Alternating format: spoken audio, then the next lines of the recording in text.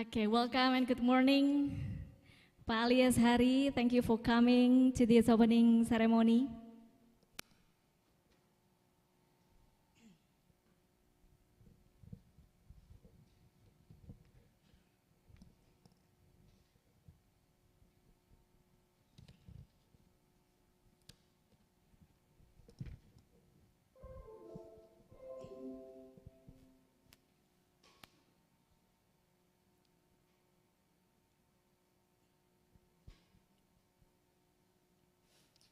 Assalamualaikum warahmatullahi wabarakatuh.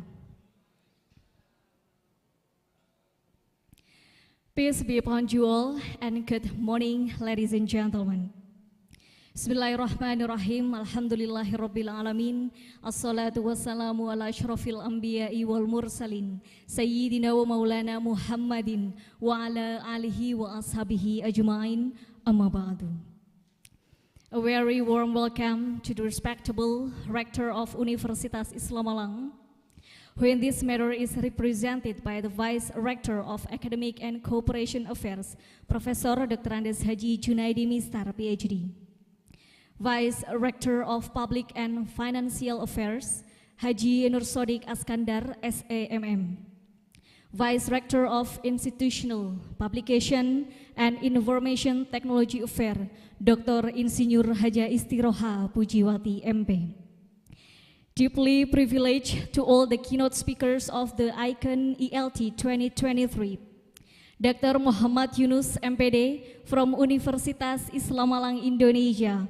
Professor Anitali IDD from Widya Mandala Catholic University, Indonesia.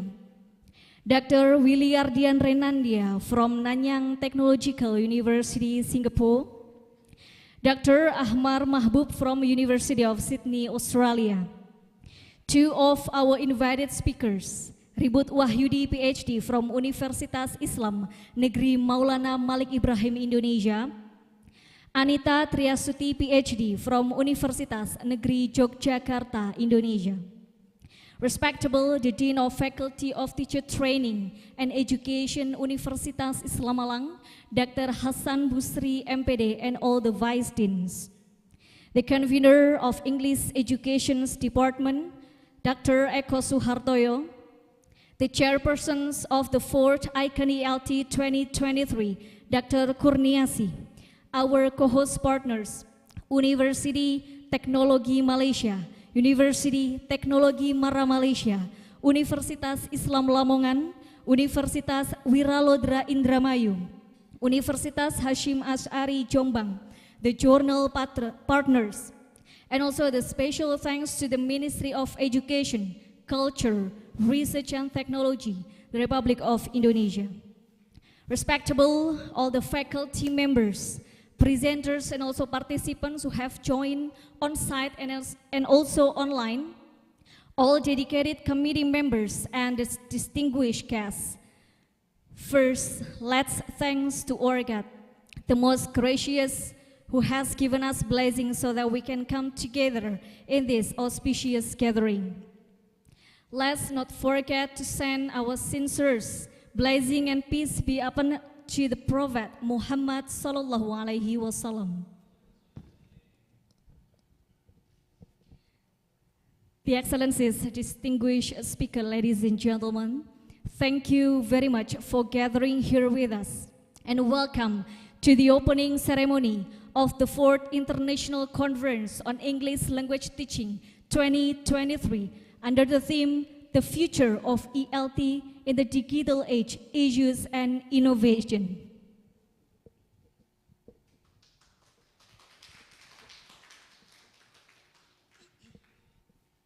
My name is Fepti Ismiatun. It's a really great honor for me to be here as your Master of Ceremony for this highly important conference representing English Education's Department, Faculty of Teacher Training and Education, Universitas Islam Malang as the host for this meeting. We know that over 400 participants and also presenters are now joining here with us. And of course, they are ready to share with us their knowledge, their research findings, and also their best practices in dealing with this conference theme.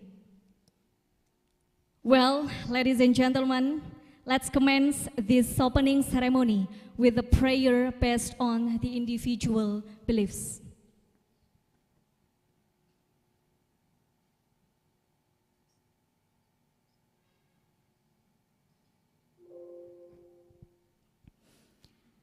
Singing the national anthem of the Republic of Indonesia, Mars Syubanul Waton and Mars FKIP. Please kindly be standing.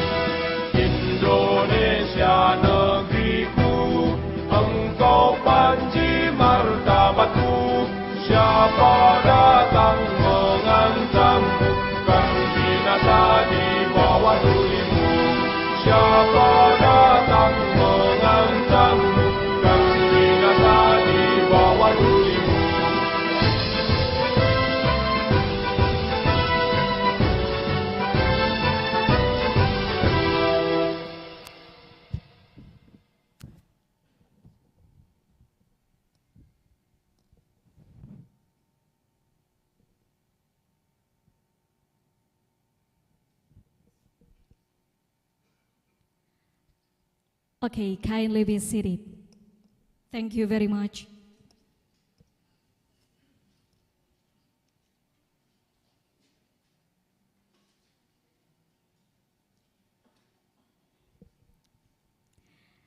Well, ladies and gentlemen, and all the distinguished guests, the following agenda is reciting Salawat Nuril Anwar.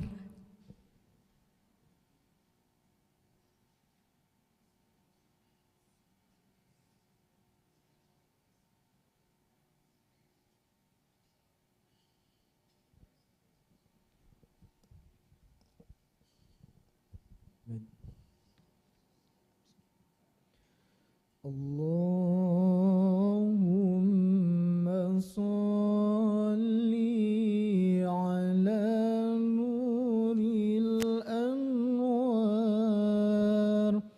wa sirril asrari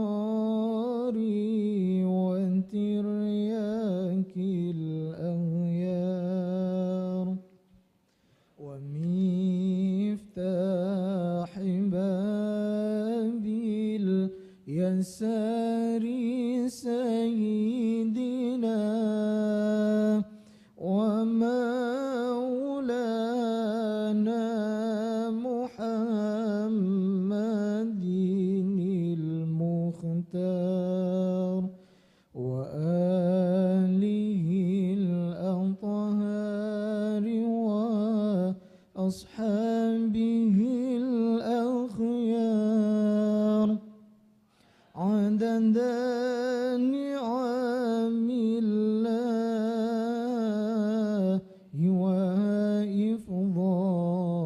وإفضاله عدد نعم الله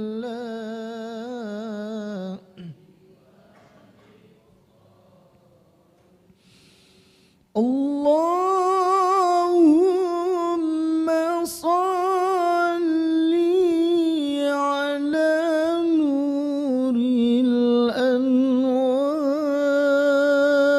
الأنوار وسر الأسرار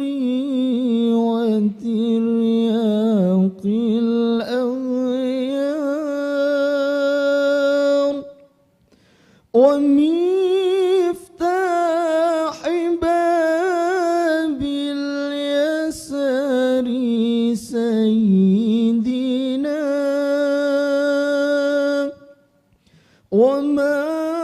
ومولانا محمد المختار وآله الأطهار وأصحابه الأخيار عدد نعم الله وإفضاله عدد نعم الله وإفضاله صلوا على النبي محمد.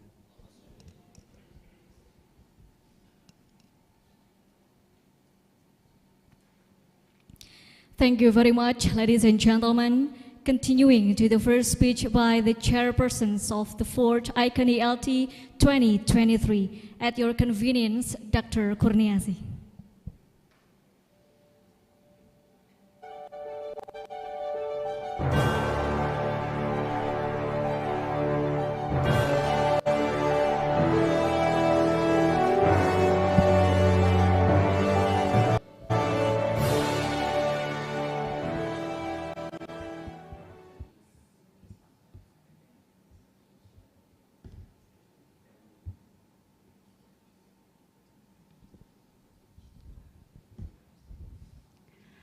Bismillahirrahmanirrahim. Assalamualaikum warahmatullahi wabarakatuh.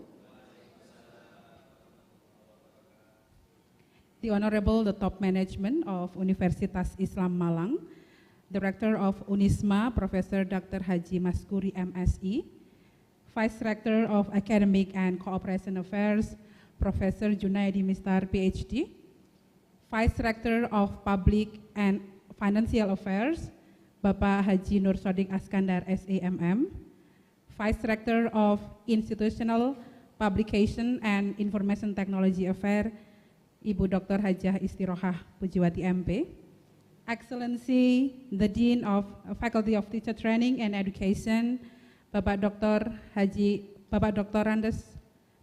Hasan Busri MPD, Vice Dean 1, Ibu Dr. Sri Wahyuni, Vice Dean 2, Ibu Dr. Sunismi, Vice Dean 3, Bapak Dr. Hamidin, the Head of English Education Department, Bapak Eko Suhartoyo MPD, all the lecturers in the English Education Department, all keynote speakers, invited speakers, distinguished guests, presenters, and participants. A very good morning, everyone. First of all, let's thank God Almighty who has given us His grace so that this conference today can be held successfully. Ladies and gentlemen, on behalf of the organizing committee, I'm very honored to welcome you in person or virtually to Malang, Indonesia, and to the 4th International Conference on English Language Teaching, hosted by the English Education Department, Faculty of Teacher Training and Education, Universitas Islam Malang. First of all, allow me to thank the leader in the faculty and also in the study program for entrusting me with the responsibility of chairing this most important conference, the 4th ICON-ELT 2023. I would like to extend my gratitude to the organizing committee for making this conference possible as a result of our outstanding work and excellent preparation.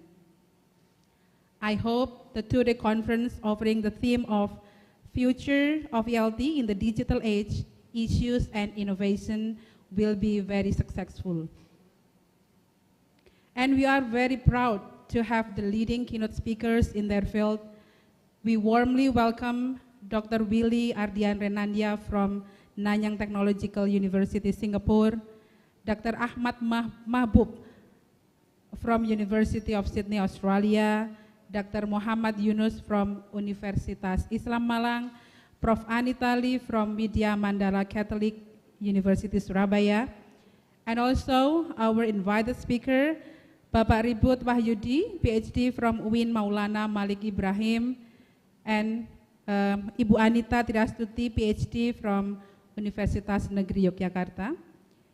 We would like to also deliver our appreciation to Dr. Candidate Bapak Faruk Ubaidillah from Universitas Islam Malang, who has delivered our pre-conference workshop successfully.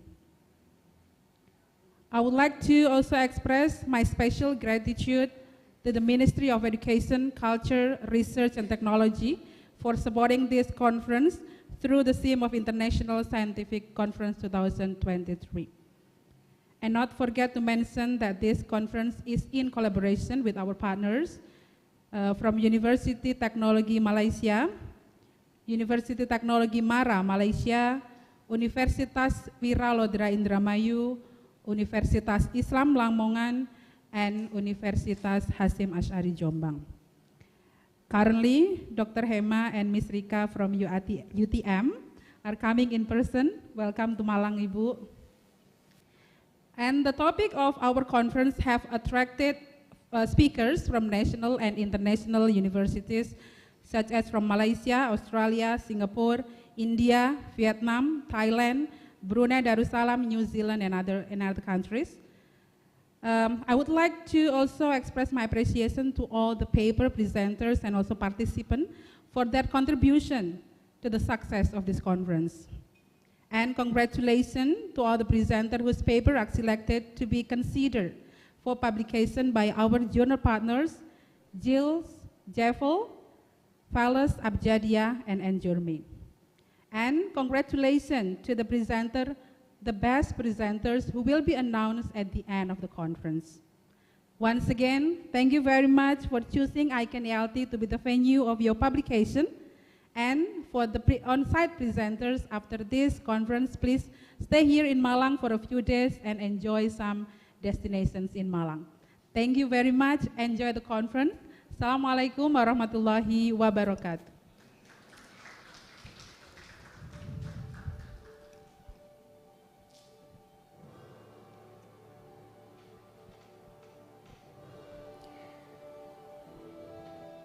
Well, thank you very much for Dr. Kurniasi for the outstanding speech. Well, all the distinguished guests, ladies and gentlemen, the next is the announcement of awards by the convener of English Education Department Universitas Islam Malang.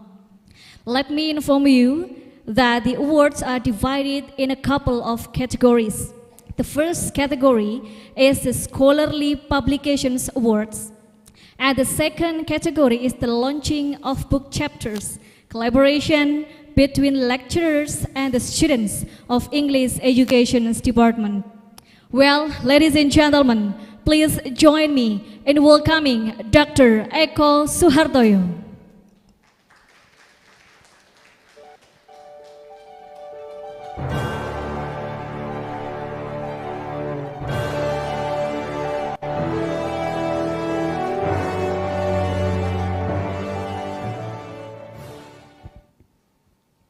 Assalamualaikum warahmatullahi wabarakatuh.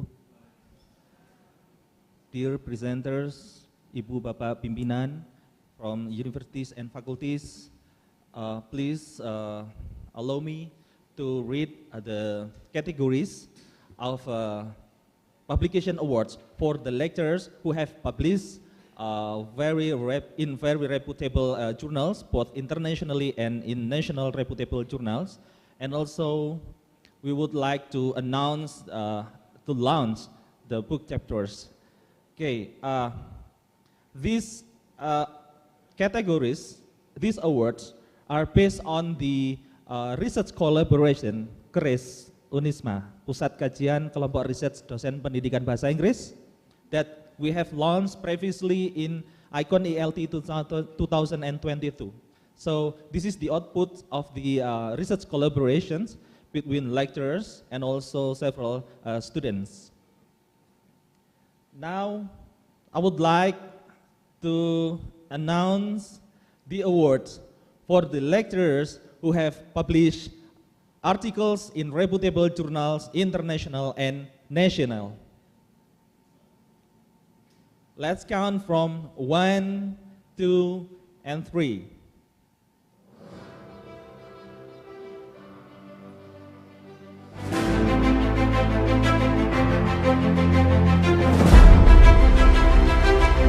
We have Prof. Jun, we have Ibu Mutmainah Mustafa, we have Bapak Dr. Alban Zuhairi, we have Ibu Kurniasi,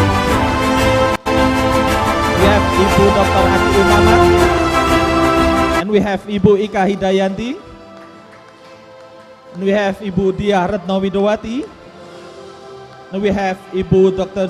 Zuriatun Nikma, and Bapak Ibu Fepti Ismiatun. And also we have Ibu Dr. Duratun Nasiha, Bapak Dr. Sony Elvianto PhD, and Bapak Faruk Ubaidillah MPD. And also we would like to launch the most prestigious award. This award is based on the book chapter that is written and edited from lecturers and students. We have 4 book chapters and also 1 book written by Dr. Muhammad Yunus MPD. Let's welcome to the launch of the publications.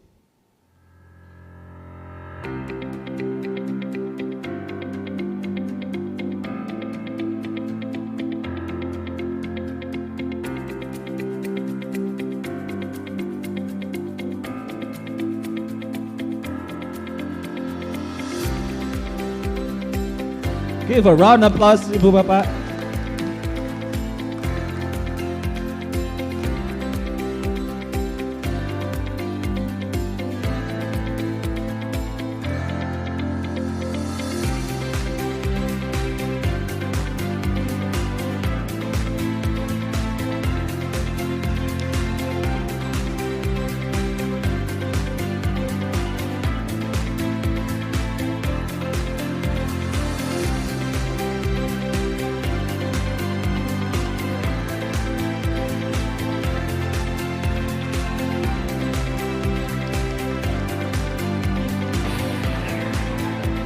So I would like to invite several rectors to come in front to join about the token appreciation.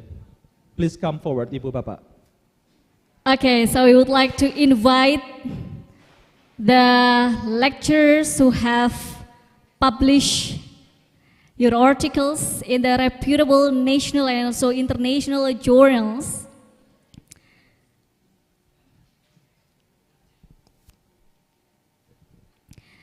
Okay, please kindly come forward, Professor Junaidi, and then Ibu Mutmainah. Unfortunately, she doesn't attend this meeting. Ibu Ati, Ibu Kurniasi, Ibu Ria, Ibu Fepti, Pak Sony, Pak Faruk, Bu Duro, Bu Retno, Bu Ika, and Pak Alvan. Please for Ibu Isti and also Bapak Sodik, Pak Dekan, accompanied by Vice Dean 1 and Vice Dean 2, please come forward to join with us in giving the token of appreciation for the lecturers.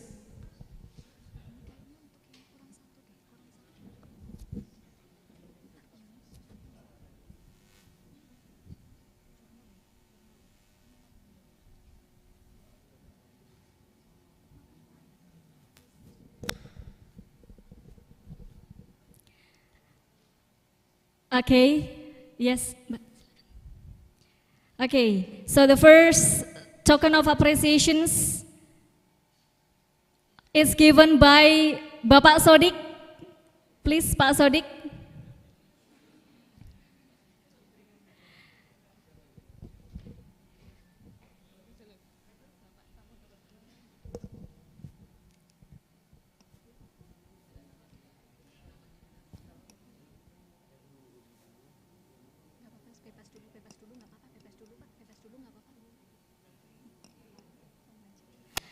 Okay, the first token of appreciation is given to Dr. Muhammad Yunus. Please kindly give the round of spirited applause. Thank you very much. And then the second appreciation is given by Ibu Dr. Istiroha Pujiwat. Oh, mohon maaf. Masih Bapak Sodik. To Bapak Faruk Ubaidillah. He has published so many reputable journals, indexing Scopus. And then the next is by Ibu Dr. Istiroha Pujiwati to Ibu Dr. Duratunasiha. Thank you very much. And then the following token of appreciation is given by still Ibu Isti to Ibu Dr. Ati Umamah. Well, ladies and gentlemen, the next appreciation is given by the Dean of FKIP Unisma Malang to Ibu Zuriatun, who have published the article in the international journals. The next is by Ibu Dr. Sri Wahyuni to Ibu Dr. Kurniasi as the chairpersons of this dynamic conference. Okay, the next is by Ibu Sunismi. Please kindly give the appreciations to Dr. Retno Widawati.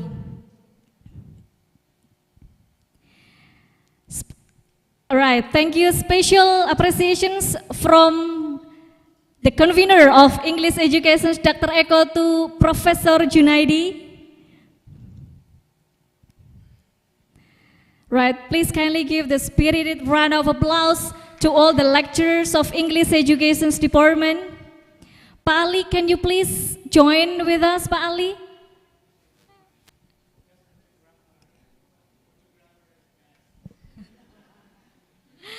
Thank you, Pak Ali.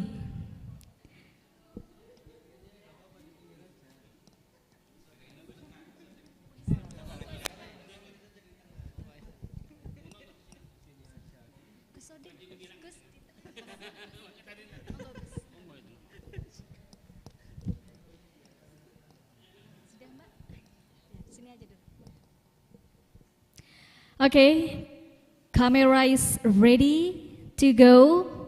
Okay, 1, 2, 3. Well, once again, freestyle, Bapak Ibu. Yeah, 1, 2, 3. Yes, thank you very much for your publication, for your achievement to improve and strengthen the quality of institution Universitas Islam Malang. Thank you very much once again for the contributions from all the English education lecturers. Thank you very much.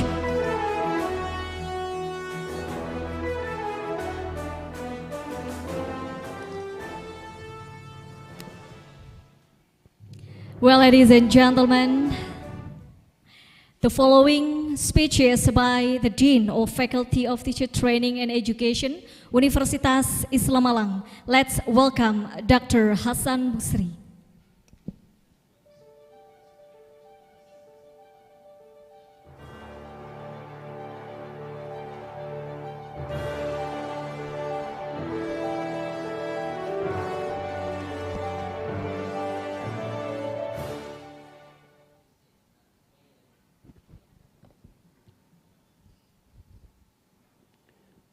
Assalamualaikum warahmatullahi wabarakatuh. Good morning, ladies and gentlemen. Bismillahirrahmanirrahim. Alhamdulillahilladzi khalaqal insana fi ahsani taqwim.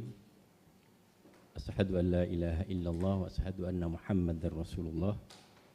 Allahumma shalli wa sallim ala sayyidina Muhammadin wa ala alihi wa ashabihi wa man tabi'ahum bi ihsanin ila yaumiddin. Rabbi shrah li sadri wa yassir li amri wa hlul 'uqdatam min lisani yafqahu qawli, amma ba'du.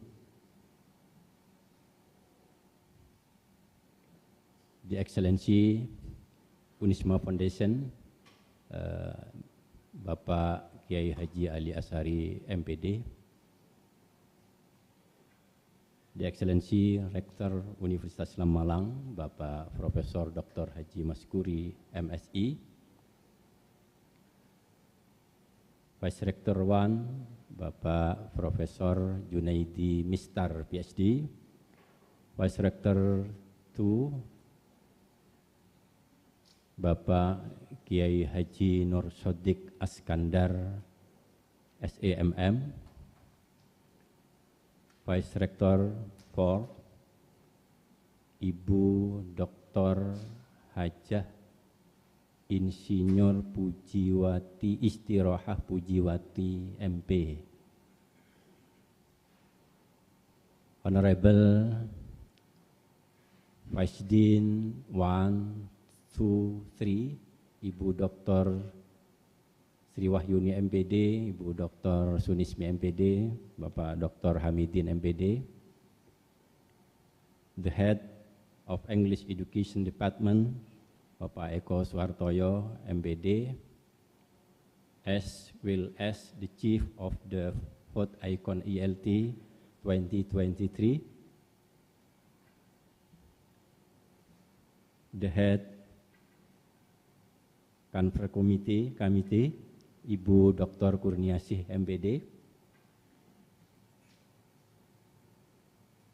respectable all keynote speaker of the 4th International Conference on English Language Teaching ICON-ELT 2023, Bapak Dr. Willy Ardian Renandia from Nanyang Technological University Singapore, Bapak Dr. Ahmar Mahbub from University of Sydney, Australia, Ibu Profesor Anita Lee from Widya Manada Catholic University, Bapak Dr. Muhammad Yunus MPD from Universitas Islam Malang, and invited speaker Bapak Ribut Wahyudi MED from UIN Maliki Malang, and Ibu Anita Triastuti MA PhD from Universitas Negeri Yogyakarta, and respectable the conference committee, administrator, faculty member, teacher, researchers, students, and all participants of this ICON-ELT 2023. Alhamdulillah, Alhamdulillahi Rabbil Alamin. In this good opportunity, let's thank to our Allah Subhanahu wa Ta'ala, because today we can attend the 4th International Conference on English Language Teaching, ICON-ELT, with the theme, The Future of ELT in the Digital Age, Issues and Innovation. On behalf of Universitas Islam Malang and Faculty Teacher Training of Education, I am glad to welcome our keynote speaker from Singapore, Australia, and Indonesia, as well as all presenters and participants of this conference organized by English Education Department, Faculty of Teacher Training and Education, Universitas Islam Malang. Universitas Islam Malang and Faculty of Teacher Training and Education have been growing to elaborate network, both national and international, through some collaboration, publication, and international program. The 4th ICON-ELT 2023 has become the bridge for study program, faculty and university to reach global connection and what civilization likes Unisma motto. The 4th ICON-ELT is able to enrich knowledge in the scope of English language teaching after pandemic, both of in theory and practice. Focusing on the digital age issues and innovation to support the implementation of Curriculum Merdeka nowadays. Hopefully, everyone can explore the ideas and get the best and valuable experience from this conference. Also, the publication output of the program can strengthen your personal development as well as your institution. Ladies and gentlemen, I would like to thank you very much for all who have attended this conference. I do hope we can take the benefit from this meaningful agenda. I also would like to give my appreciation to all conference committee who organized the program very well. That's all the speak from me. Once again, I am very happy to meet you all today, both online and on-site. Finally, I hope the Vice Rector 1, Universitas Islam Malang, Bapak Profesor Dr. Andes Haji Junaidi, PhD, will be kindly to open this conference. Thank you very much. Wallahul muwaffiq ila aqwamit thoriq. Assalamualaikum warahmatullahi wabarakatuh.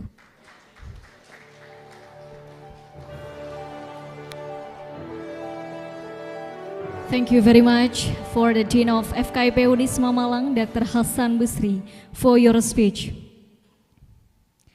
Well, ladies and gentlemen, and all the esteemed participants, the next speech will be delivered by the Rector of Universitas Islam Malang, represented by the Vice Rector of Academic and Cooperation Affairs, who will also officially open the 4th ICON-ELT 2023. Ladies and gentlemen, please join me in greeting Professor Junaidi Mistar, PhD.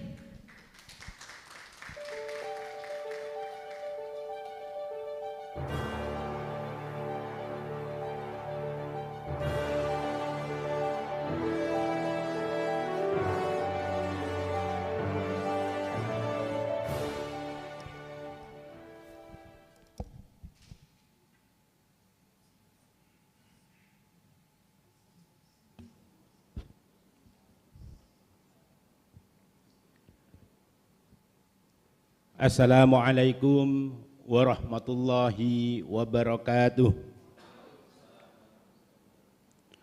A very good morning to each of you. Bismillahirrahmanirrahim. Alhamdulillah Rabbil Alamin. Assalatu wassalamu ala asrafil anbiya'i wal mursalin Sayyidina wa maulana Muhammadin. Allahumma salli wa sallim ala Sayyidina Muhammad wa ala ali Sayyidina Muhammad. Amma ba'd. His Excellency, the officials of the Unisma Foundation coming with us today, Bapak Dr. Andes Kiai Haji Ali Asyari MPD, the Honorable my colleagues, Vice Rectors too, Bapak Haji Nur Iskandar, Nur Sodik Iskandar SAMM, Nur Sodik Askandar SAMM, kacau. Ibu Vice Rector 4, Ibu Dr. Hajah Istirohah Pujiwati MP. Alhamdulillah. The Dean of the Faculty of Education, Bapak Dr. Haji Hasan Busri MPD, and the Vice Deans, the Head of English Department, and the committee. The respectable keynote speakers, distinguished invited speakers, dearest parallel sessions presenters and participants, ladies and gentlemen. First of all, let's bow our head to thank God, Allah Subhanahu wa Ta'ala, for His blessing and mercy that today we can get together at this very special moment in a hybrid mode. Secondly, salawat and salam should go to the Prophet of Muhammad sallallahu alaihi wasallam, the messenger of God. Next, I have to express the warmest greetings of our rector, Bapak Profesor Dr. Haji Maskuri MSI, to all of you. And he is very sorry that he cannot be with us in this opening ceremony of the conference because he is now in Brunei Darussalam for an international agenda. Next, on behalf of the Rector of the University of Islam Malang, it is my great pleasure to welcome you all to the Green Campus of Unisma, the best university of all Islamic higher education institutions under Nahdlatul Ulama organizations in Indonesia. It is also a pleasure for me to let you know that Unisma is ranked 44 out of more than 4,500 higher education institutions in Indonesia. As the Vice Rector in charge of Academic and Cooperation Affairs, I would like to welcome you to the International Conference on English Language Teaching, ICON-ELT, carried out by the Department of English Education, Faculty of Teacher Training and Education, Universitas Islam Malang. To the best of my knowledge, the conference is carried out annually, and it is now the 4th one. This year's ICON-ELT is also supported by the Ministry of Education, Culture, Research and Technology of the Republic of Indonesia. The theme for this year's conference is the future of English language teaching in the digital age, issues and innovations.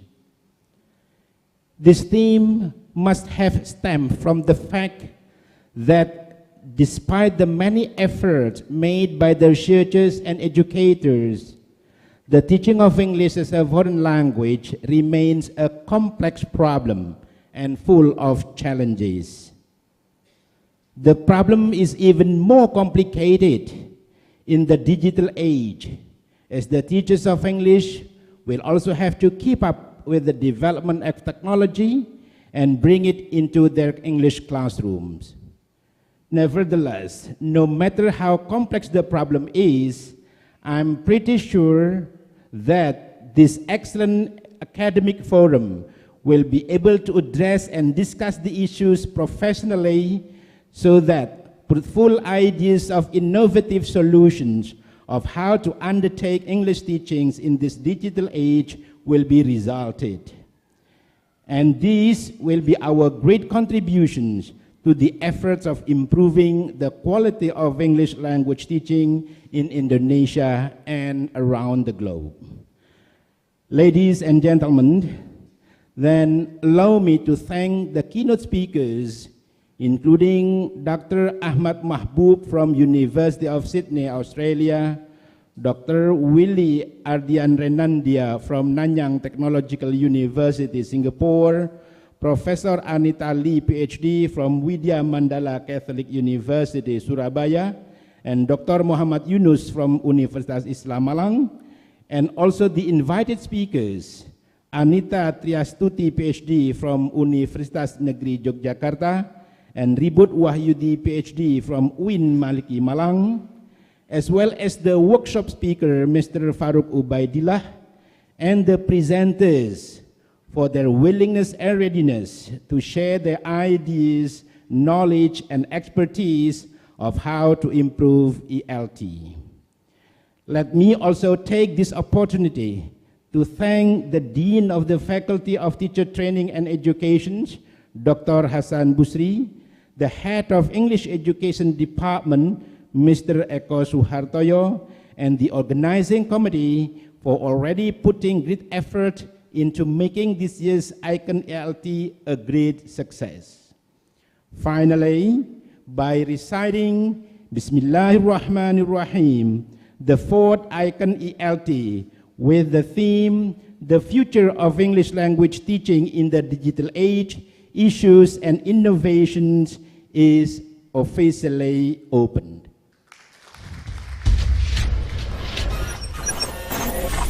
I hope all of the speakers, presenters, and participants find this conference a fruitful academic forum, and I wish you all the best of luck.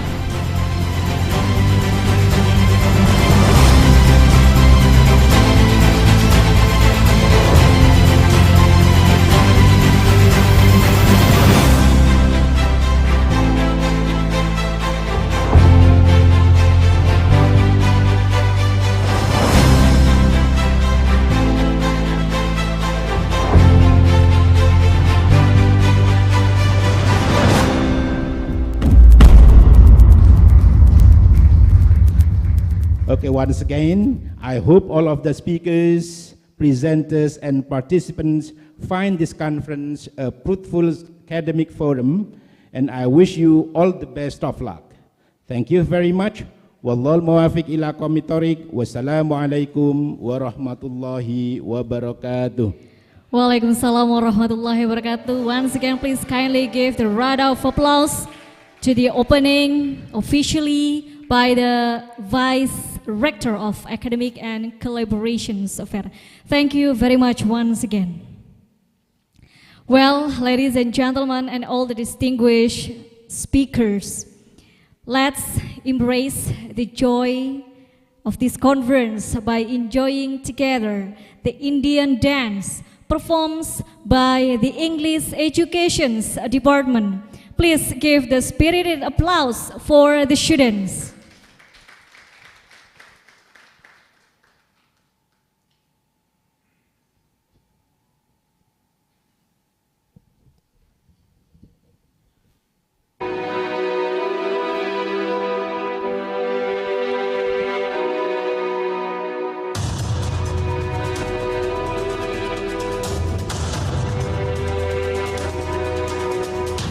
Siksi lo temani kami berjoget, semua dipotong, ngomong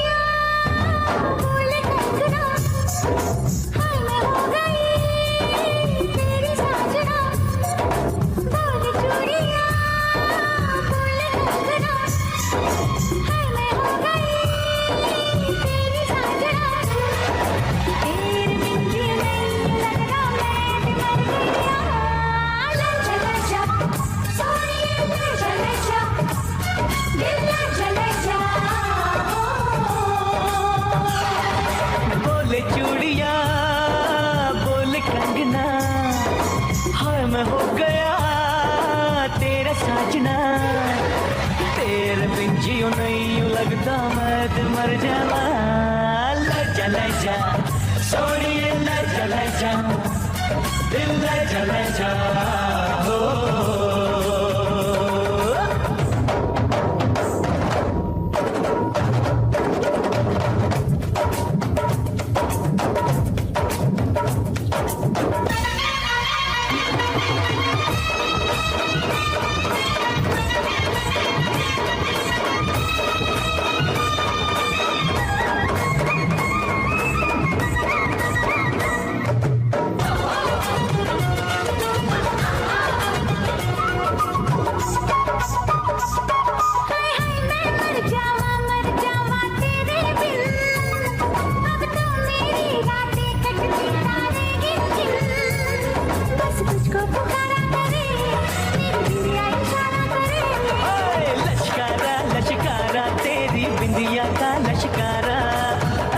चमके जैसे चमके चांद के पास सितारा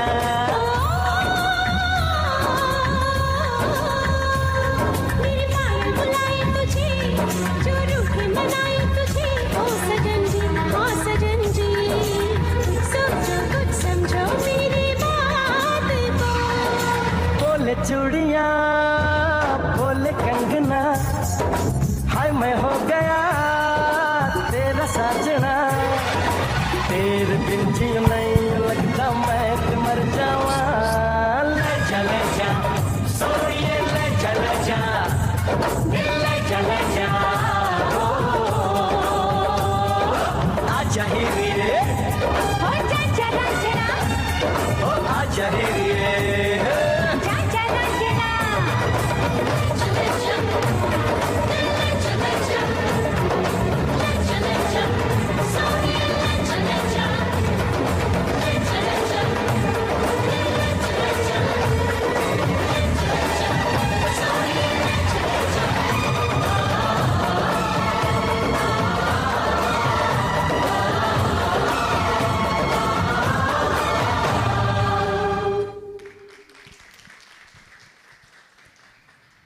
Okay, once again, please kindly give the round of applause to the Nusantara and also Indian dance performed by the students of English Education Department, Universitas Islam Malang.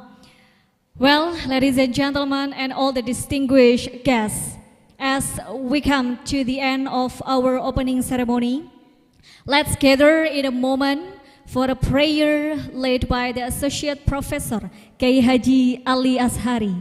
The floor is yours.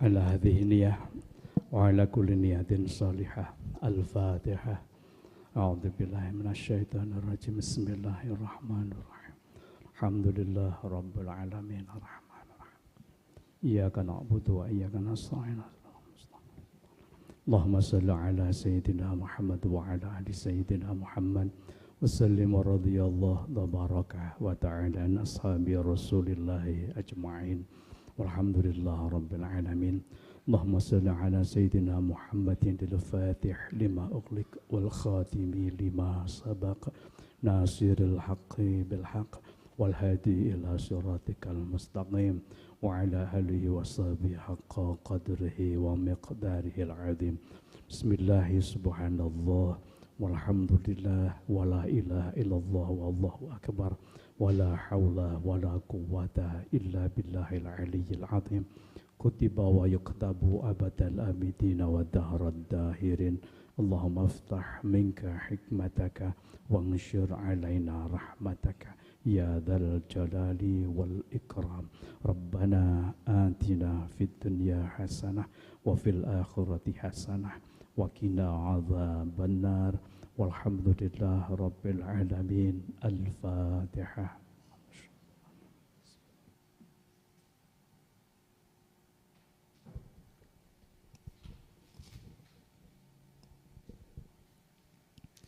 Thank you very much for the prayer. Well, ladies and gentlemen, after successfully concluding the opening ceremony, Our agenda now continues to the plenary session. For this session, we are honored to have two distinguished plenary speakers today. The first speaker is Dr. Muhammad Yunus, who will be presenting his materials here on site in Universitas Islam Malang. And then following Dr. Yunus, we have also another privilege of hearing from Professor Anita Lee, EDD, who will join us online from Surabaya. But before we continue to the first plenary speakers, let's, ladies and gentlemen, join us in enjoying the song by Adinda Melody.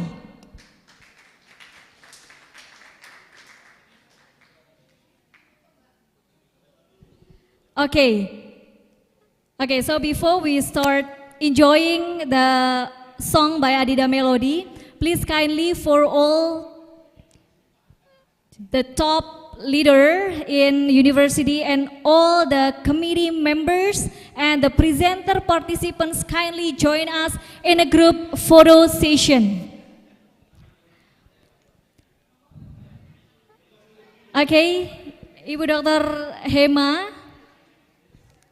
please, Bapak, please kindly join with us in taking the photo session with all the leaders in Universitas Islam Malang and also with all the committee members, Ibu Frida Siswianti, and the students, the representatives from English education students. Please kindly please kindly join with us in a group photo session.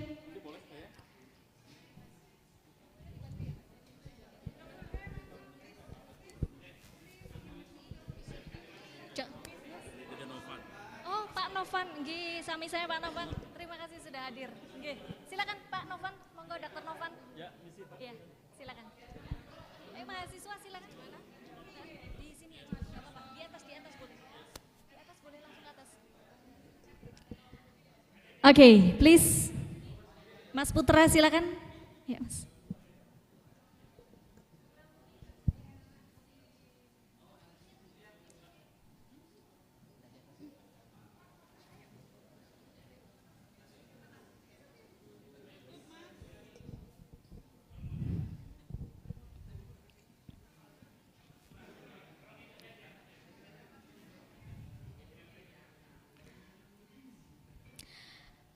Okay, so you ready?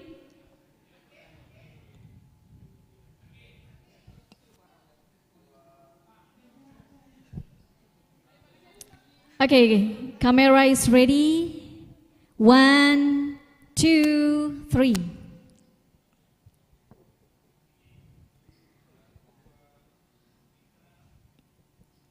Okay, see the symbol in the fingers. C, yeah, of icon, yeah, this is our icon, symbol of our icon, yeah, ICON-ELT. Okay, 1, 2, 3, cheers. Okay, so thank you very much once again for your good work and also participations in our 4th Dynamic ICON-ELT 2023. Conducted by English Education Department, Faculty of Teacher Training and Education, Universitas Islam Malang, Indonesia. Thank you once again for Professor Junaidi, Mr. PhD, for coming and for opening officially our very prominent conference this morning. Thank you once again. We would like also to say thank you very much for the presenters and also participants who attend our meeting both on site in the university and also online at your own place, at your university, at your home. Thank you very much for your good work, cooperation. Thank you for your participation to joining the opening ceremony. Okay, so like what I have announced before the group photo session, that before we enjoy the first plenary speakers, Dr. Muhammad Yunus, after this, he will present his materials in this conference. we will continue to enjoy once again the song by the students of Faculty of Education Universitas Islam Malang. Please join me in greeting Adinda Melody.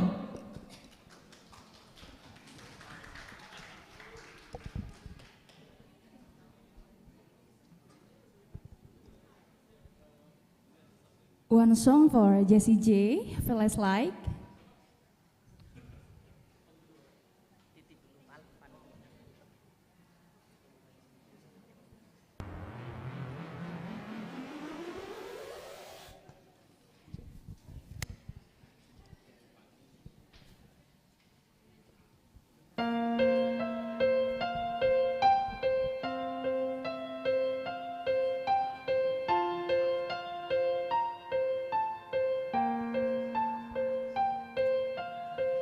When tomorrow comes, I'll be on my own, feeling frightened of the things that I don't know. When tomorrow comes, tomorrow comes, and to the road is light, I'll look up to the sky, and in the dark I'll follow so that I won't fly. And I sing along, and I sing along. I got all I need when I get you and I look around me and see a sweet life. I'm stuck in the dark, but you're my flashlight. You gotta be into the night. Can't stop my heart with a shot in my eye. Can't lie, it's a sweet life. I'm stuck in the dark, but you're my flashlight. You gotta be to the night. 'Cause you're my flashlight. 'Cause you're my flashlight. You're my flashlight. Oh, I see the shadows low in the morning tide. I'm not afraid when the rain won't stop. 'Cause you light the way, you light the way, you light the way. I got all I need when I get you and I look around me and see sweet life. I'm stuck in the dark, but you're my flashlight. You gotta be into the night. Inside my heart with a shot in my eye. Can't lie, it's a sweet life. I'm stuck in the dark, but you're my flashlight. You gotta be to the night. 'Cause you're my flashlight.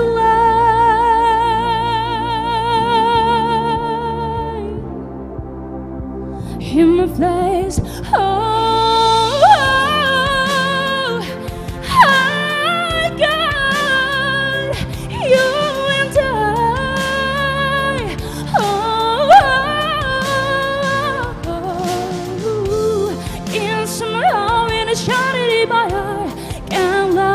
It's a sweet life. I'm stuck in the dark, but you're my flashlight. You gotta be into the night. 'Cause you're my flashlight.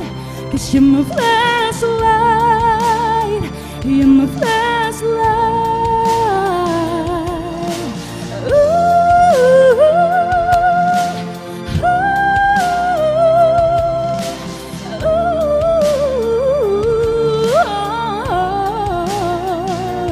you're my flashlight, light, light. You're my flashlight, light, light. Oh,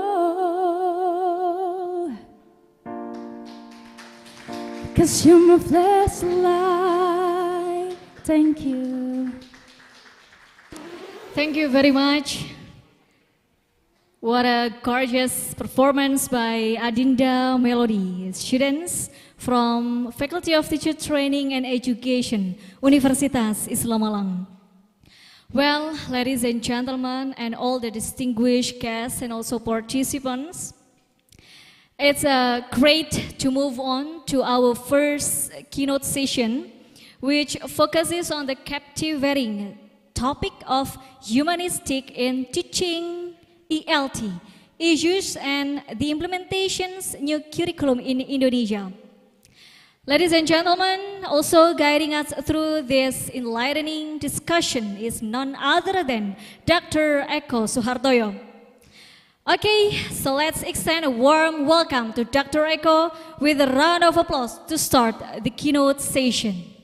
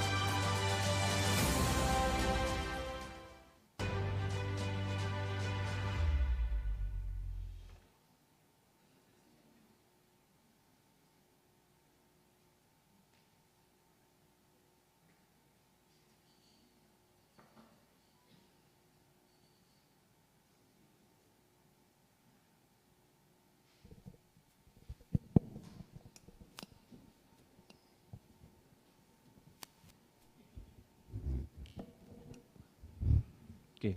Assalamualaikum warahmatullahi wabarakatuh. Good morning, ladies and gentlemen. Good morning, participants. How are you today? Alhamdulillah. So, once again, welcome to the 4th International Conference on English and Language Teaching 2023. My name is Eko Suhartoyo, and I am the moderator of this first plenary session. The topic of the plenary session is Humanistic Teaching in ELT, Issues in Implementing New Curriculum in Indonesia. And it will cover some interesting issues. The first, the challenge and consideration surrounding the integration of humanistic teaching principles in the context of ELT within the framework of the new curriculum implementation in Indonesia.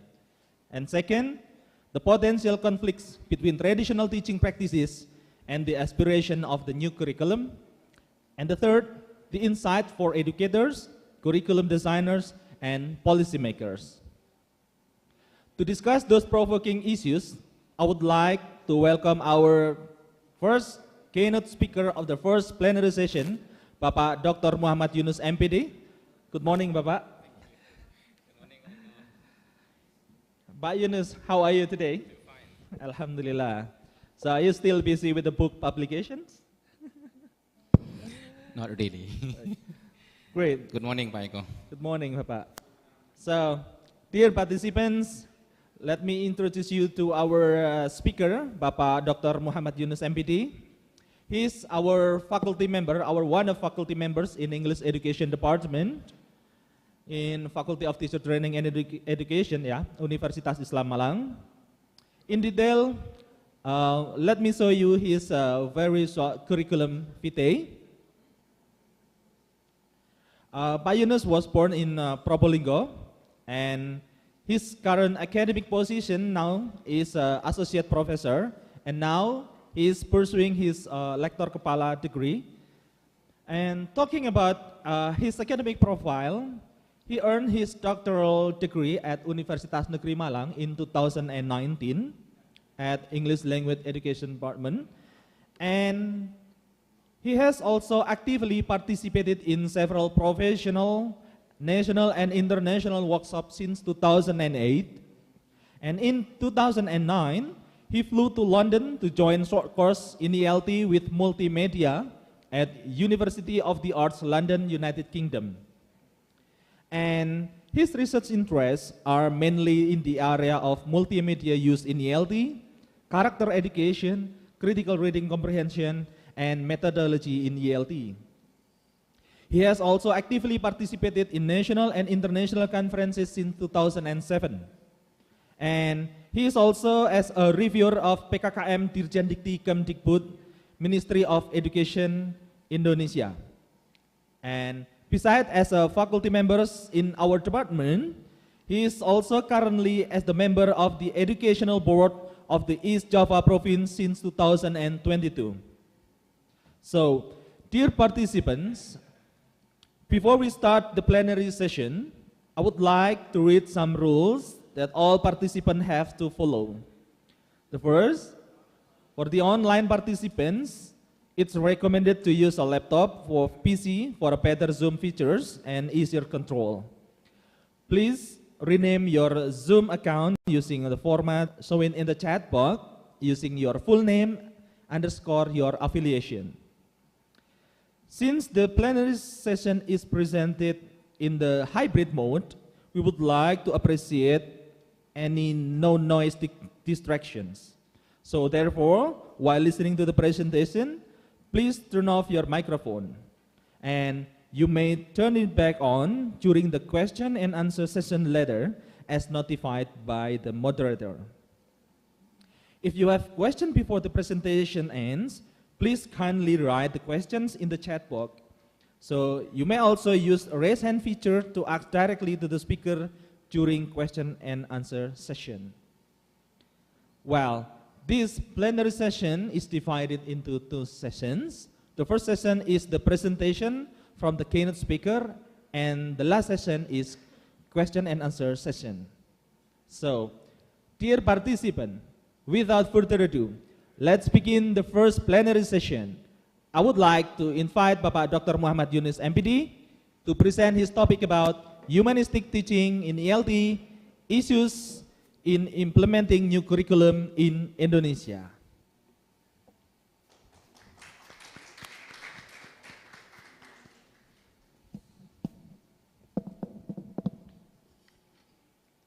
So, Pak Yunus,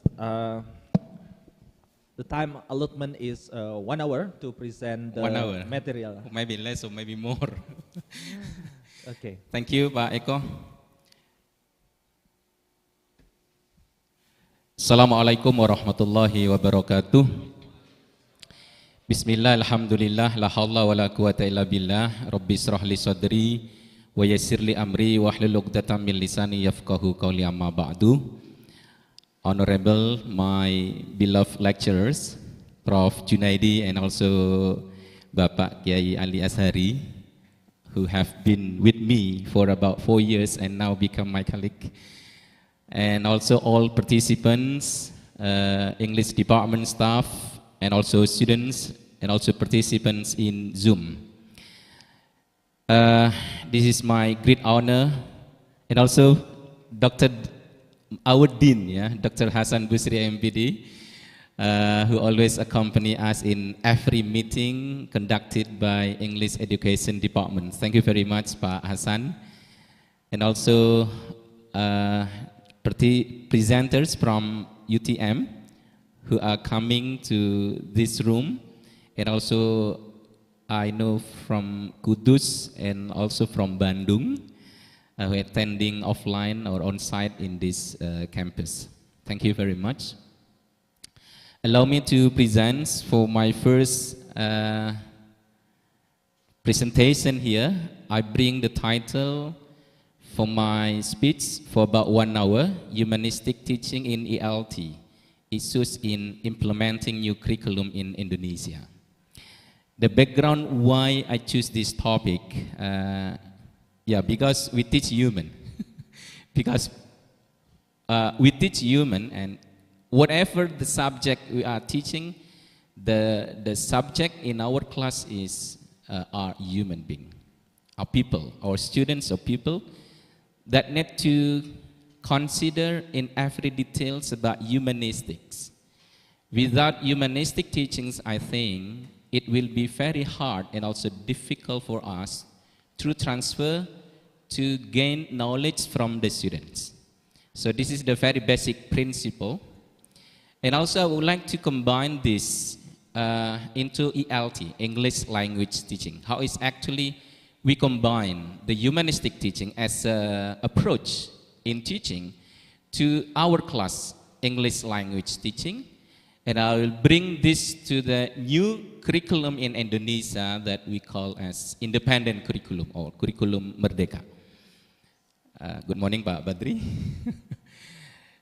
And I'm happy to also inform the current news announced by the Minister of Education yesterday, and this is, I think, a very hot issues, I think also need to consider that the students in undergraduate students no need to make a final project or final scriptsy for the students to pass from undergraduate study. With the considerations, the departments already implement the new curriculum, which is called project-based curriculum berbasis project. So actually, Unisma already implement for this, as some students make a book or produce book chapter like what we have announced this morning, joint conference, and any other activities that the students do during their study. And I think this is, we are ready to face this new policy from the Minister of Education. But what we are, I'm going to talk is actually the new curriculum, especially for secondary school, for basic or elementary school and also secondary school. Based on my experience observing the teacher, how the teacher teach English in the classroom, and how they actually improve, help the students to acquire, to master English. Ladies and gentlemen, Bapak Ibu, this is my experience in accompanying the pre-service teacher training, both pre-service or in-service teacher training, prajabatan and dalam jabatan in the program of PPG, Bapak Ibu. In that program, we have practice teaching, PPL, for about 2 months and some meetings, several meetings. What the teacher habits in teaching English in the classroom, they like to teach about the language. As we know that the curriculum use the genre-based approach, right? Genre-based approach. We know in that study, we know the terms about descriptive text, narrative text, and etc. That in other terms, when we study about English, we study about the language components and also the language skills. We have vocabulary, we have grammar, we have pronunciations probably, spelling or translation as the language components, and also we have listening, we have reading, we have speaking, and also we have writing. But some teachers like to teach about the descriptive text. For example, the text is descriptive text. They like to teach about descriptive text. The curriculum states that the text, every text consists of, for example, consists of the generic structure of the text, and then the linguistic features, and also, what is one else? Generic structure, linguistic features, and generic structure, linguistic features, and what one again? Anyone remember? Language functions. Thank you very much. Language functions. So the teacher come to class. Okay, students, now we're going to study about descriptive text. Do you know descriptive text?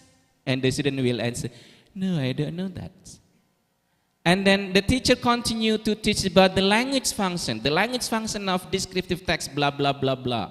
And then the linguistic feature, and then the generic structure of descriptive text. And then what happened actually to the students? Do they actually improve their English or not?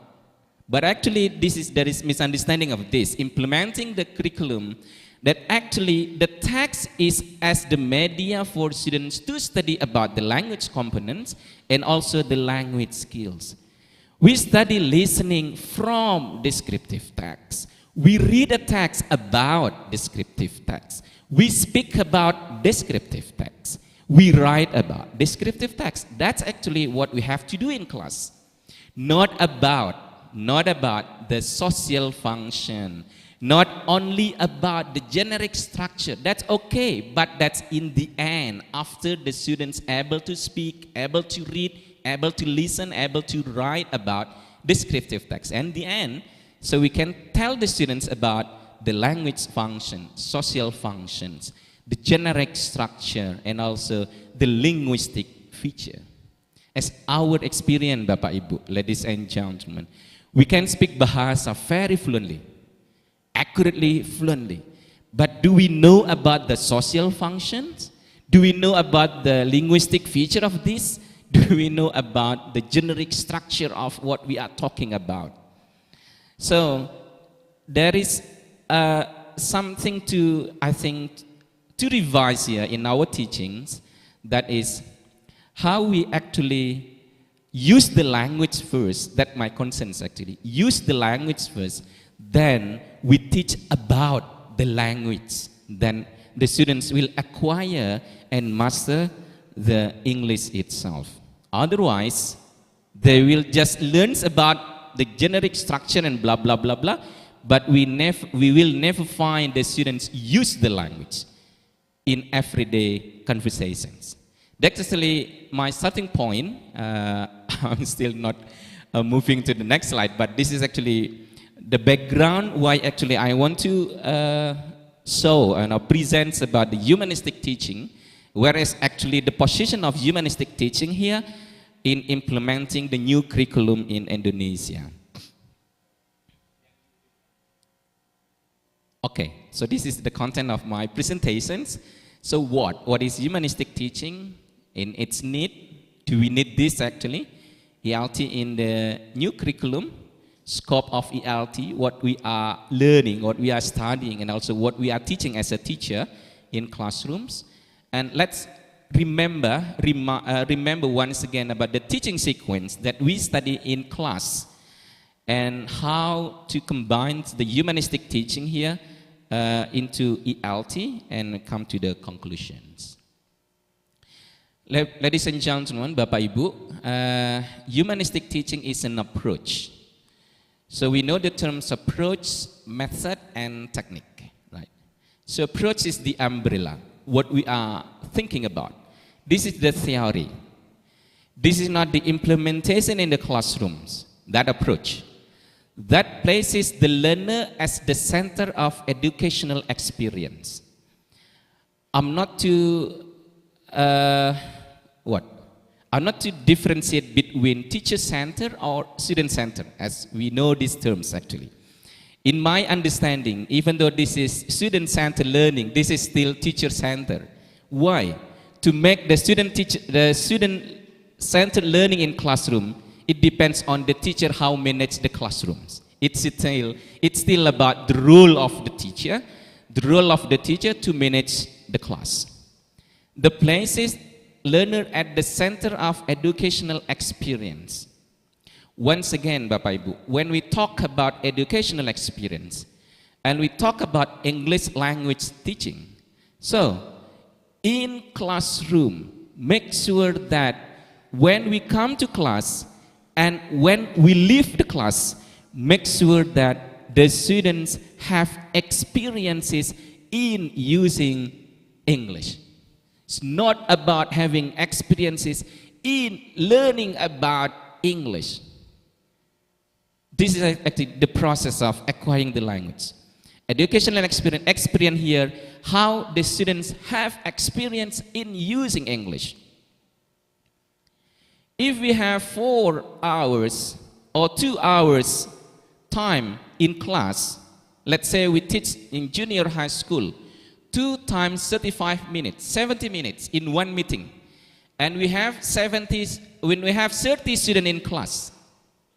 Imagine how many students have an opportunity to use the language.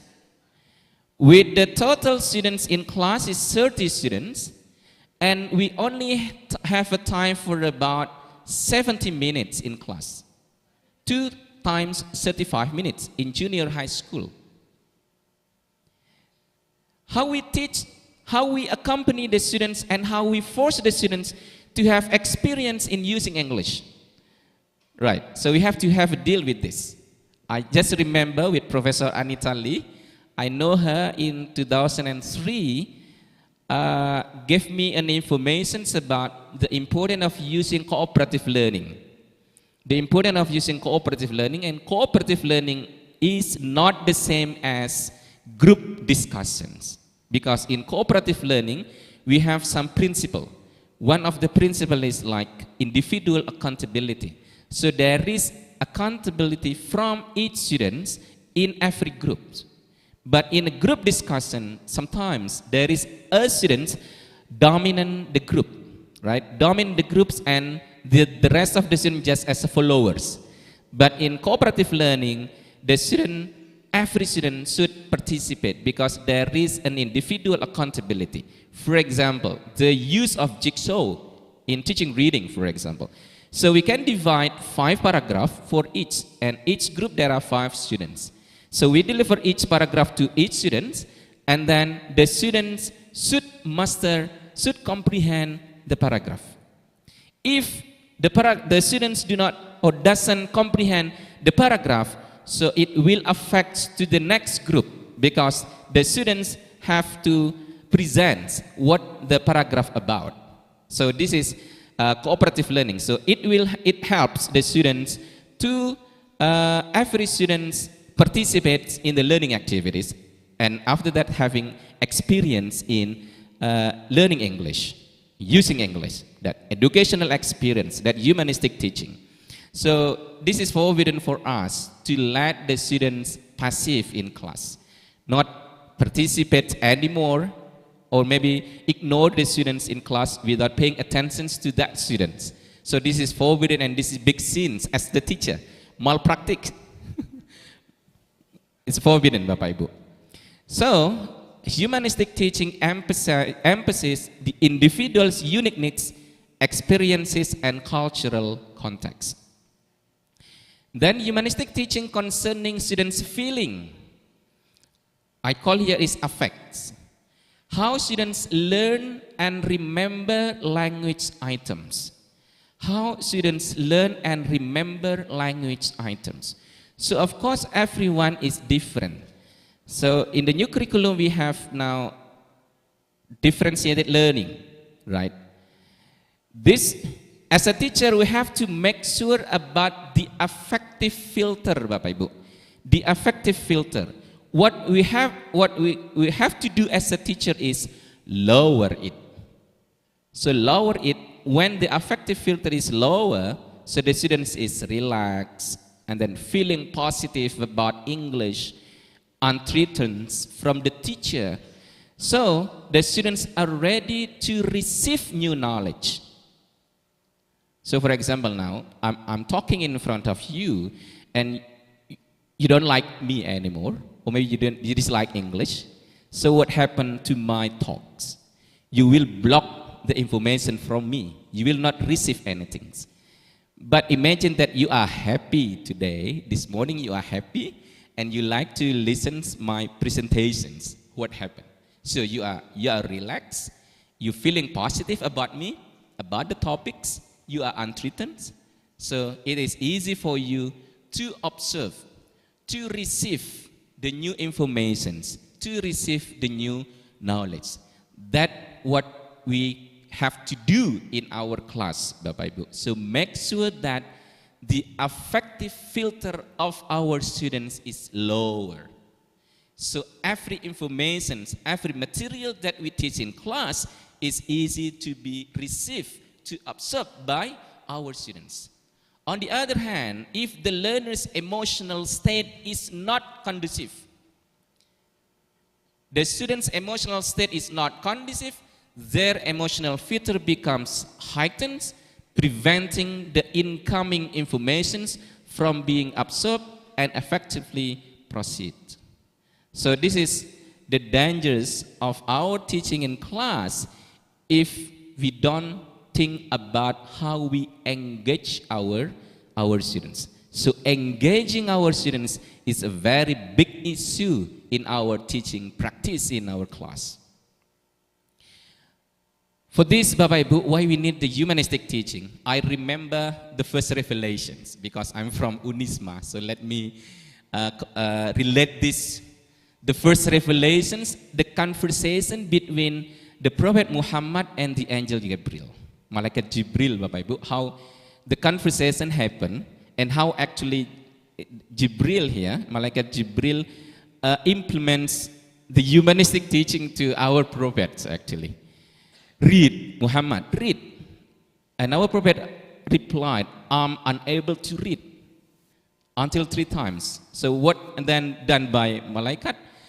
Thereupon the angel caught hold him and embraced him heavily. So this is what the teacher should do in class. Yeah, Bapak Ibu.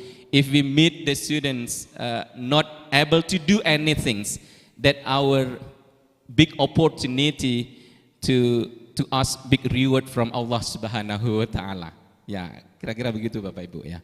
So that's what we need to think about the humanistic teachings. Then after the Gabriel did that, and then our prophet continue read in the name of your Lord who created. Iqra bismi rabbikal ladzi khalaq, khalaqal insana min alaq, Iqra wa rabbukal akram, alladzi allama bil qalam. He who thought by the pen. This is actually also implicit, there is implicit meaning. The importance of using pen in our classroom, especially in English language teaching, Bapak Ibu. Use your hand, both the teacher and also the students. Never let the blackboard empty, Bapak Ibu. Without any notes from you as the teacher, without any notes from the students to use the blackboard or to the whiteboard. We know that this is technology and everybody use smartphones, for example, and the students like to use their finger using the gadget. But don't forget, Bapak Ibu, Allah Subhanahu wa Ta'ala, our God teaches and gave example to use pen. Yeah. So it means use your hand, write something. There's a good deal to use your motoric and also to your cognitive. And then what happened after that? Thought man that which he knew not. Khalaqal insana ma lam ya'lam. In Pak Faruk terms, this is the novelty. In Pak Faruk terms, this is the novelty.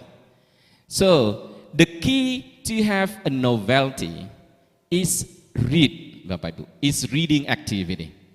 Read, read, and read. In Pak Ali Ashari terms, in Pondok Pesantren, this is what we call as laduni. You know, laduni, this is only known by santri.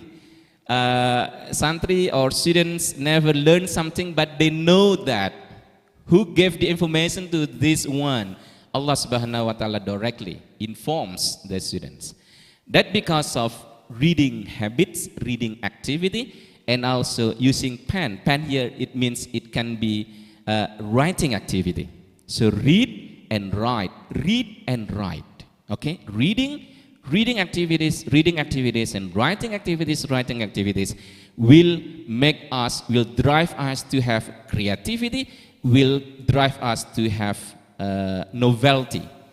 Creativity, to be able to create something, and also innovations.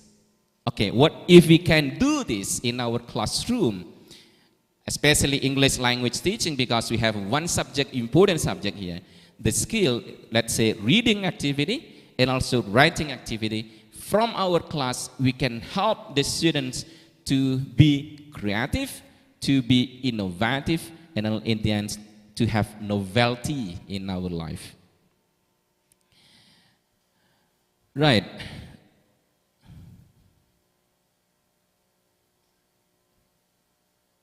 So let me read from here, this 2:5. Then, why we need the humanistic teachings? This is the next, I will continue to the explanations, Bapak Ibu. Learners should perceive that the content they are studying holds personal significance for them. You know, based on my experience, Bapak Ibu, the teacher like to teach, sometimes the teacher is egoist, Pak Eko. They don't want to investigate the students, whether the students really interested to the material or not. They just continue teaching in class without asking the students what is actually the importance of studying this in our life, for example. So the students see there is no any connections, what they study in class to what they actually face in the reality. So this is actually important, why we need the humanistic teaching. Learners should perceive that the content they are studying, English in our context, holds personal significance for them. Holds personal significance for them. So they really need to study English. It's not about obligation they study English. They need that for their life.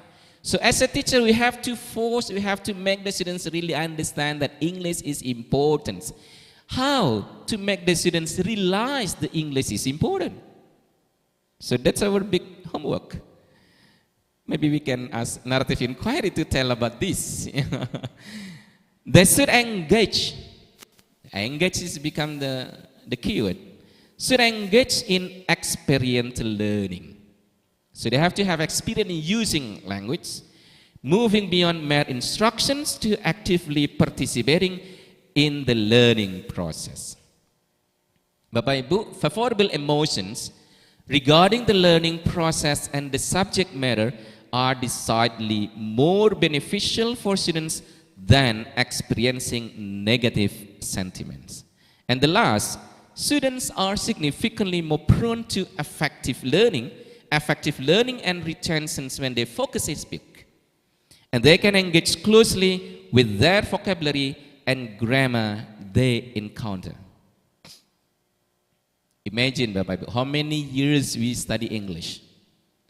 3 years in junior high, 3 years in senior high. The new curriculum, 6 years in elementary school. 6 years until 12 years.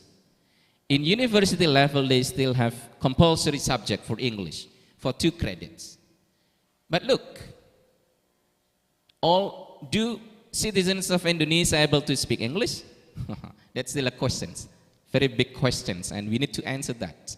What's wrong with English? Is it a difficult subject, or we are not able to teach English to our students? That's actually the questions. Is it difficult? Or is it our mistake in teaching English to our students? Right? In short, humanistic teachings, this engage and emotionally open to what is going on. This is actually the very basic theory, Bapak Ibu. A very high degree of attention seems to consider with improved recall. Easy to remember, easy to recall what we have studied in the past. If I ask you what unforgettable experience in the past, we never remember, we never memorize that, but we always remember that. What is that? Something that really touch you, touch your heart, right?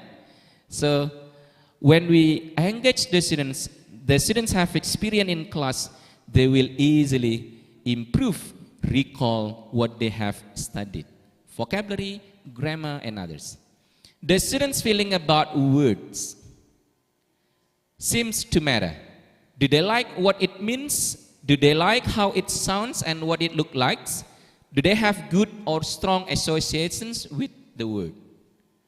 So how we make the students, when they study about new vocabulary, they have association, strong association with the vocabulary.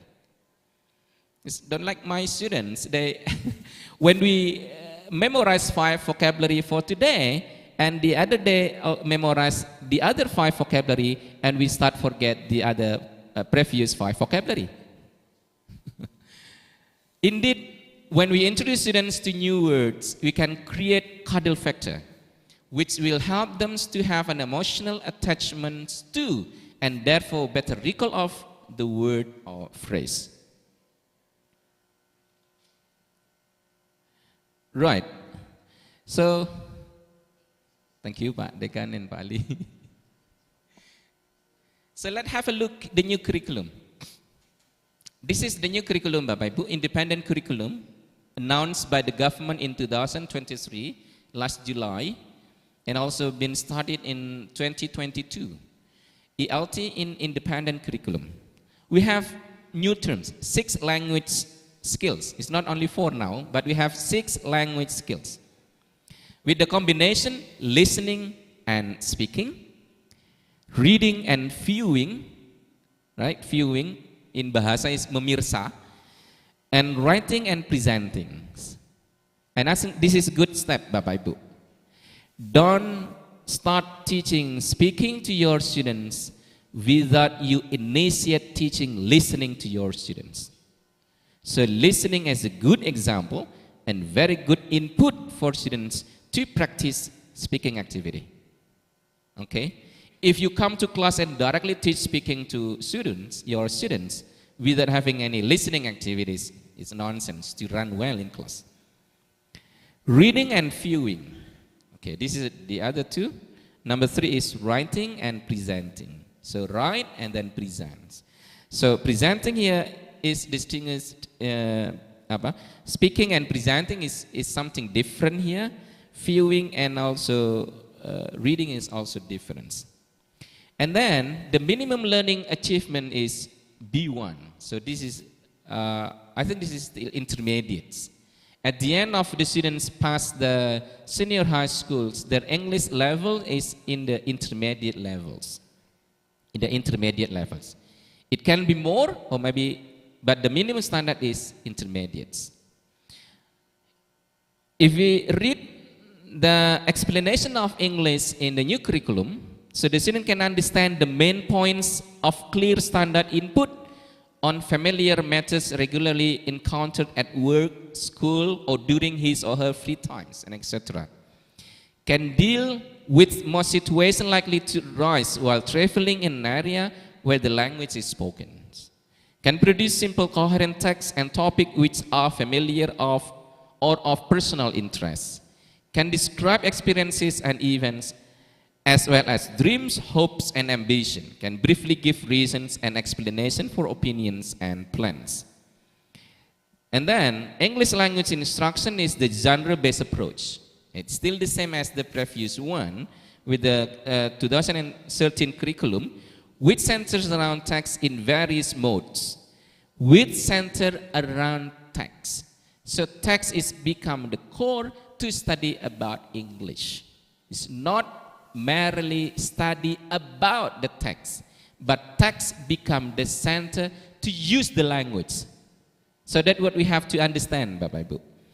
We are not teaching about the text, but how we use the text to use the language. That's my understanding. We speak about descriptive text. We write about descriptive. We listen about descriptive. We read about descriptive. Not only study about descriptive text with the 3 areas: language functions, generic structures, and linguistic features. It's not only about that. That in the end, after the student use the language. So, which centers around text in various modes, including oral, written, visual, audio, and multimodal. Right. Bapak Ibu, this is the new curriculum. The new curriculum implements what we call as the backward designs. This I took this from the curriculum book. The backward designs is different from forward designs. Backward designs is different from forward designs. In the backward designs, what we think first is the learning outcomes. From the learning outcomes, then we take it to the how we assess the students with that learning outcomes. And after that, we think about the lesson plan. In forward designs, the teacher thinks about the lesson plan first, and then thinks about the assessment, and then thinks about the learning outcomes. That's the difference between the new curriculum with the previous ones, in my understanding. So using the backward designs, thinks about the learning outcome, what the student should achieve. Makanya there is tujuan pembelajaran Bapak Ibu, TPTP, And then from the TP-TP, tujuan pembelajaran, we make it alur tujuan pembelajaran. And then we make the modul ajar. So we don't make RPP first, but then design the assessments and then design the learning outcome. No, but now it changed. The paradigm is shift. So we think about the learning outcome first, what actually the students should master, and after that thinks about how we assess the students, then thinks how we implement or how we make a lesson plans from our teachings. That the paradigms of the new curriculum using the backward designs. Next, the concept of understanding. Understanding. If in the previous curriculum, the concept of using indicator with the Bloom's taxonomy, level 1 to level 6, C1, C2, C3 as the lower order thinking skills, and C4, C5, and C6 as the higher order thinking skills. But now it's different. We use the terms of understanding. In understanding is the students able to explain, and then the student able to interpret, the student able to apply, the students have perspective, the students have an empathy, the students have self-knowledge. That the terms used now in the new curriculum. The question is, how is actually we implement this in our teaching in the classrooms? Will we follow this or not? Some students still confused how to implement this. Not only students, but also the teachers. How did the teacher implement to help the students have empathy in learning English? That's a big problem. On the other hand, next, if we remember this popular methodology, yeah, the impact of the new curriculum, the genre-based approach, there are 4 stages in the genre-based approach: building knowledge of the fields, and then modeling of the text, and then joint construction of the text, and then independent construction of the text. But remember, let's remember what we learned in class, in the TEFL class, for example, based on our experience. The popular methodology, for example. So I will compare this to what the teacher like to say about today. Every teacher talks about project-based. Every teacher talk about inquiry learning. Every teacher talk about problem-based. But how we actually implement that in classrooms, especially in English? That's our homework, Bapak Ibu. In other hand, we know about the popular methodology. This is the milestone of popular methodology. Start from grammar translation methods, for example, direct methods, audiolingualisms, triple P, presentations, practice and productions, suggestopedia, total physical response, silent way, community language learning. So CLL, community language learning, mostly implement in some courses in Indonesia. If you visit Pare, for example, in Kediri, in East Java, they implement the community language learning. How everyone in that community should talk English. Use English as their daily language. If they use another language, they will get punishment from the boards. Yeah? Communicative language teaching, task-based learning, and lexical approach. So which methodology is good to implement in class? It depends on us, Bapak Ibu, as a teacher. So there is no best method, there is no worst method. The best method is the method fix our classroom. The student enjoy to learn, the student have experience in using English, the students learn about the language. If our technique, our method, our approach fits to our students, that is the best method that we can use in our class. So not comparing whether this is the best or whether this is the worst, but we can feel ourselves whether this is fix our class or not. The students really receive the affective filter of the student lower or not?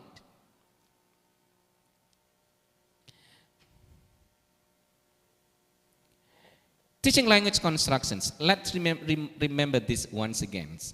Teaching language construction, because our business in class, we have a language constructions and also we have language skills. Bapak Ibu.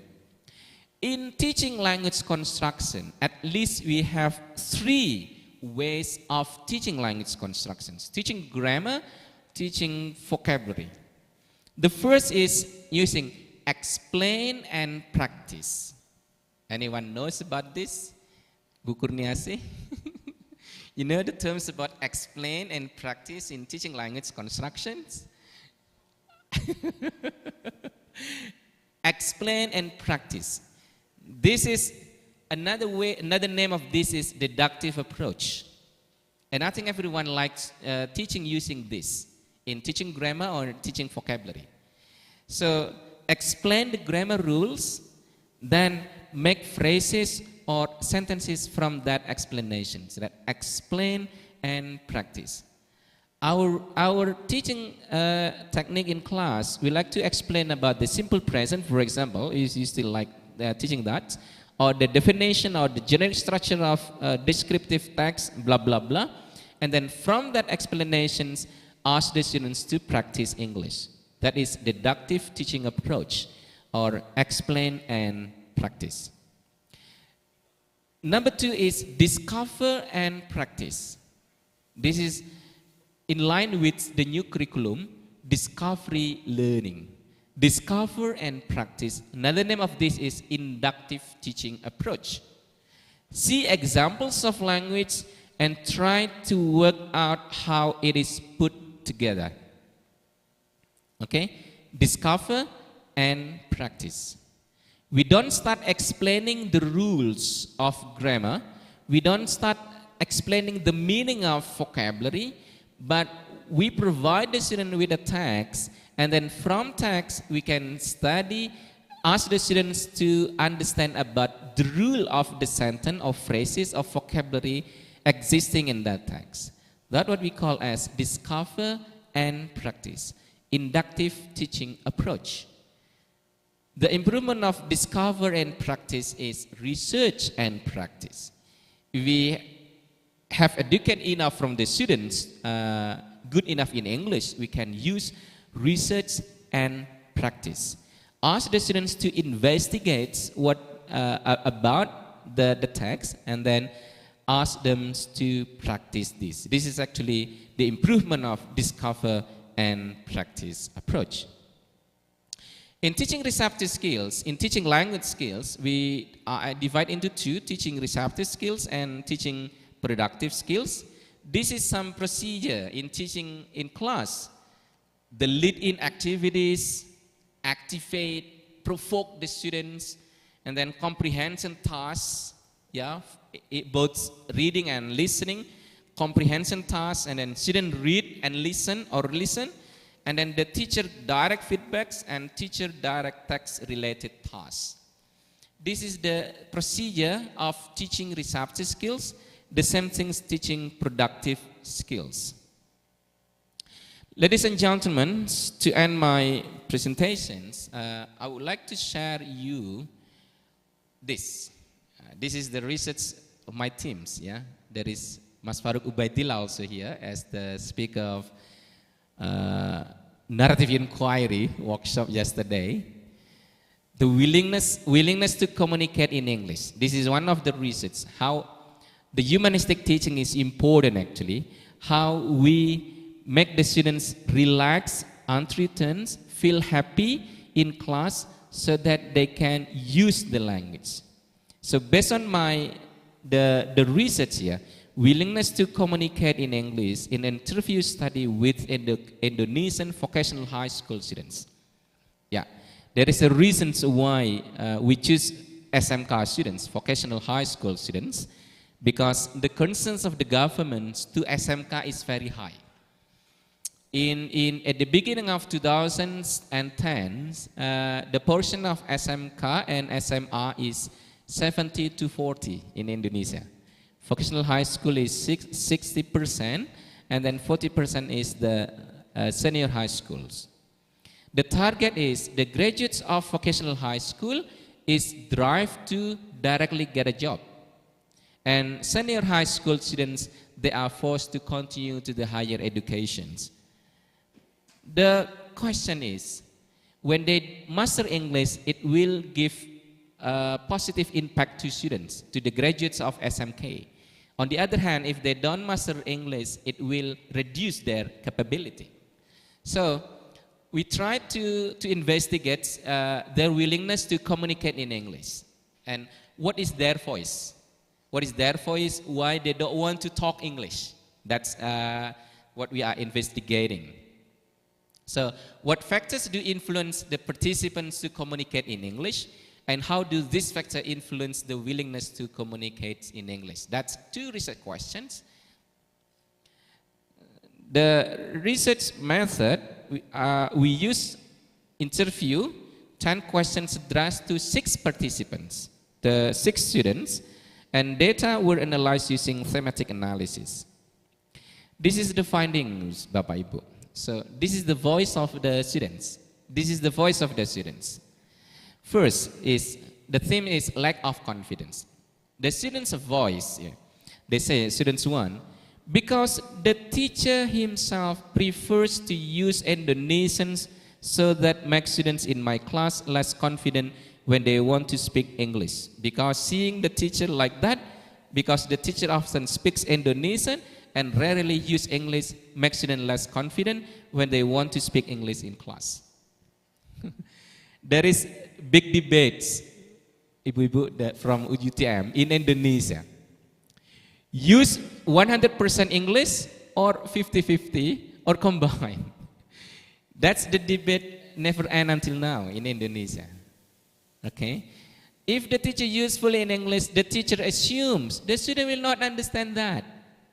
But actually that's the best input for our students, to have experience in listening English, at least from the teacher's voice.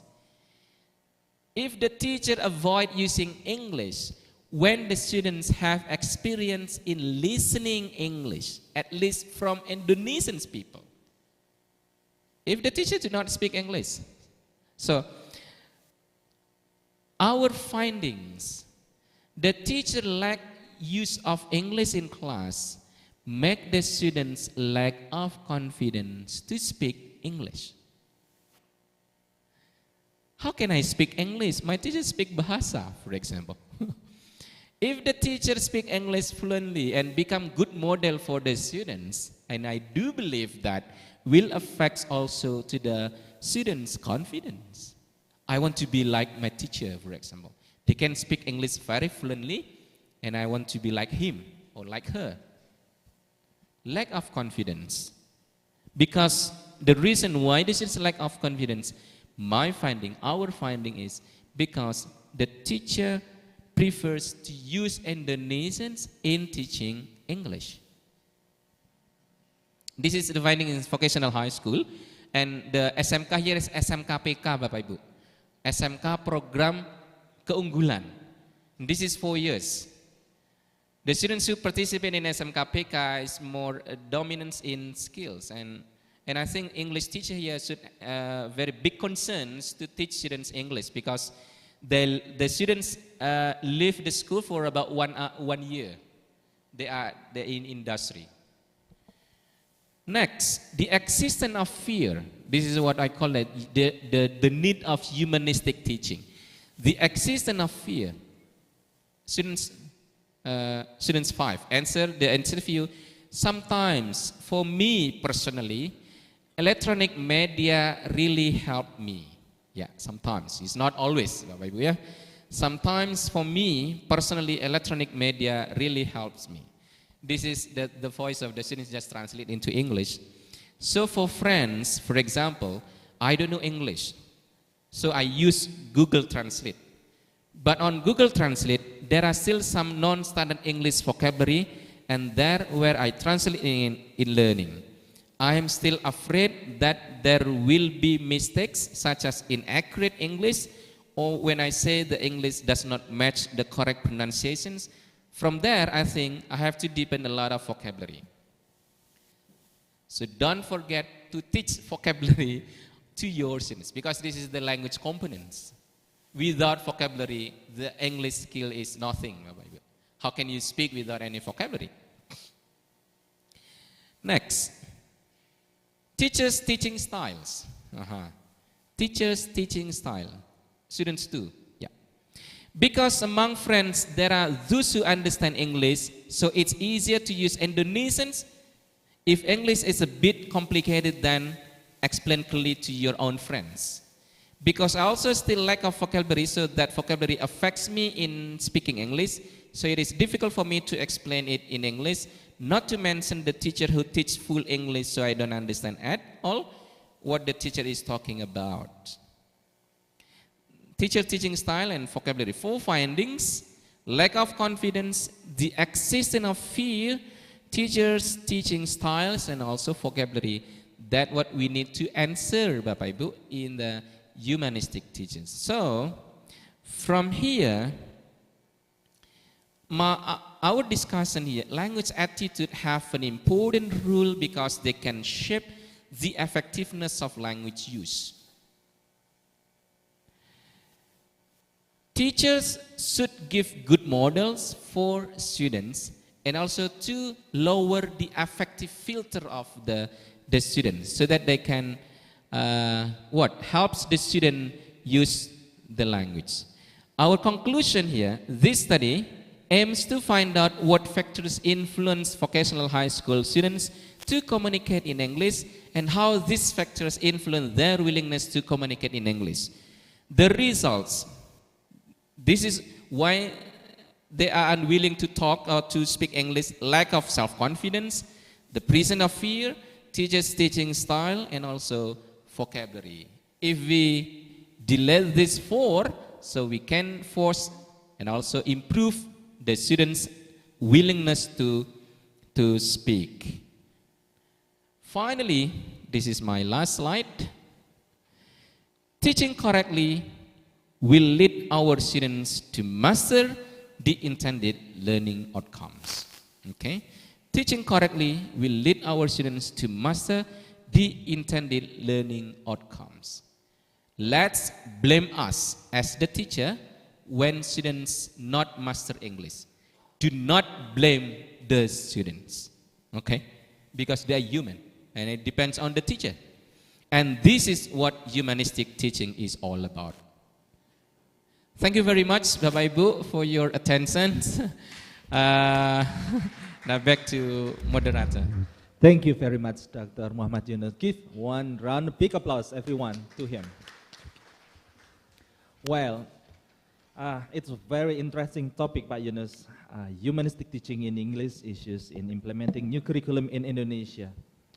Let me read the review about your presentation just now, that our education phenomena is more in the student-centered learning, in which it arise some big issues that produce the passiveness of the student sometimes in the classroom. And humanistic approach said that it is the umbrella, placing the student at the main core as the center of the education. And then, so it is a teacher's job to make the student, of course, whenever they left the class, to be able to learn and acquire the language that they have just learned in the class. And however, the phenomena in our country, in Indonesia, that the number of the participants in every class is quite big, 30 students, 35 up to 40 sometimes. And then as the teachers, it makes the student more passive sometimes. And that's why you bring the humanistic teaching, which concern to the student feeling, feel more effective. As it is said just now that humanistic teaching, it functions as an effective filter. As the effective filters here in humanistic teaching reaches the negative feelings of the students when they want to join in the classroom. It makes the student more relaxed increase positive feelings and create unthreatened atmosphere. Having this condition, so the students will become more prepared in joining and participate in the teaching and learning activity. Okay, so I would like to invite the participant, because now we are currently in the second session, which is question and answer sessions. I believe Pak Yunus would like to please to answer several questions from the participants. So I invite 3 questions for the first question and answer session. For the participant who want to ask via Zoom, would you like to write down your question in the chat box? And then for those who want to ask directly, please raise your hand and ask the question directly to the keynote speaker. All right? Let's see. We are still waiting for the participants to deliver the questions to the keynote speaker. I would like to invite 3 questions first, maybe. Participants in the face-to-face. And online participants in the Zoom, please raise your questions related to the topic just now, delivered by Bapak Dr. Muhammad Yunus. Yeah, I see 1 participant raise the hand. Would you please help me to give her a microphone so that it is heard by the other participants?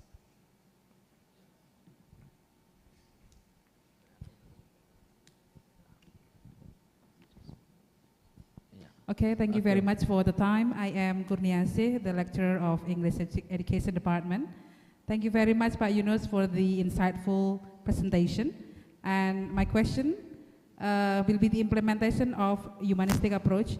Can you please give the example of the implementation of humanistic approach in the teaching of writing? Because I focus most on writing in my class and also the subject that I taught in the faculty. Thank you very much. Thank you very much for the question, Ibu Kurniasih.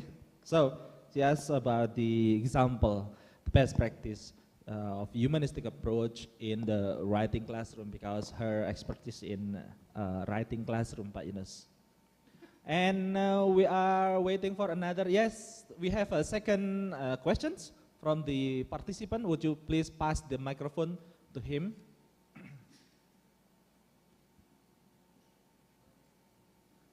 Okay, say your name and your affiliation maybe, Pak.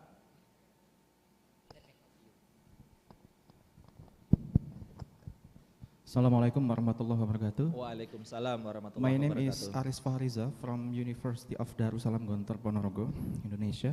Would like to have give a question for the presenter.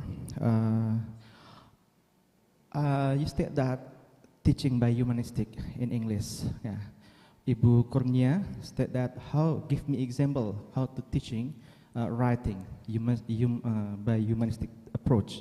My question is, give me 1 example how to implement it in teaching listening, because of my subject in listening subject. And then what are the differences between humanistic with CLIL?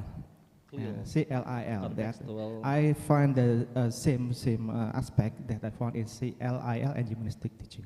Thank you. Assalamualaikum warahmatullahi wabarakatuh. Waalaikumsalam warahmatullahi wabarakatuh. Thank you very much for the questions. I would like to invite 1 more question from the participants, because we have 3 allotment for the questions in the first session of Q&A.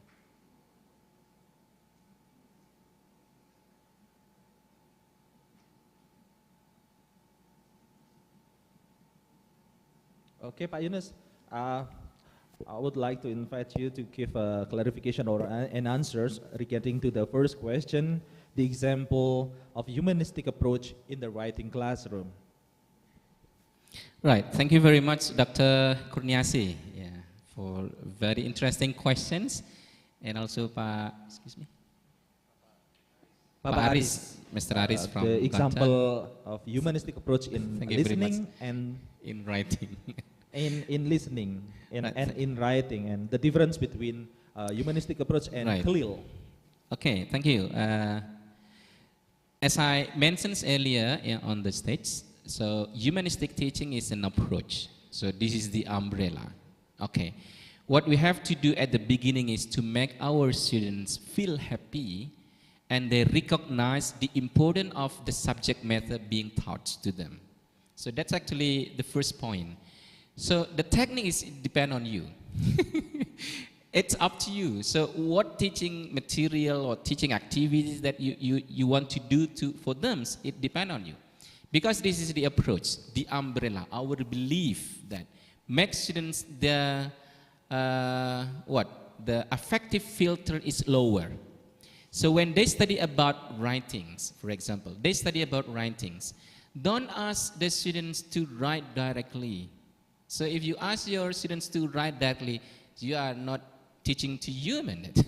So the students need to feel that your writing product is important to be read by other people. So what writing product you should write in order that other people interested in reading your writing. Okay? Reduce the anxiety first. So, so there's no specific technique for this. So make sure that the students feel happy and threatened to write English. Okay? But if you force your students to write, so it's like maybe many teachers have this style, right? Come to class, write about your experience in the past. Okay, 100 words, and then submit it. And then, like a robot. do you have any dialogue for your students to build their knowledge, what they have to write, for example? Do you think that the students feel happy writing that? I bet they are not. Bapak Ibu, frankly to say, this is our experience. How difficult it is to write about opinions for about 500 words. If you write under pressure, you will never make any product for that. Yeah. Okay? Ask Mr. Farooq how he writes Scopus public for Sinta or Scopus, for example. Maybe no pressure anymore, but they are happy and enjoy writing the publications. Become a habit. Habits, become habits. Number two, remember, when you write, writing needs an input. What is the input? Feedback. The input for writing is reading activity. It's nonsense, baby. It's nothing. If you never ask your students to read and then you ask your student to write. So the stage of teaching writing, when you want to teach writing, if you have in junior or senior high school, if you have 4 hours a week, 4 hours a week, it means, let's say in senior high school, 4 times 45 minutes, right? 4 times 45 minutes. Please arrange in your lesson plan, the writing activity is at the end of the hour. So maybe the last meeting that for teaching writing. Don't put your teaching writing activity at the beginning of your class. So what should we use at the beginning of our class? Use for listening and reading activity. For what? For their input. For their input. For example, you want to ask your student, write about descriptive. So make the students listen as many as possible about descriptive text in listening. So people talk about describing animal, describing persons, so they get some input and information about that. And after that, ask the students to read about descriptive text.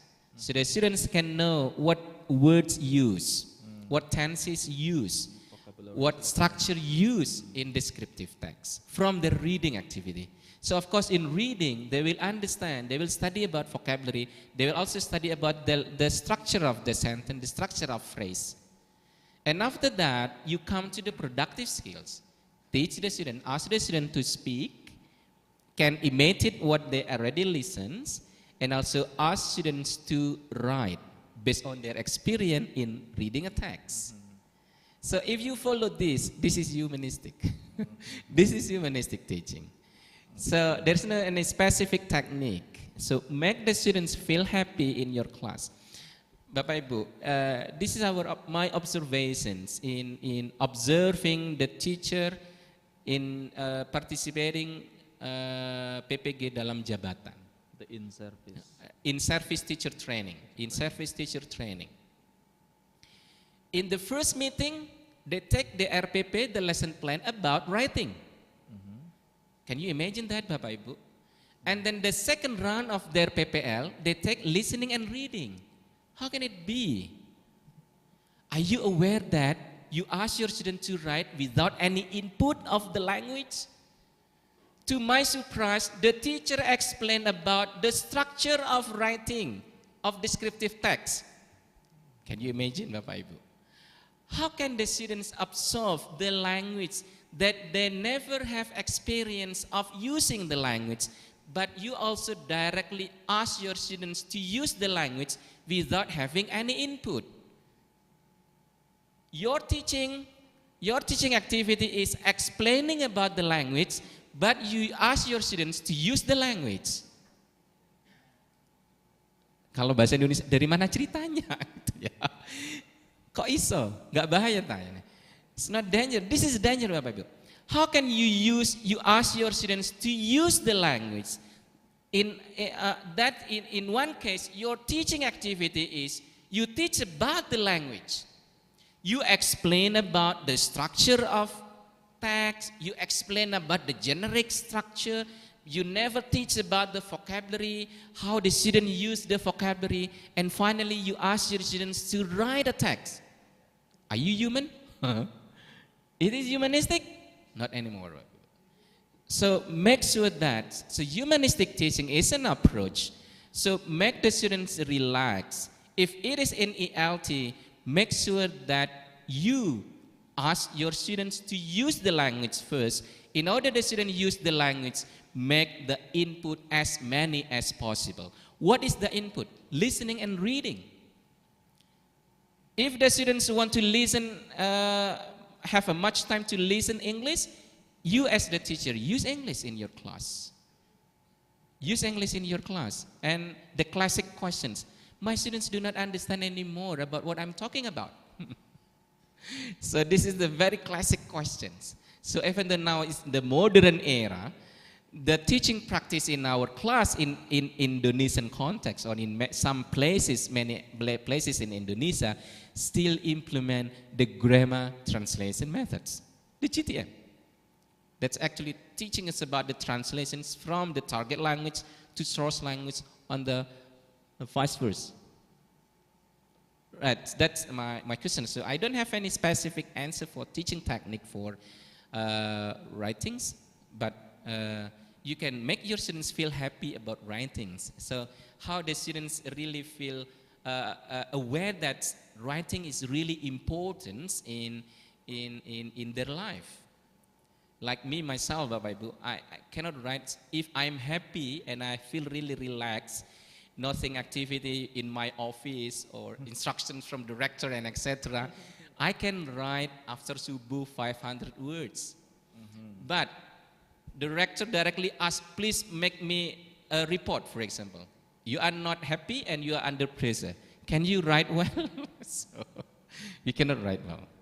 The same things happen to listening, I think. So in listening activity, so listening is listening comprehensions. The position of listening is the same as the reading comprehensions. If reading comprehension, the comprehension from written text, but listening comprehension, the comprehension is from oral text. So the inference and the implicit meaning, reference is just the same. So the activity in listening, also activity in the reading activity. Right.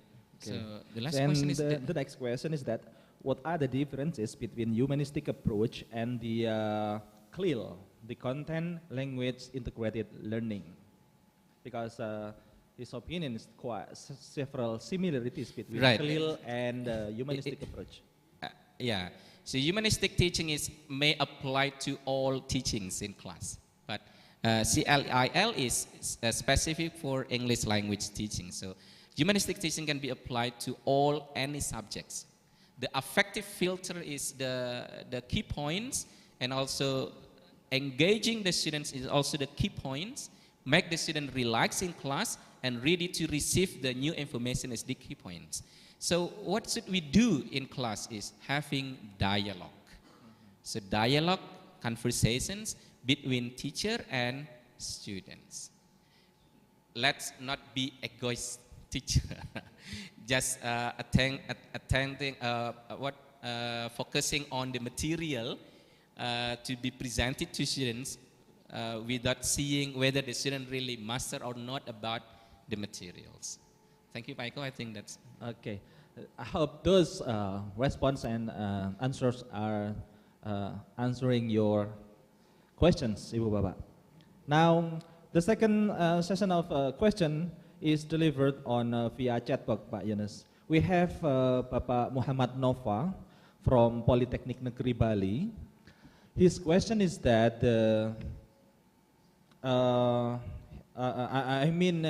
humanistic approach is quite interesting to discuss, his appreciation to you, and he faced some difficulties and challenging in the application in ESP, English as a specific purpose in the vocational education. And his question is that, is it possible to integrate this approach with the other approach in practice? And the second question is from Ibu Nusa Alia from Unisma. Her question is, education continues to evolve. How do you see the future of humanistic teaching in ELT? What trends or developments should educators be prepared for? Okay. So we have 10 minutes more, Bapak Yunus. So 10 more minutes to answer those two questions.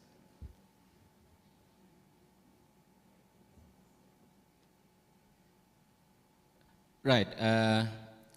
Ladies and gentlemen, to my understanding, when we already come to the specific area in our teaching in class, so let's start and understand about the teaching language constructions and teaching language skills. That actually the 2 points, the 2 important points in our English class.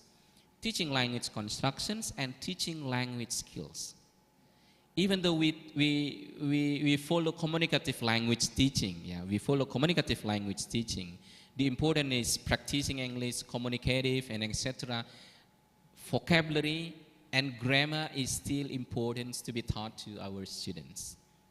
And grammar and vocabulary can be used for conversations, especially for the vocabulary, Bapak Ibu, especially for the vocabulary. So even though this is English for specific purposes, English for young learners, or English for and etc., make sure that you become good models for your students, and make sure that the students feel happy to learn English.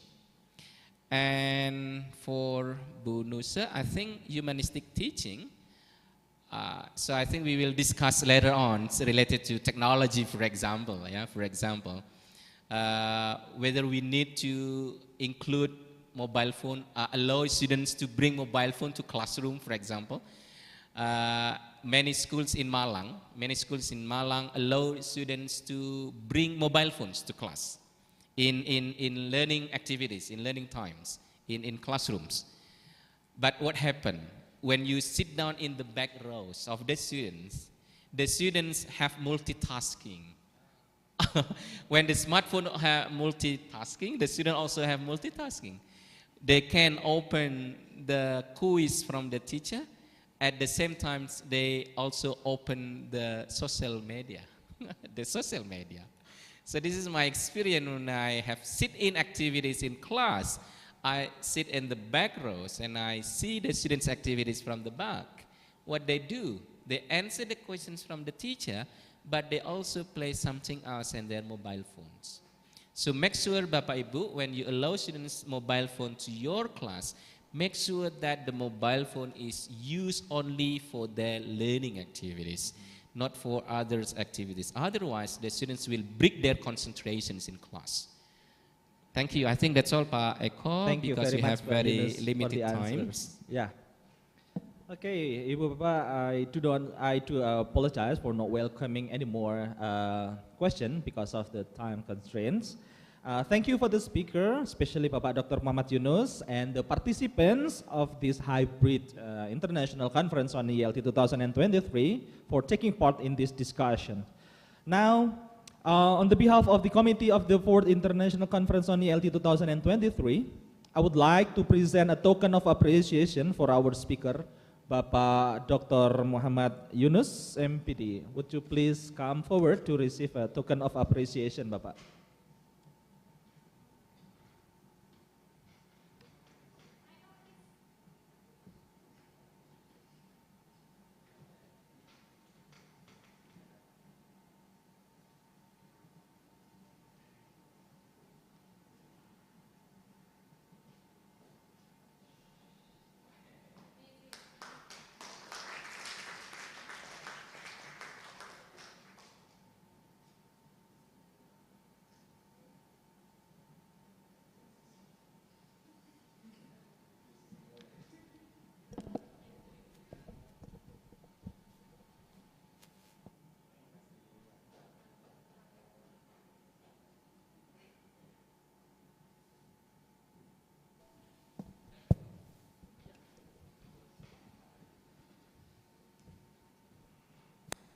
So, dear participants, this is the end of our first plenary sessions. Once again, on behalf of the committee of the 4th International Conference on ELT 2023, I would like to express my gratitude once more to Bapak Dr. Muhammad Yunus, MPD. Thank you very much for sharing with us about the humanistic approach in teaching in ELT. So, and we are waiting for your upcoming research dealing with the humanistic approach, Bapak. Thank you very much.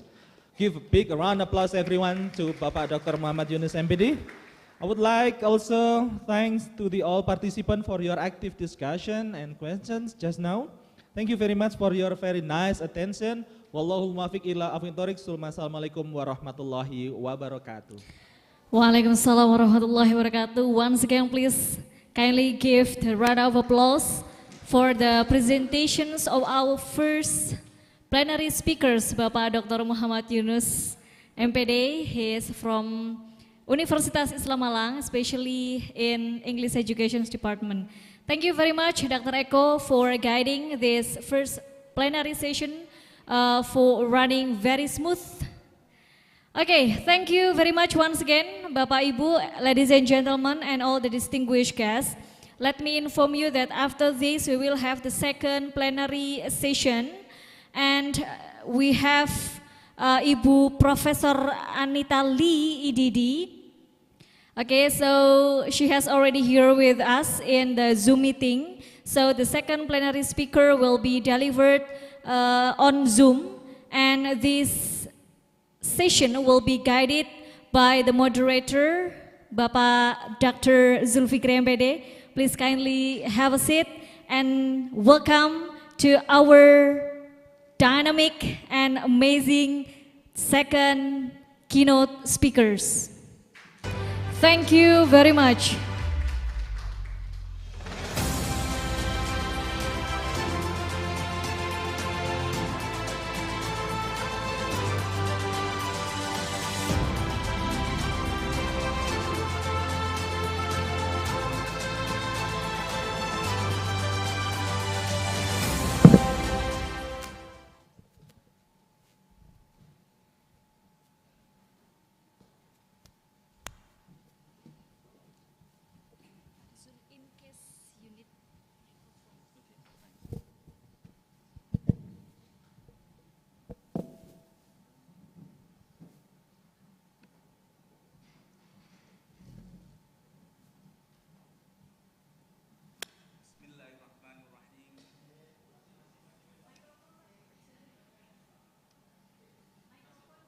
Microphone well.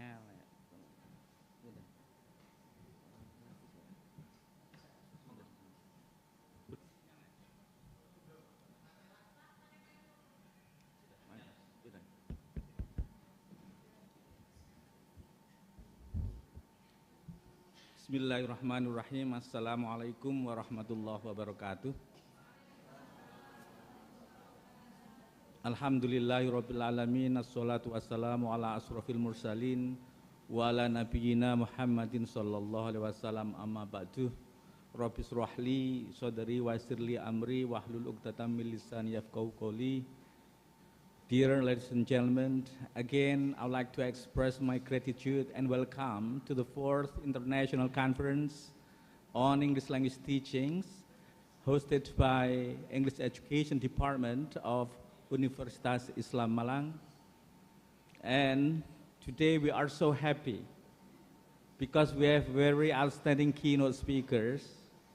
She is Professor Anita Lee, Doctor of Education. Before presentation, I would like to introduce the profile or the biography of Professor Anita Lee. Currently, she is the professor at Widya Mandala Catholic University, Surabaya.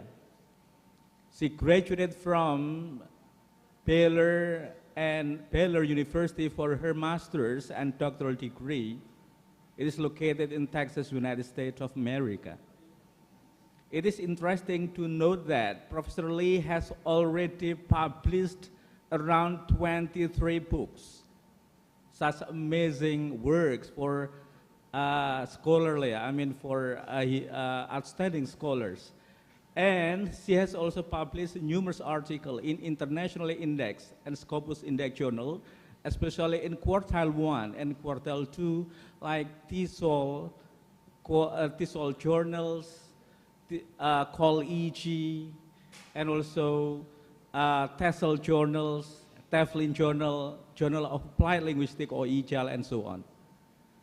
One interesting thing that she also become visiting professors or visiting lecturers to some countries like Japan, United States of America, Canada, and UBC or University of British Columbia, and also in Singapore.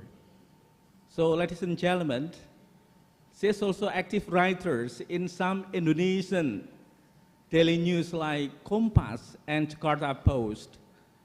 And without further ado, let's welcome Professor Anita Lee, Education Doctor, and give her a round of applause. Well, ladies and gentlemen, today our keynote speaker will talk about very inspiring topic, especially about the big theme about the challenges and issues in digital age, ELT in digital age. Now, one thing to inform to you all, for those who have questions, please write down in the chat box. And for those who attend on site, please raise your hand, or you may write down also in the chat box. Now, without further ado, please, the time is yours, Professor Anita Lee. Okay, thank you very much, Dr. Zulkifli. It's a very kind introduction, humbling me, and I'm so happy to be invited here. It's been an honor to be with you at UNISMA, the ICON-ELT conference. I wish I could be there with you on site, but I just came back from Greece yesterday, and so please allow me to deliver this online. Please let me share my screen. Yes, okay. Let me know when the screen is not running well. I'm going to put it on slideshow.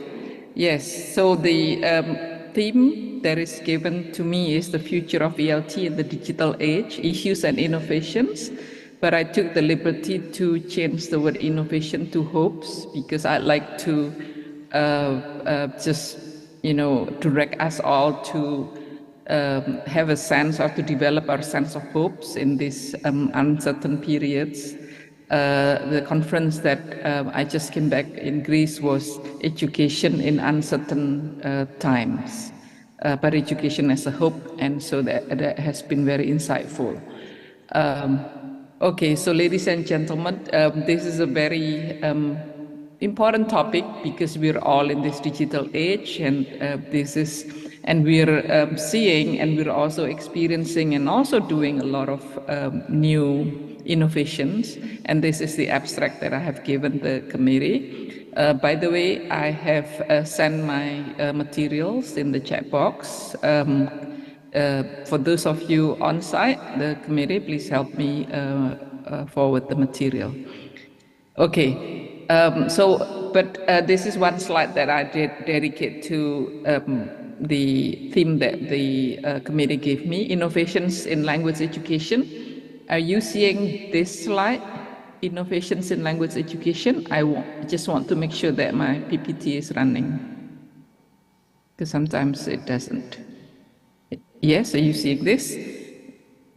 Education, yes, okay, all right, good, thank you. So yes, just to mention a few, I'm sure there are a lot more. TPAC, a lot of teachers and scholars in Indonesia have been using this term, TPAC, and my colleagues and I do too in some of our articles, and then some are, and these two are still used in the early, so the conference I went in Greece was early conference, European Association of Researchers in Learning and Instruction. So a few sessions deal with TPAC and SAMR. And then ICAP, Interactive, Constructive, Active, Passive Framework.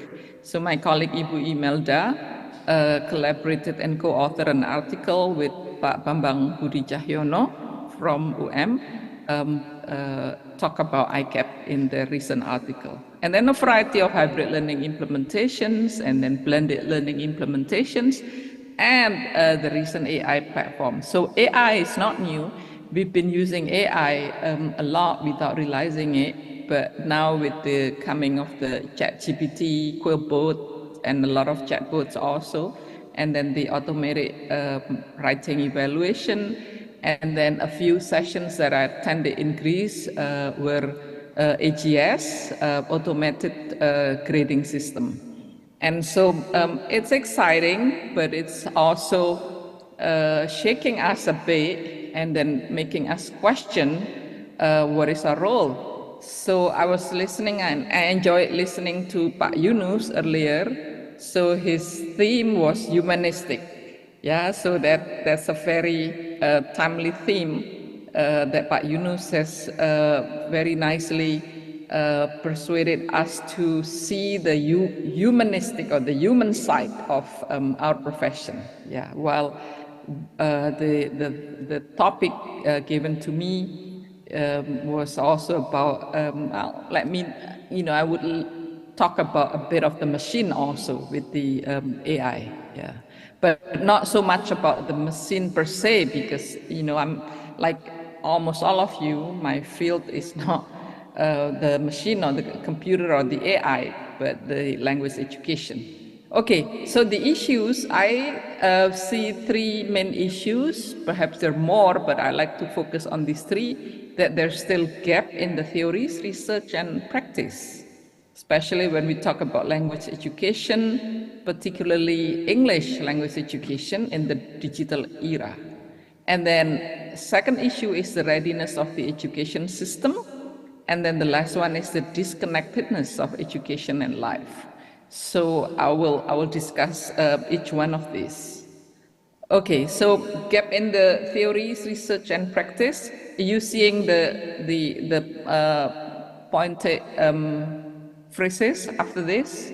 Yeah, theories, research, and practice. Okay, let me know when my PPT is not running well. Okay, well, theories, the teaching quality, notable scholar in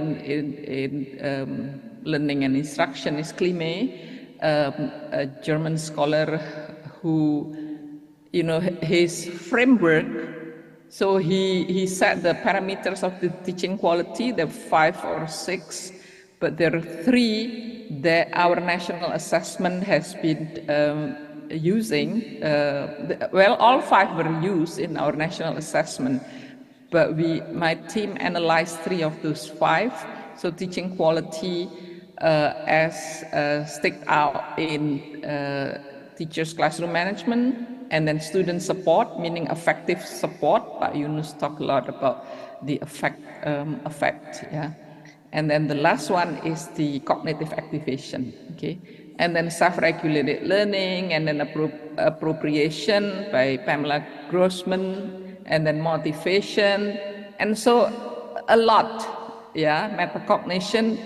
We, teacher educators, teacher practitioners, scholars, researchers, we've talked, we studied the theories, we read, yeah, I agree with Pak Yunus, Iqra, yeah, always do that, Iqra, that's, I believe that's the first ayat, yeah, the first verse that Prophet Muhammad received.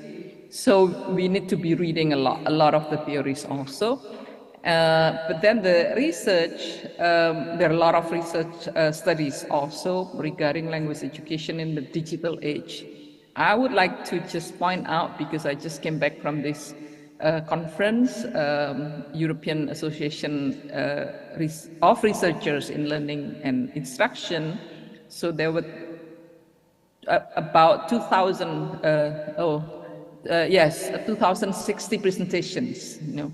And then I counted the word in the program book, and then this is what I found. The word digital, 115, and then automation or automated or automatic, 79. Sorry, it's virtual, it's supposed to be virtual, not virtual, yeah. Virtual, 38, ICT, blended hybrid learning, 19. So anything to do with AI, ChatGPT, both AGS, AWE, 13. So quite a lot of sessions, and also talk, and also just in between sessions, during recess, lunch, coffee breaks, the talk is a lot about digital, about automation, about AI. And so, yeah, that would be the future direction in our field also. And then language teachers engage in active and constructive use of technology more than STEM teachers, yes. And in the conference also, okay, that conference is not anything like TESOL or ESOL or ICON-ELT. So like ICON-ELT here, it's specifically targeted for ELT researchers and practitioners. But early is not mainly for ELT researchers or practitioners. It's more for education or learning in general. But yes, a few keynote speakers or sessions mentioned that yes, language or language teachers has the advantage. So language teachers engage in active and constructive use of technology more than STEM teachers. This also rings a bell in some of the sessions that I attended. But in practice, teachers, unfortunately use technology to present information and knowledge, and so to use a very widely known, framework, the taxonomy, Bloom taxonomy. So that's a very lower order thinking level, yeah. So teachers are still not using technology for the higher level yet. With technology, this is what I found. I'm sure that most of you also have noticed this. During the pandemic, it's really the euphoria of trying, and I see the acceleration of teachers using a lot of applications, a lot of new platforms, and the speed and the acceleration was so amazing. During the pandemic, just a lot of new platforms, and you name it, Padlet, Kahoot, just a lot of other new things, and then there was this excitement, me included, excitement of trying out new platforms and applications, and we thought that we were learning, we were progressing, yeah.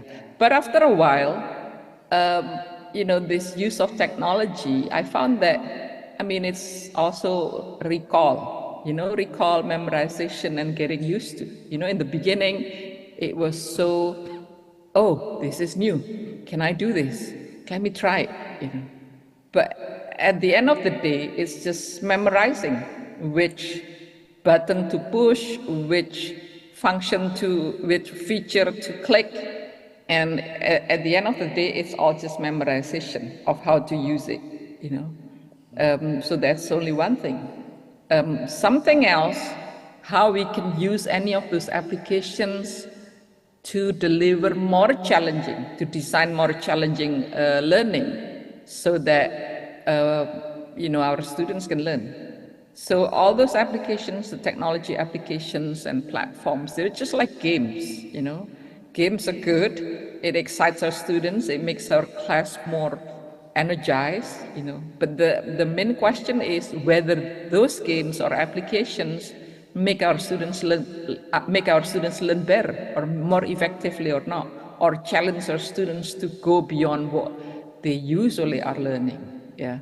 So, but you know, studies also show that so Gojali et al., Lee et al., Antonietti was a session that I attended in Greece, found that yes, teachers use technology to present information and knowledge. Not yet at the higher level yet, you know, at least not many teachers have done that. Okay. Okay, so these are some of our the studies. So examining language teachers' change in TPAC, HOTS, self-perception during COVID-19 pandemic in Indonesia.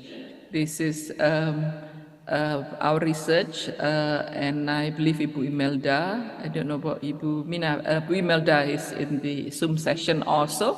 So we explored the relationship between HOTS and technology integration skills, and we set those 3 questions, and then we surveyed 137 teachers from our PPG link. And then we did an in-depth interviews of 8 teachers. So we focused on 8 teachers and did the in-depth interview. So we use an explanatory sequential mix method.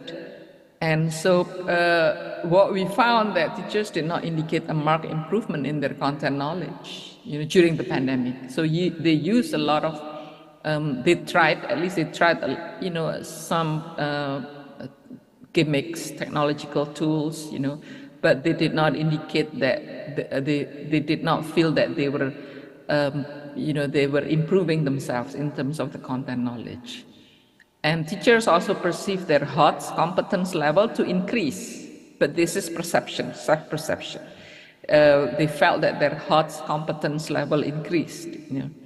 And then teachers concurred that implementing TPAC results in an increase in HOTS capability, which indirectly is the reason for their high self-rating. Again, this is self-rating, self-perception for HOTS after 20 months of emergency remote learning.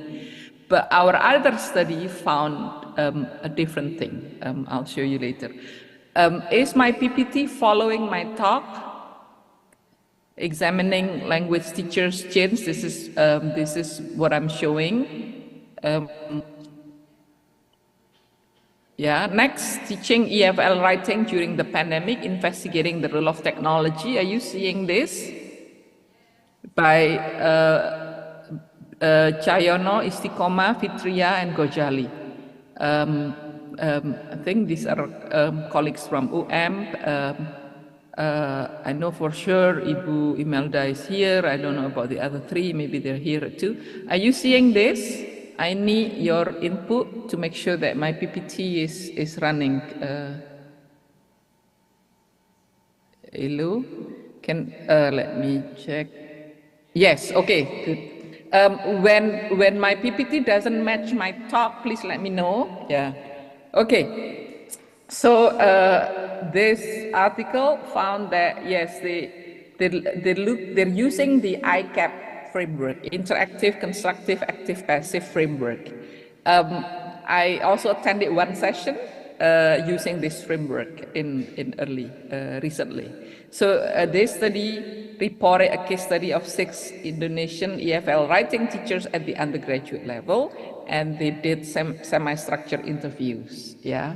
And and then they were describing the platforms and the technology integration that these 6 teachers were using. and then also analyzing them at the ICAP framework. Yeah. And so, you know, like in terms of the use of technology, whether they, you know, we could use technology, but, you know, just at the passive level, you know, using it as a tool, just like technology, like the advanced technology, just whichever technology you want to use, it's just like a blackboard or a whiteboard. You know, we could use a whiteboard to engage students actively or interactively, but we could also use a whiteboard or blackboard, and then the students just remain passive. You know, so technology is just like any other tool. Yeah. Okay, and then this is our other article, HOTS questioning ability and HOTS perception of language teachers in Indonesia.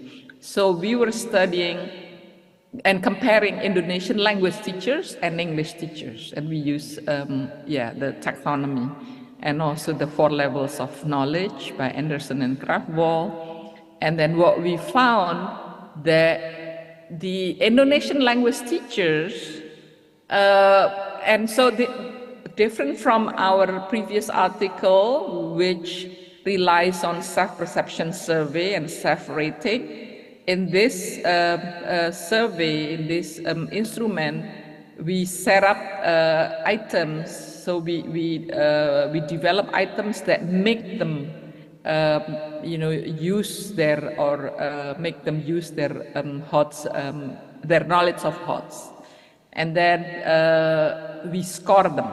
You know, we score the questions that pertain to HOTS, their knowledge of HOTS and their use of HOTS in class. And so that belong to our quantitative data, the teacher scores in formulating HOTS questions. And then we, to complement the quanti data, we use qualitative data. We observe their class, and then we did a document analysis of their lesson plan, and also teachers interviews. We did interview the teachers of 15 secondary school language teachers. You know, comparing Indonesian and English teachers. And then what we found that the Indonesian language teachers use more HOT questions. So they're more skillful, they're more, they use HOT questions better. And they also develop HOT questions better than English teachers. Yeah. So Pak Yunus earlier said that, yes, there's a phenomena that English teachers do not use English in their classrooms. They use Bahasa Indonesia. That's what I found also when we did, you know, when we, you know, did the exam. We sat in the exam for the PPG teachers, Prajab as well as Daljab, particularly Daljab. That what I found is we haven't done any formal study. Just by experience and observation, maybe we should, you know, later, that in my experience, in my observation, about 90%, you know, because we viewed their video recordings, right? So those of you who have sat in exams for the PPG, about 90% of the video recordings, so teachers deliver their lessons in Bahasa Indonesia, you know, English teachers, not in English, you know. And then during the interview, when we asked them, why were you not teaching in English, teaching English in English? The most common reason was because if I do that, my students will not understand, you know. My students will not understand that. That's the reason. Yeah, might be true, but, you know, there's always a way that we could use English. We deliver, you know, our lesson in English, but there's a way to make our students understand. Because if I'm not against, I think Pak Willy Renandia is here. I'm not against translanguaging. We have slightly different views on translanguaging. I'm not against translanguaging. I mean, we could, you know, I would allow teachers to shift, you know, switch and translanguage, but not delivering, not speaking in English at all. I think, yes, I agree with Pak Yunus, then we're not exposing our students to hearing English, to listening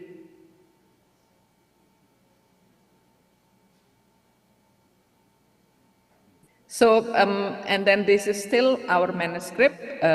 We're still working on it. So studying a class that Bu Imelda and Pak Rian were teaching just the past semester. And then a writing class of 18 students of a writing course, and then they were using AI, namely ChatGPT, Grammarly, and Quillbot. And then a mixed method, quanti and quali. The quanti was a questionnaire of 9 questions, and then the quali interviews, and then the reflective journals and their portfolio. And then the study found 6 aspects or 6 elements of integrating automatic writing evaluation tools, how students use those tools, namely ChatGPT, and then in conjunction with Quillbot and Grammarly. Yeah. And then these are just some of the excerpts from students, from interview, and also from their reflective journal. One student said, I didn't just try it once, so he tried it several times and not satisfied with the answer from ChatGPT again and again. And so this is the kind of student that we wanted, not allergic to using AI, but not being over-reliant on AI. Yeah. And then another student also expressed the expectation that most of them want the teacher to keep continuing with tools like how to use ChatGPT. The teacher should also teach more about how to use another tool, and maybe even recommend some apps to improve the writing skill. And then, so part of the recommendations of that study also that teachers need to bridge the gap, because not all of the students,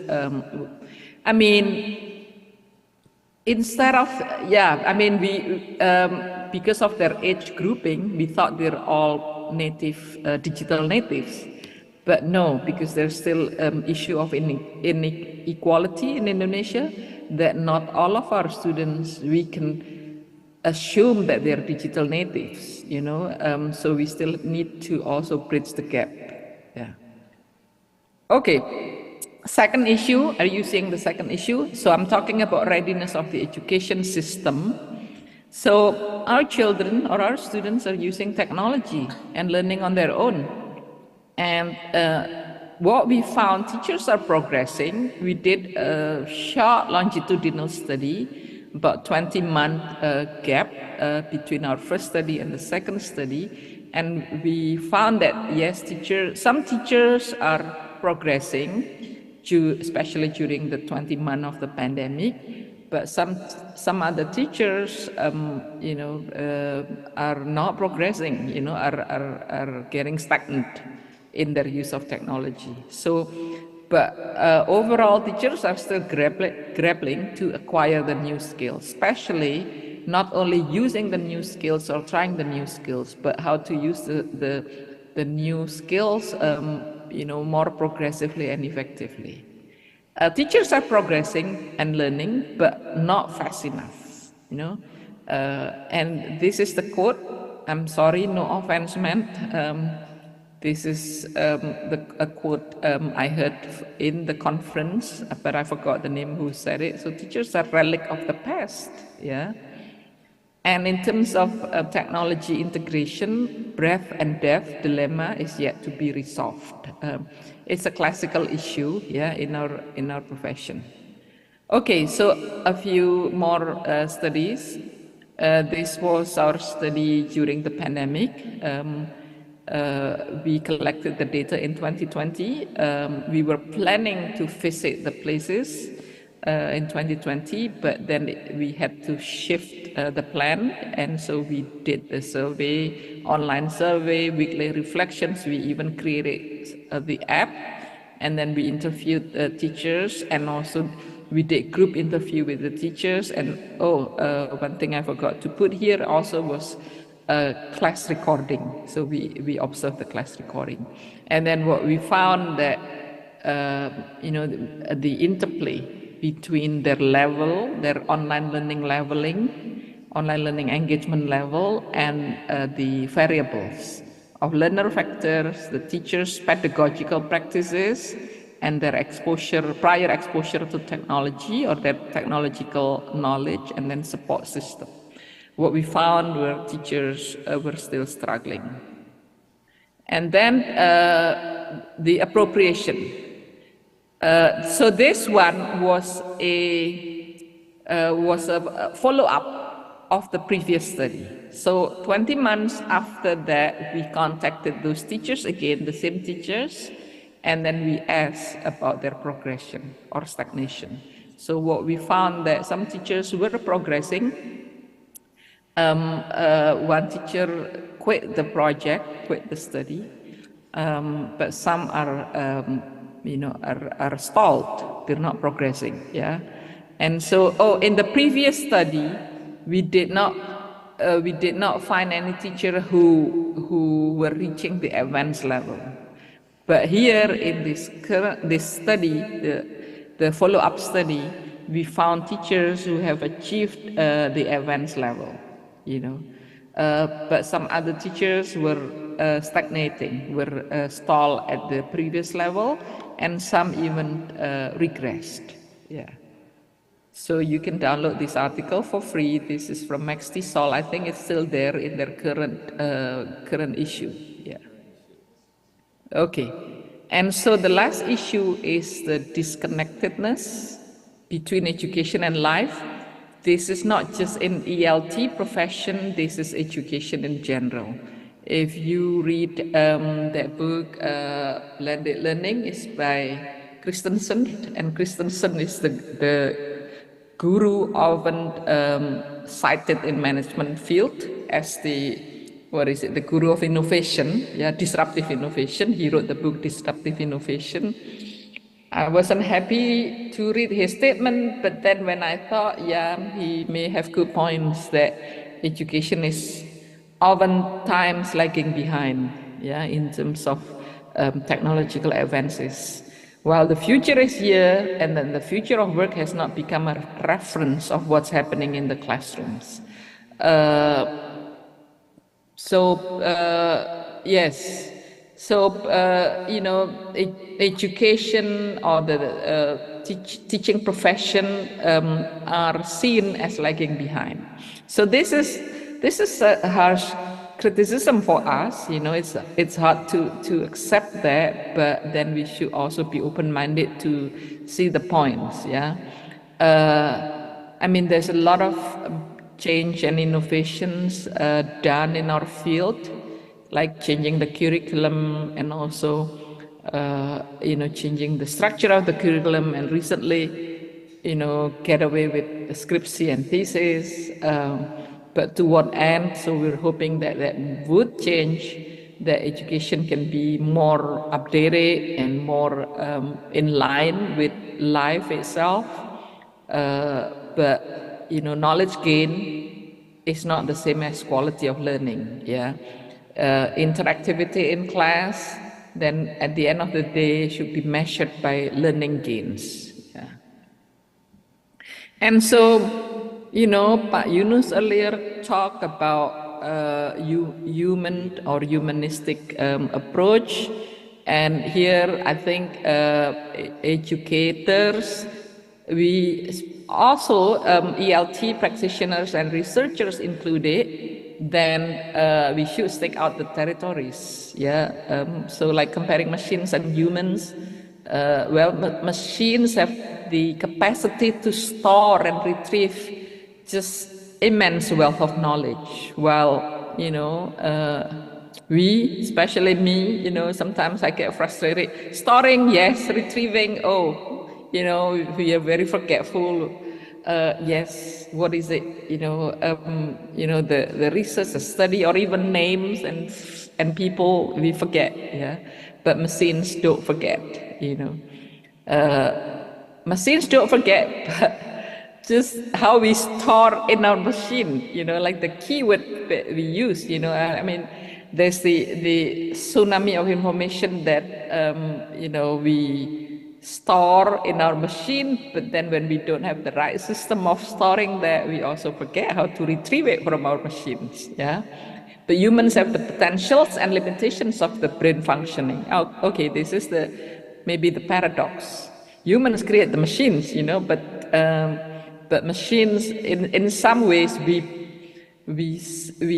see or we perceive that machines have more power in terms of storing and retrieving information than our own brains, And then machines also have the ability to do cognitive tasks, but based on data and knowledge at its disposal, While in humans, the capabilities need to be developed, and hence the role of schooling, and hence our role as teachers to develop those capabilities in our students. Yeah, and Pak Yunus has nicely delivered the session about the humanistic approach. Yeah, and then machines also have the capacity to carry out tasks regardless of situations and feelings.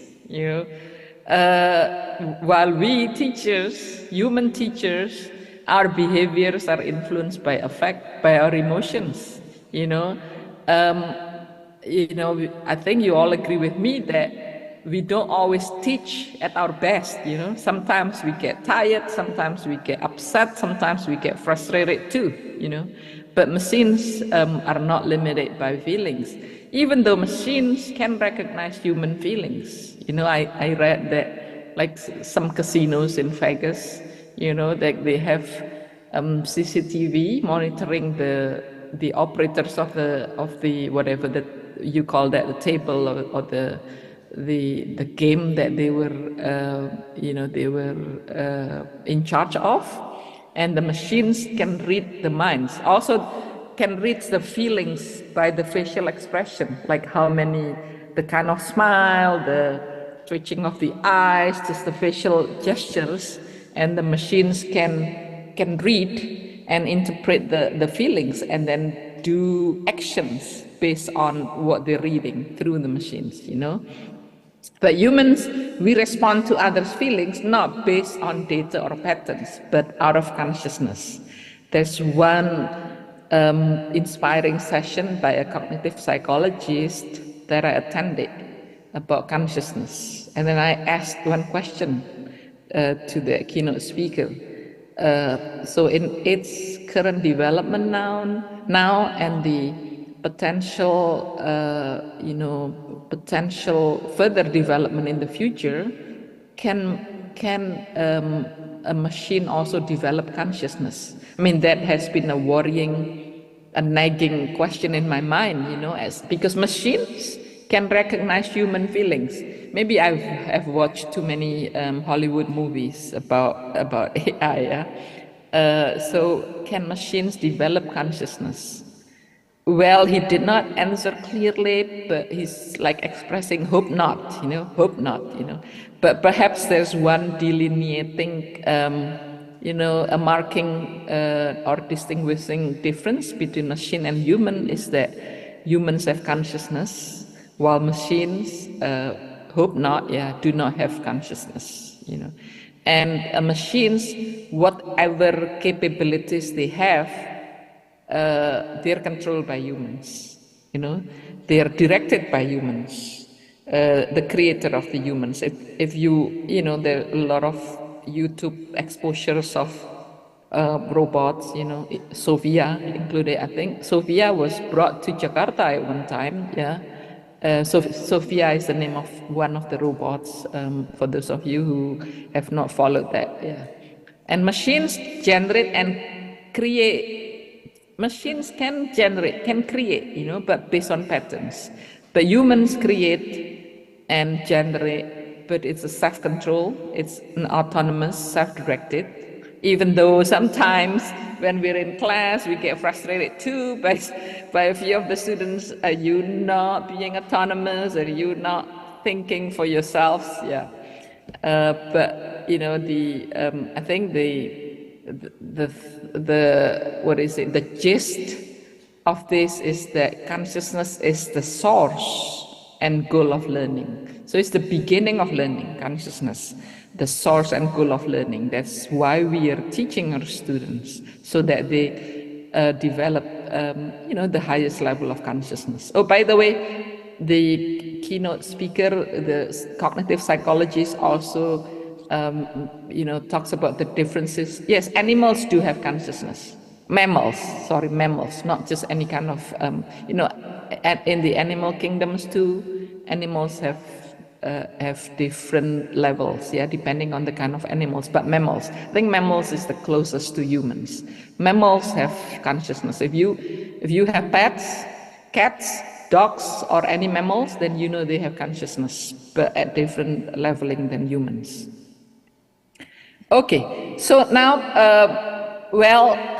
matter of factly, but matters of fact, we need to develop the matters of fact into matters of concern. And so I put this, and I view this in terms of the issues that we have. That yes, one matter of fact is that teachers use technology to present information and knowledge more than to use it in an active, constructive, and interactive way. That's the finding in some of the studies, including ours, But then the matter of concern is not whether teachers use technology or not, and not even what technology to use. Even though some of the studies, many of the studies, including our own, describe and map which technology tools that teachers use. But how technology is used, that should be also the direction of future research. How do teachers use technology? To what end? And does it improve the learning? And in teacher education, language teachers engage in active and constructive use of technology more than STEM teachers. This is the good news for us. So that's also one thing I like from that conference, is that language is very important. They even put language as a very high role. It's like executive functioning, part of our brain in terms of cognitive psychology, the executive functioning. Executive functioning cannot work without language. So in what ways can technology be used to engage students and to enhance their learning? Does technology improve their learning? And then in terms of disconnectedness with life, so knowledge gain does not equal quality of learning. So has technology been used in language education to achieve human flourishing? So the key term here is human flourishing. So we should not confuse the end with the mean. So technology is just the mean. So in our narrow profession, or in the narrow use of the term TPAC, technological, pedagogical, and content knowledge, so the pedagogical knowledge should drive the use of technology, not the other way around. And so there are some ethical implications and pedagogical implications also.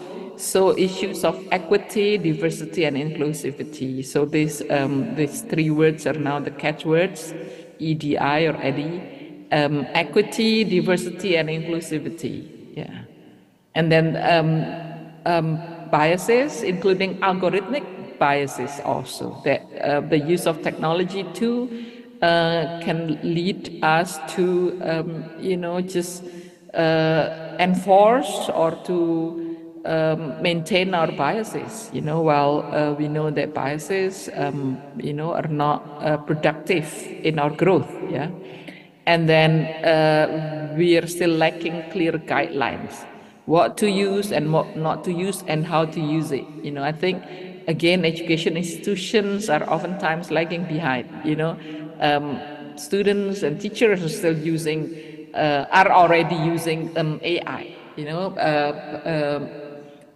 but universities are not issuing clear guidelines yet. And in the study that Ibu Imelda and Pak Rian studied the students in the writing class, some students felt that when they're using ChatGPT, they felt like they're cheating, And perhaps some teachers also ban the use of ChatGPT, you know, while universities are not issuing guidelines yet. Whether is it okay for students to use ChatGPT, to in what ways and to what end? Yeah. And then, you know, many times we confuse the end with the means. But again, we should know just technology used for human flourishing. I'm perhaps late compared to many of you have seen Oppenheimer. This afternoon I have to see Oppenheimer. Yeah, so human flourishing, that should be in the back of our mind.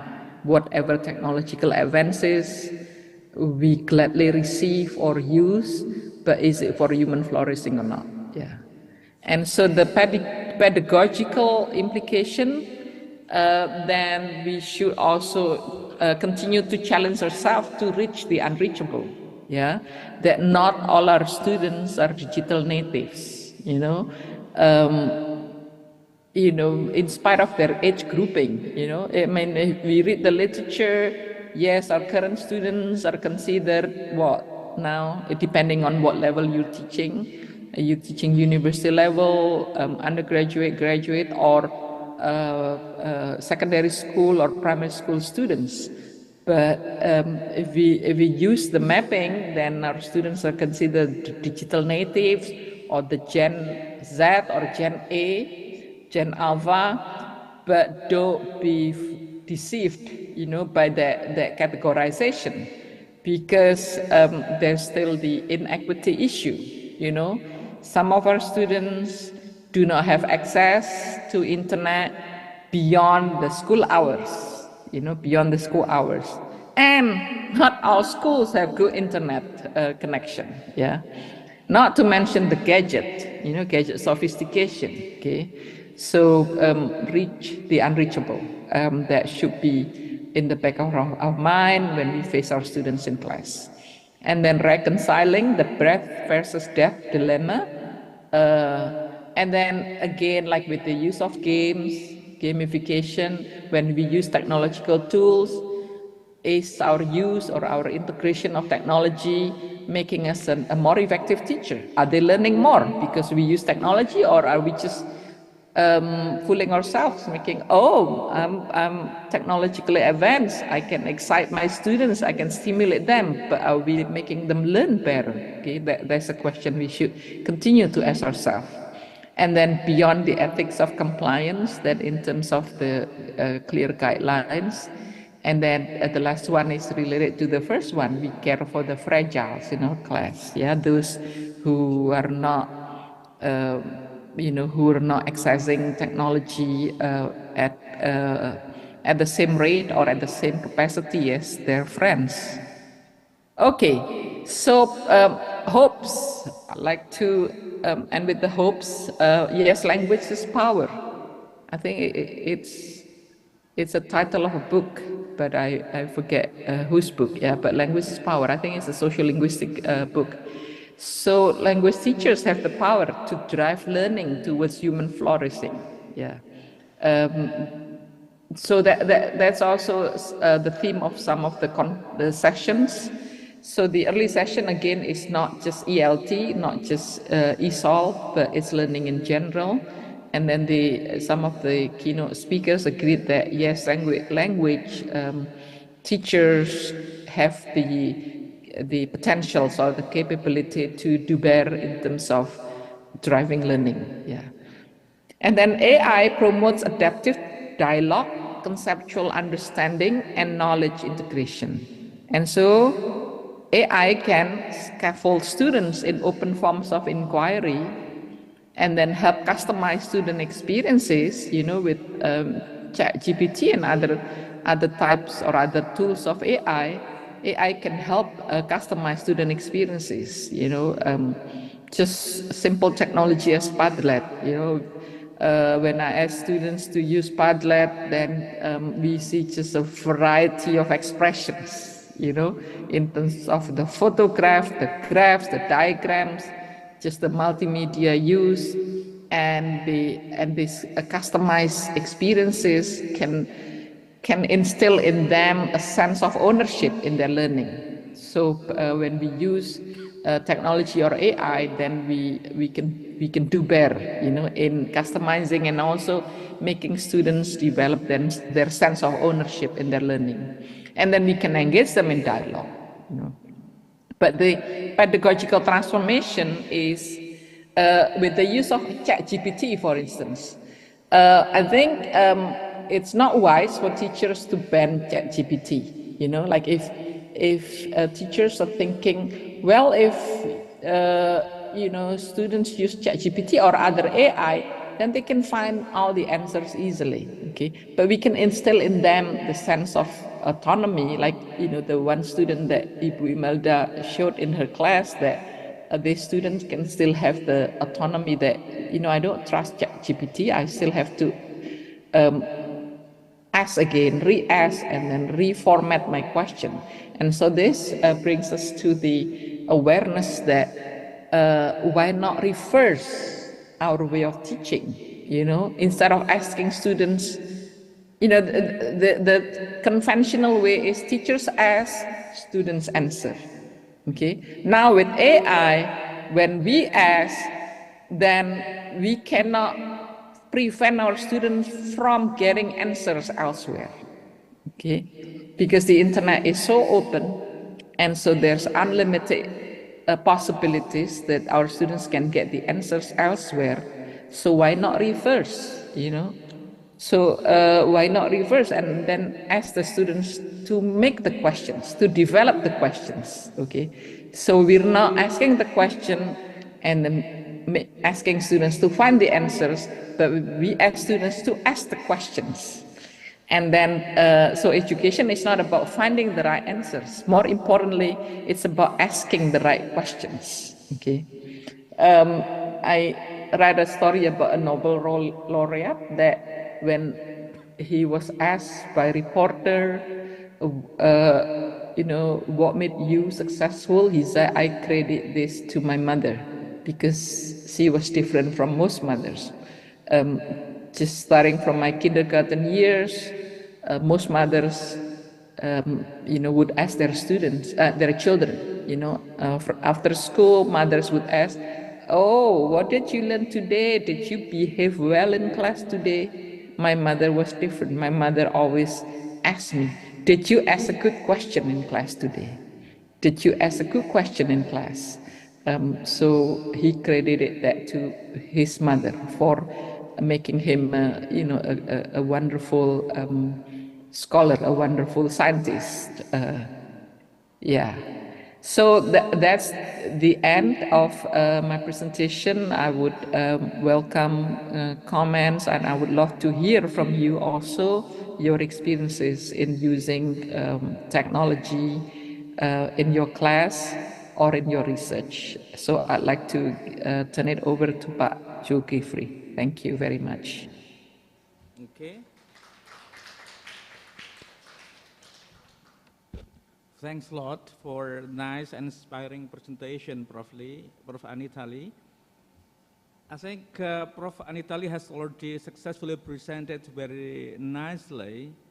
Not only she presented theoretically, but also she provided with empirical evidences.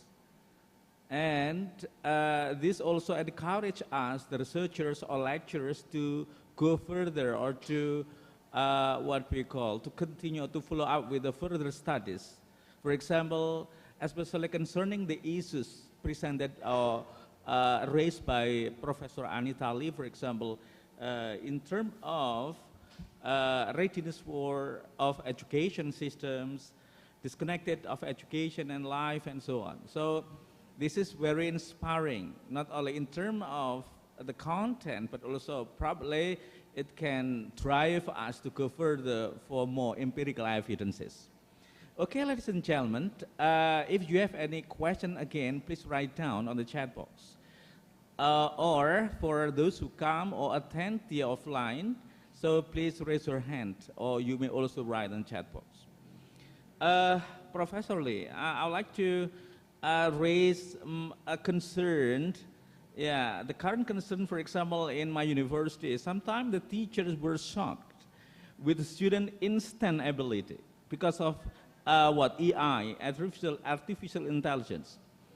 Few days ago, when I give test to my student, that the student suddenly take home test, the student could answer very scientifically, and it really surprises me with the answers. I think so. How come she get such a sudden or instant intelligent?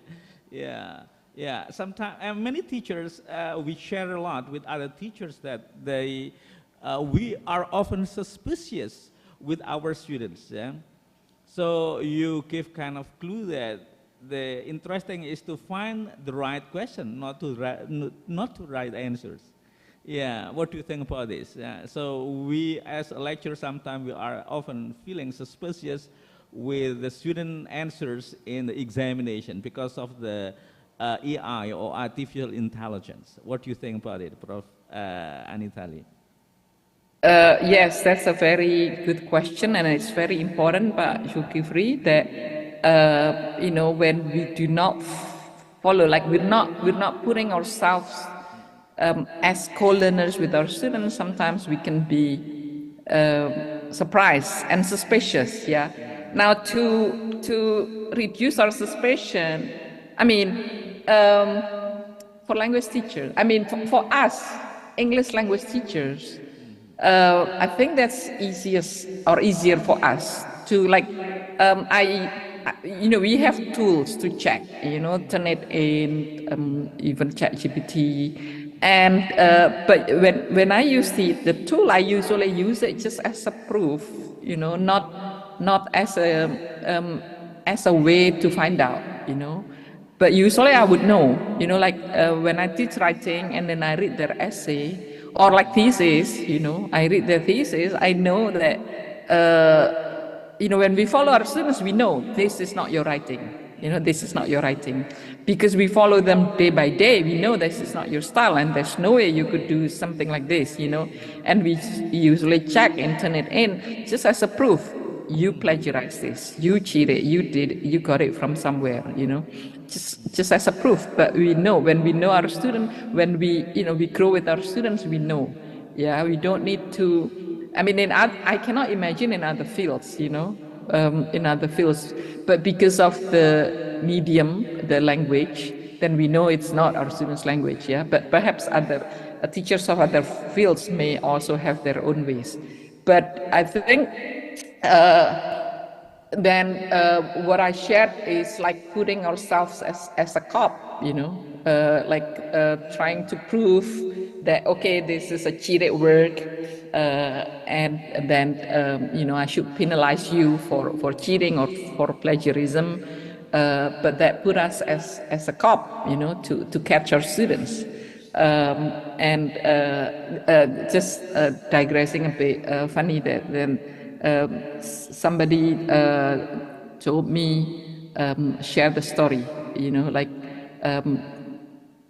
some friend's daughter, did the undergrad in the US, and then she was telling the story about her friend, Indonesian friend, unfortunately cheated, so submitted an essay, and then the professor called him, so it's a him, called him, and then said,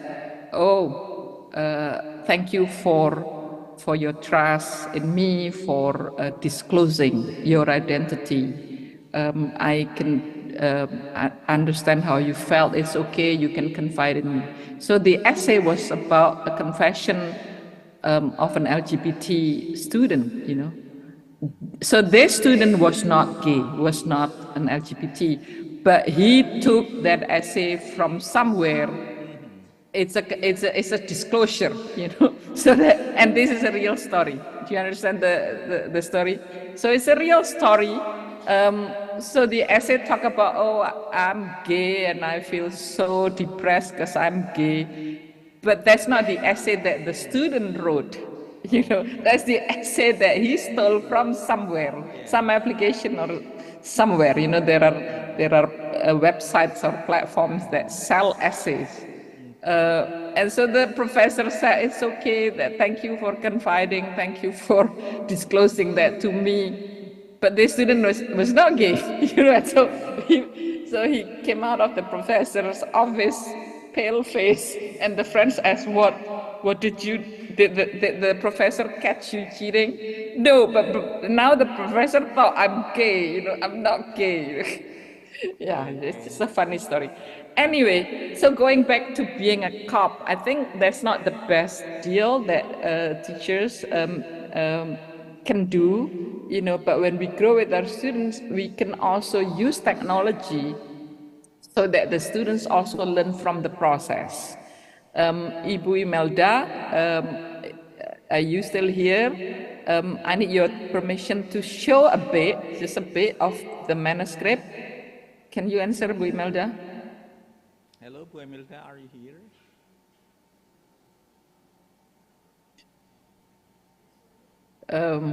Yes, sure. Okay, just a bit. So this is how Ibu Imelda did in her class. So using ChatGPT, this is a writing class, yeah. But then also ask the students to compare, you know, to compare the essay, like the correction, the revisions suggested by ChatGPT and also by themselves, you know. So the ChatGPT output and compare with the original text. Okay, so in this way, the use of technology, you know, technology can be used, can be integrated in the process also. So not only as the final results, you know, but also in the process, so that students can compare. And then some of the students found that, you know, ChatGPT does not always do better than their own work, you know. So in that way, then students can learn that technology is there to use, but then don't be over reliant on technology. There are also limitations of technology. Yeah. And also, you know, like my idea, then now we reverse, you know, our approach to teaching. We're not only asking students to find the answers. I mean, there's always the mode, the conventional mode. We ask the question, students answer. Now, why not ask the students to ask the questions? You make the questions, formulate the questions. And then let's see how technology can give you the answers, and then compare the answers. When technology does not, let's say ChatGPT, does not give us a satisfying answer, maybe we don't formulate our questions well enough.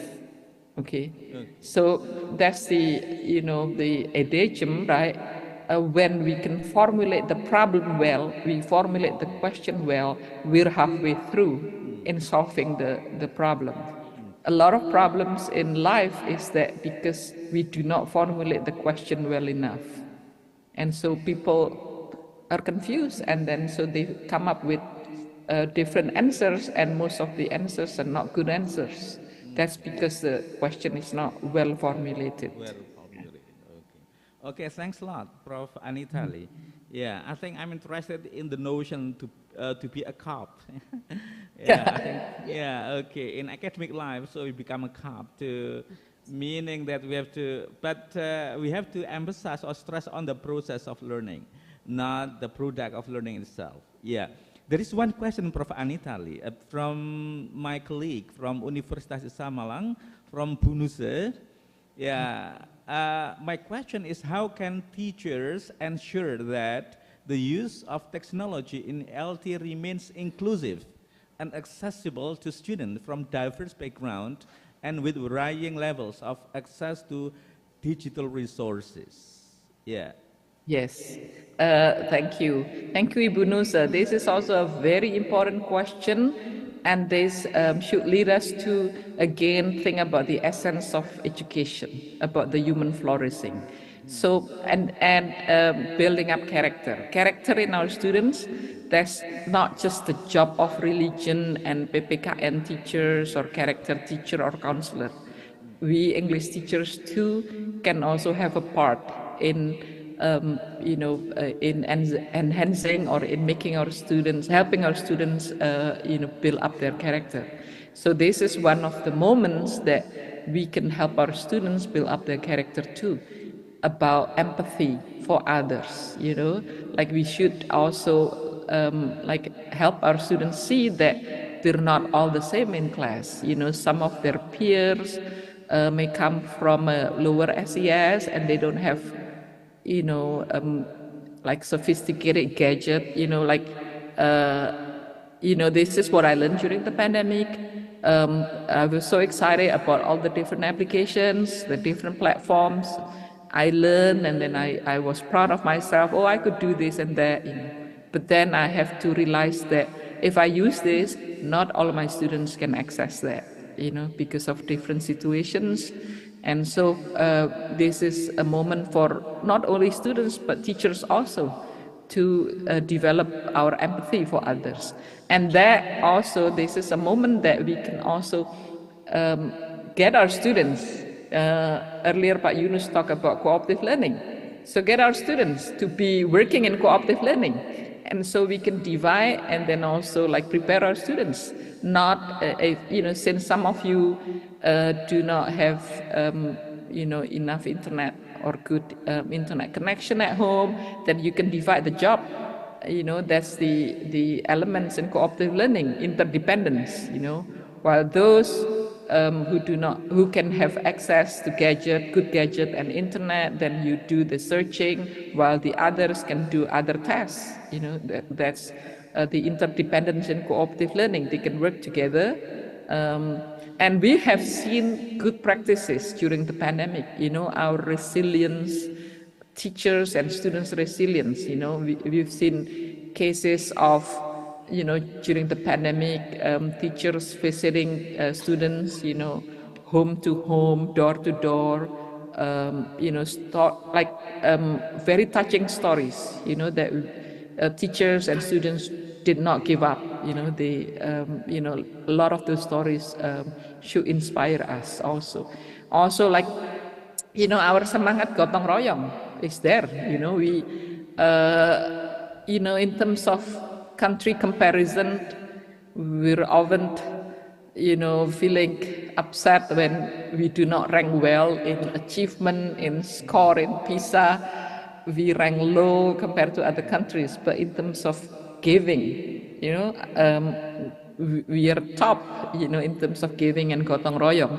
So that's one thing that we should be proud of, and we could continue to instill in our students. You know, there are cases of, you know, villages, desa or RW who pitch in, you know, who the ketua, kepala RW or Pak Lura were, you know, initiating to not necessarily Pak Lura or Pak RW, sometimes just by the citizens themselves, you know, initiate the movement, get everybody pitch in so that they can pay for the internet connection for all the children in that village or in that desa. And so, yeah, so in terms of semangat gotong royong, that's something, that's our capital. That's our cultural capital that we could do. And this is something that we have to keep reminding ourselves when we are a teacher. I mean, you know, like most of the literature, our research comes from the West. And so let's not make us forget that we also have our, yeah, in terms of research, in terms of, you know, you mentioned about scopus, about things, we do not fare well yet in that kind of, you know, operations or world, but there is still, you know, our good side that is not documented well in life, especially in our scholarly life.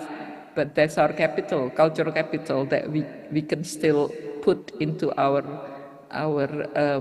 teaching, yeah, teaching our students about character in this way. So we should not like measure our students by the same standards.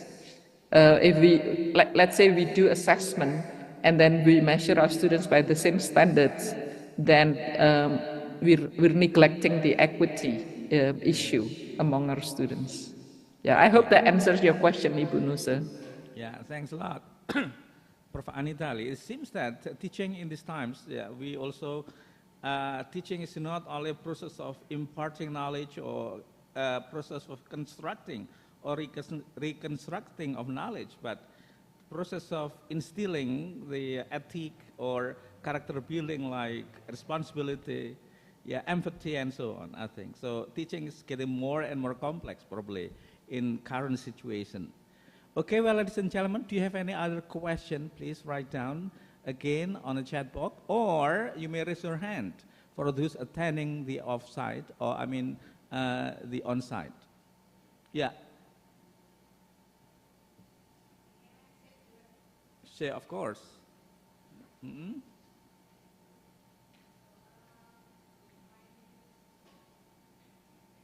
Okay, pass the microphone, please.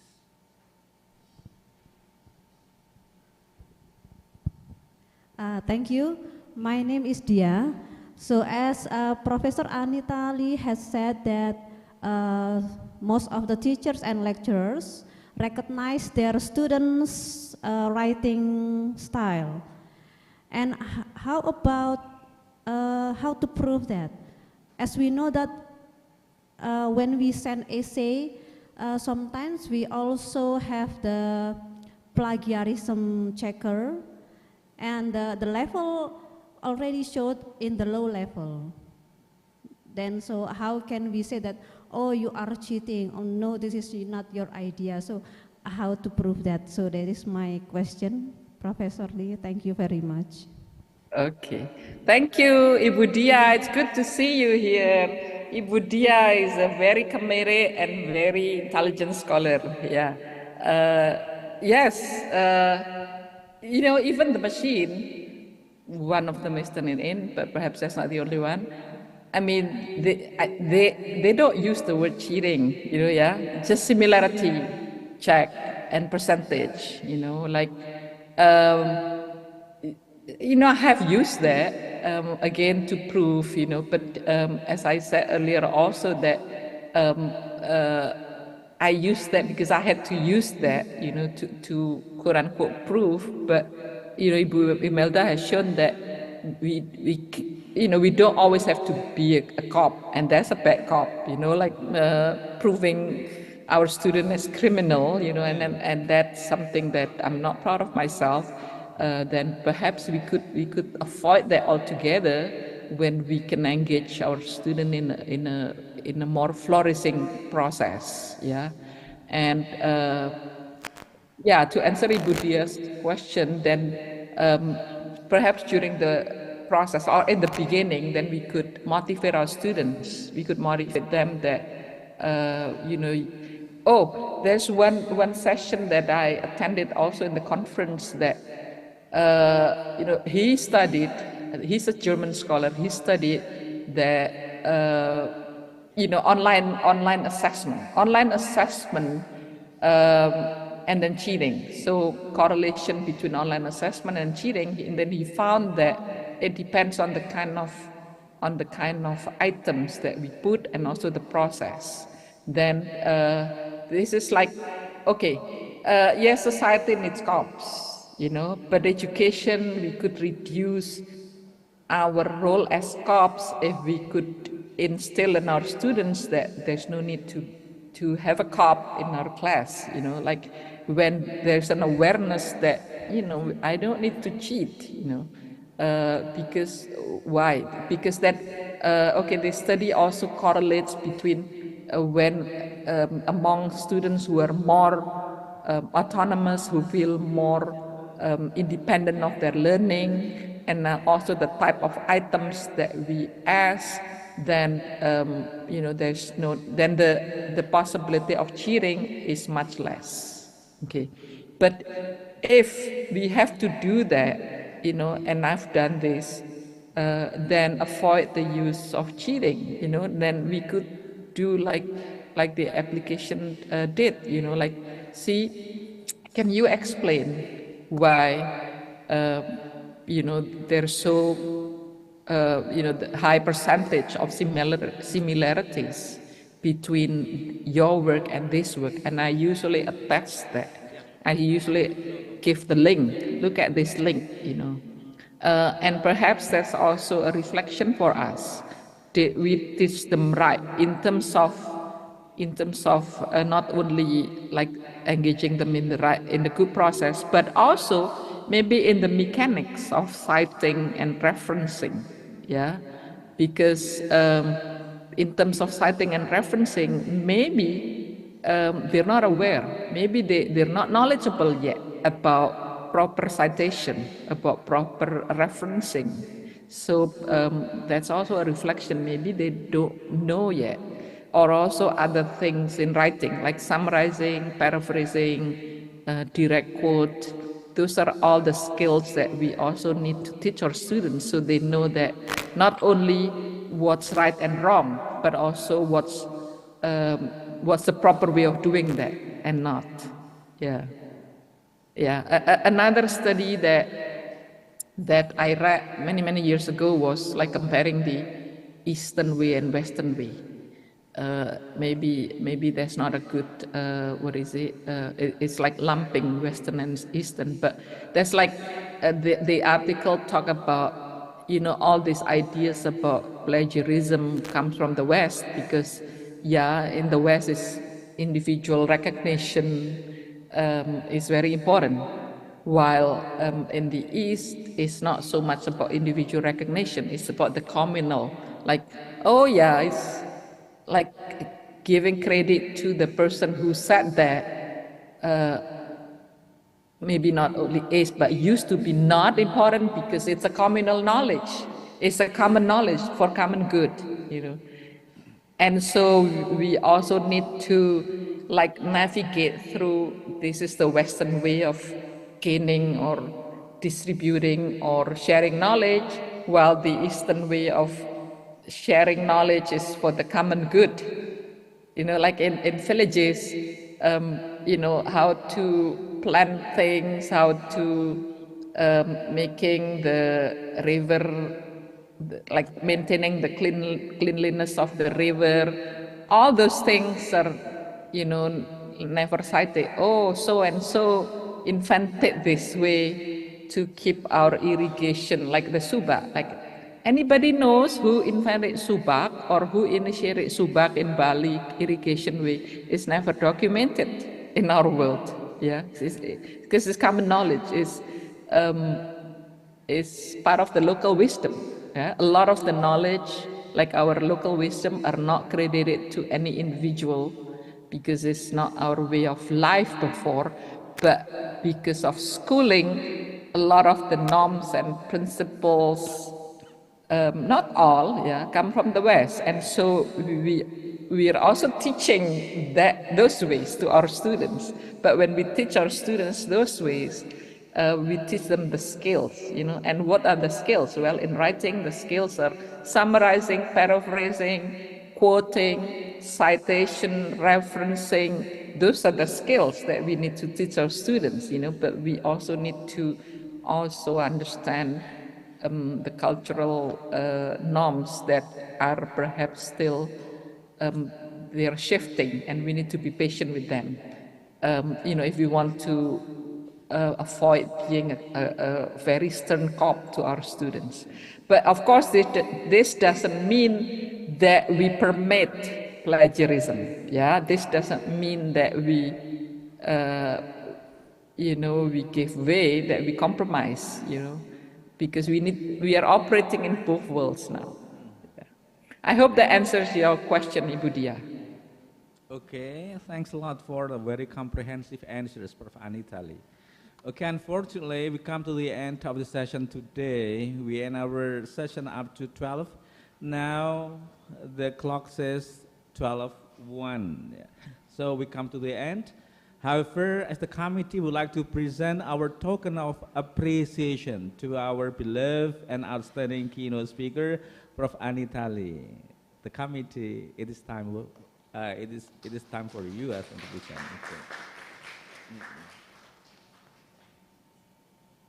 Okay, that is the certificate of appreciation for Professor Anitali. And again, please give her a round of applause. Thank you. Well, ladies and gentlemen, we would like to, as the committee of this international conference, We would like to express our gratitude for your active participation, for your question and so on. And again, we would like to have a break up to 1 hour.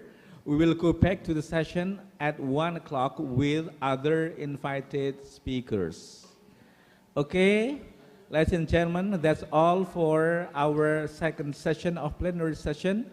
Okay, thanks again for your active participation, and I say thanks a lot for nice presentation and responses, Prof. Anita Lee, and see you in the next session at 1 o'clock. Wassalamualaikum warahmatullahi wabarakatuh. Waalaikumsalam warahmatullahi wabarakatuh.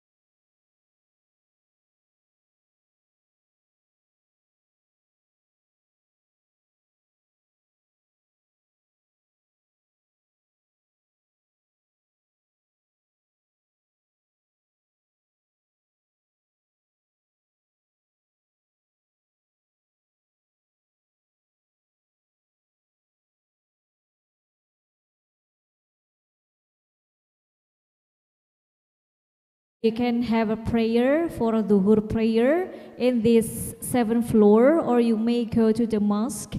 Bisa ke Masjid Ainul Yakin, tapi agak jauh. Jadi Bapak Ibu harus ke belakang nanti kalau misalnya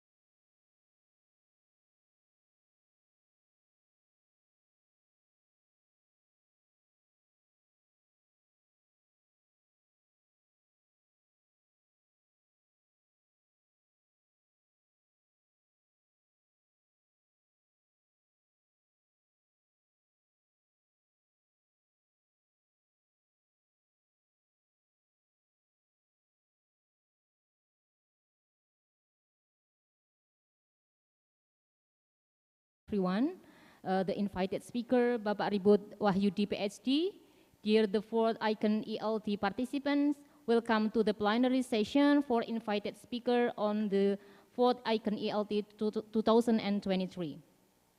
My name here is Duratu Nasihah, and I'm the moderator of this plenary session. This topic in the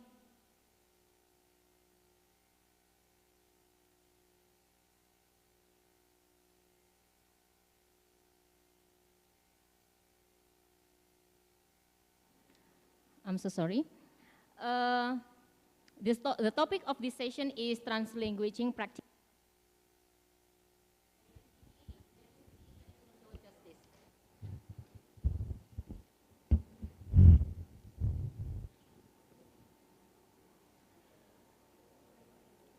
Okay.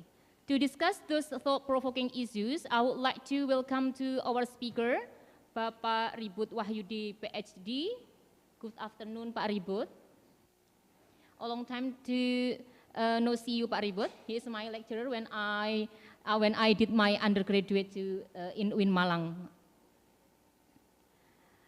And dear participant, let me introduce you to our speaker, Bapak Ribut Wahyudi PhD, is the head of the Department of English Literature, Faculty of Humanities, Win Maulana Malik Ibrahim Malang.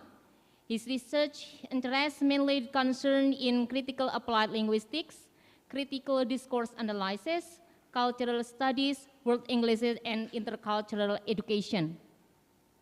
He has published currently works in international and national peer-reviewed journals, has written some books reviews, has reviewed articles in some reputable journals. If you want to know more about his publication, you may visit his Sinta or Google Scholar page.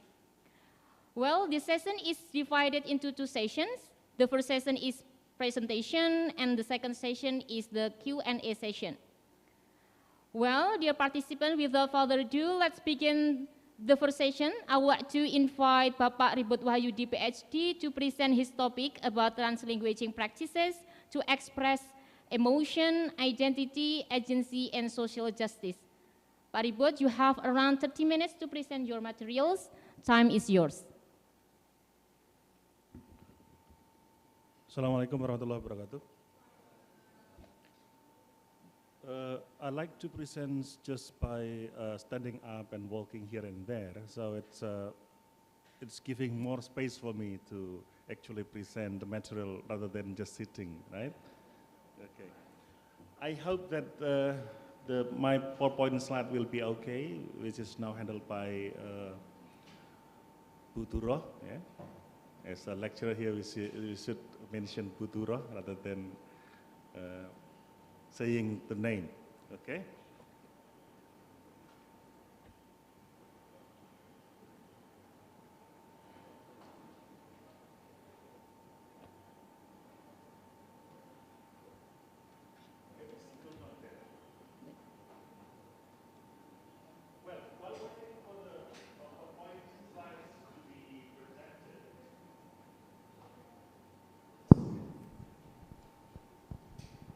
Yes. While waiting for the PowerPoint slide to be projected, I, first of all, really thanks to the committee of UNISMA who invited me here to share my currently published research on translanguaging. Yeah?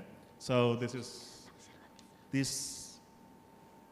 PowerPoint presentation is the summary of my currently published research. Share screen, sudah. Published earlier this year by Springer, right?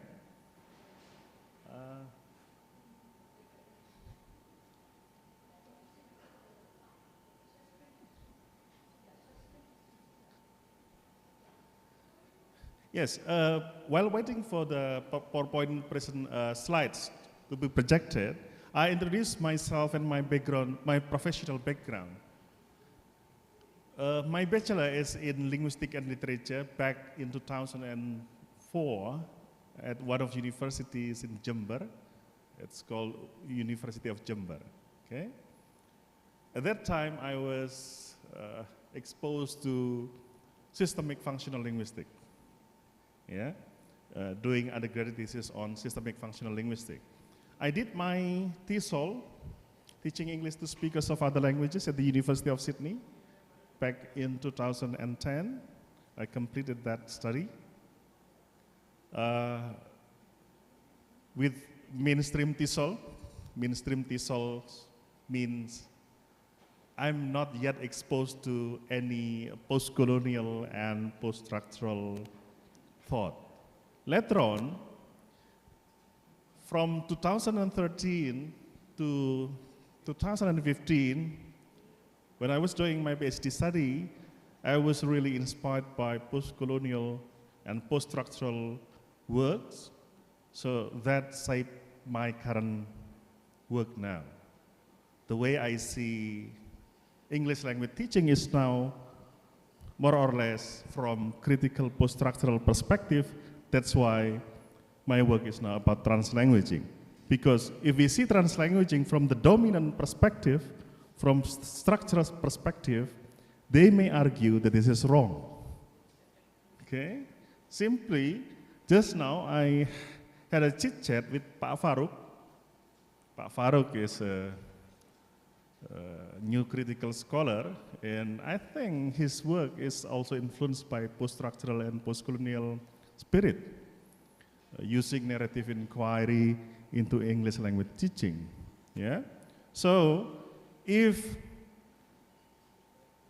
we are doing research on translanguaging, other people will see it from different perspective.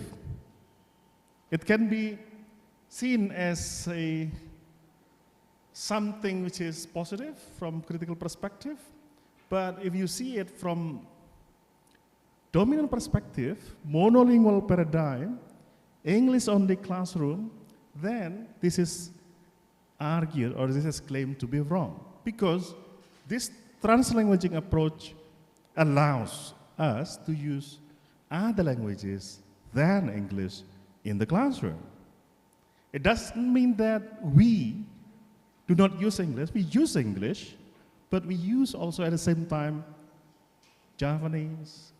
We can use Madurese as well. I know some of the students in Indonesia are from Madurese. Yeah? I know in other lectures here, really MA means Madura Asli. MA, Madura Asli. Not Asli, but Asli. Right, okay. So, why I need to inform my background? Because my background really shaped the way I'm thinking, okay? If then someone asks me, why are you interested in a post-colonial and post-structural? The answer is simply because it represents my realities. It captures my need. It represents our voices. If we keep on using monolingual paradigm, English-only classroom, then our voices as multilingual speakers will not be captured effectively. Yeah? To practice translating, I should also use sometimes Bahasa Indonesia. I should also use sometimes my local language, as expressed later in the PowerPoint presentation. Can we move to the next slide? Can we move to the next slide? That's my background. There, I have said that. And in this research, this is the context of when I was teaching Introduction to Applied Linguistics. Back in the COVID-19 era, about 1 year ago, or 2 years ago, yeah? I was teaching Introduction to Applied Linguistics. What I was doing there is then I used one of the book by Guy Cook, 2006 or 2003, if I'm not mistaken. I forgot, but the references have been cited there at the end. But the way I use, of course, when teaching, I need a reference book, you see, to refer to. But the way I was teaching, I was approaching the book also through critical perspectives. For example, when I was introducing the idea of applied linguistics, I added the word critical there. Because, for example, applied linguistics in the common box is used usually to refer to how applied linguistics can solve language-related problems. Okay? Do we study language to applied linguistics? Sorry. Thank you.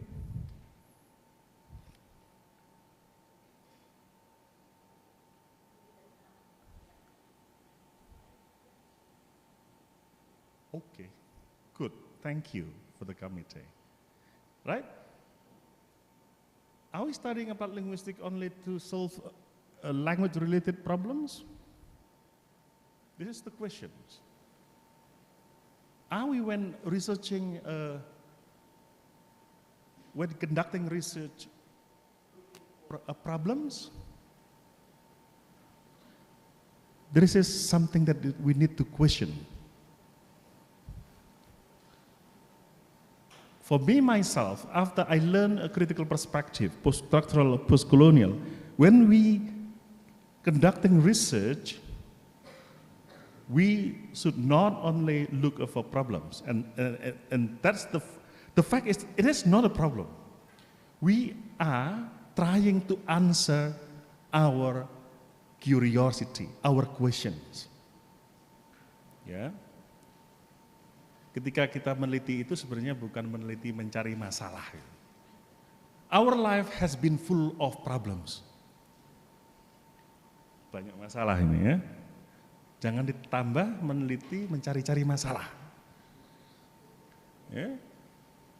We are conducting research to answer our research questions. Yang benar itu adalah menjawab pertanyaan penelitian kita, bukan menjawab rumusan masalah. That's what we need to deconstruct.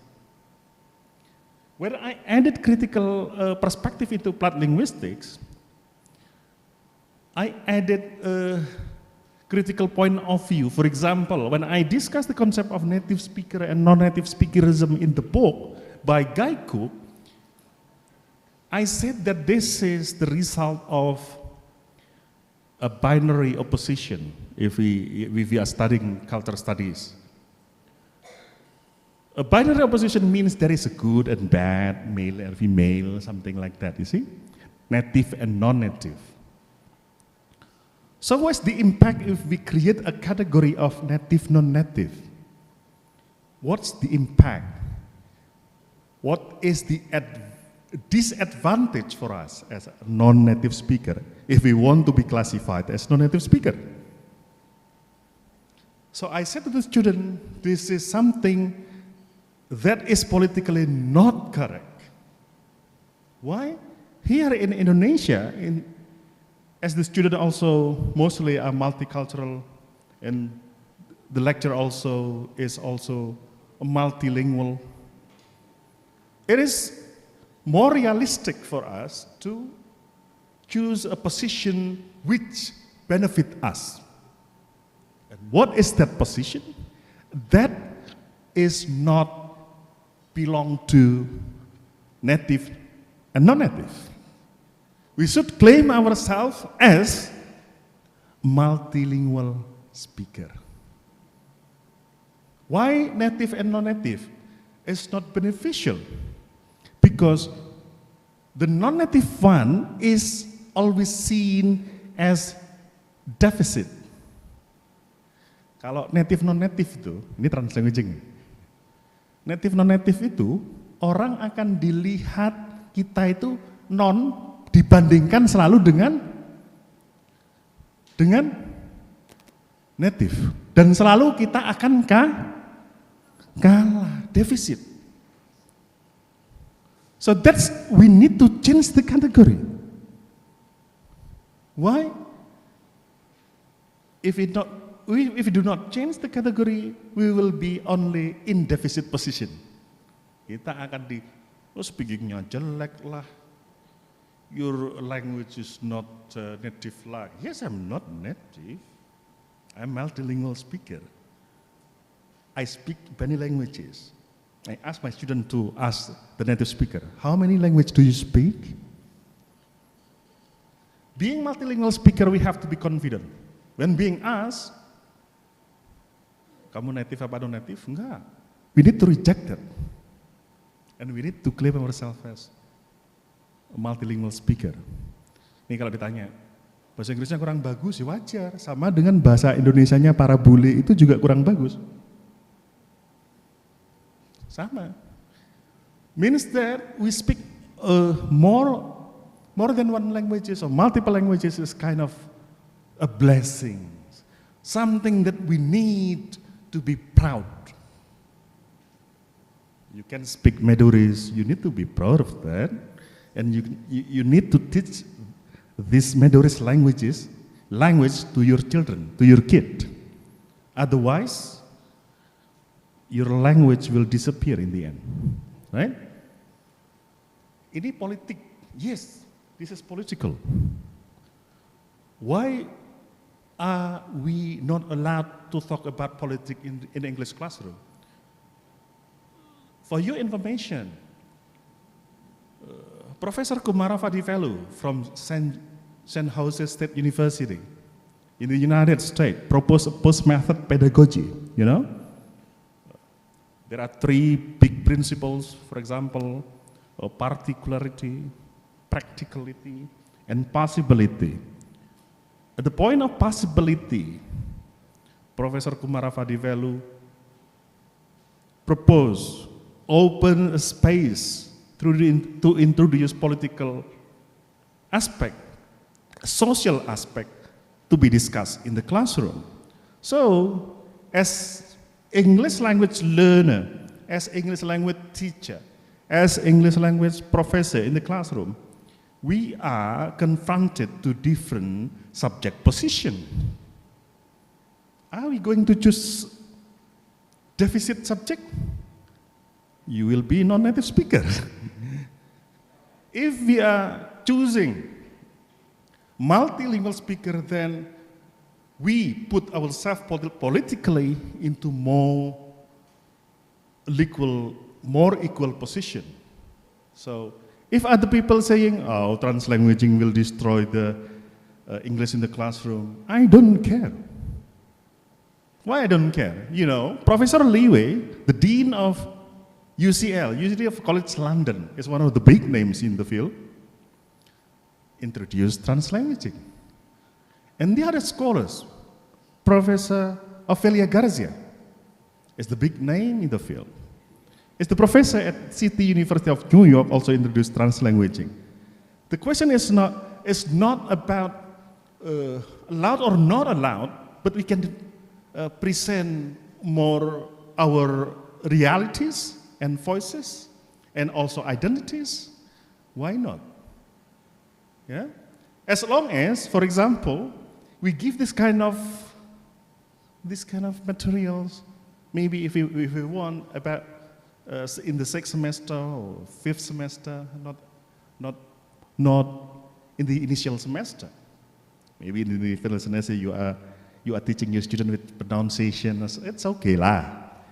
In Malaysian context, it lah, is it? In Malaysian context, it lah is also translanguage, you see. Silakan belajar English only from 1st, 2nd, 3rd, 4th, but do not forget, this is not the end of the knowledge. You need to go on, extend the knowledge to a critical position. Otherwise, we will not be the player in the field. Otherwise, we will only be the victim. Otherwise, we will only be the object, not the subject. Ini kalau orang-orang postkolonial tuh bilangnya, kalau kita belajarnya mainstream saja, kita hanya akan menjadi perpanjangan tangan-tangan kolonialisme. Kenapa bahasa sendiri kok nggak boleh digunakan di kelas?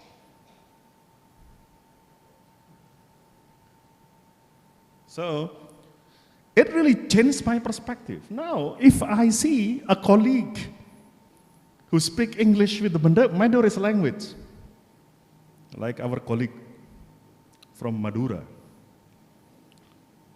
Our colleague from Javanese speaks English using Javanese accent.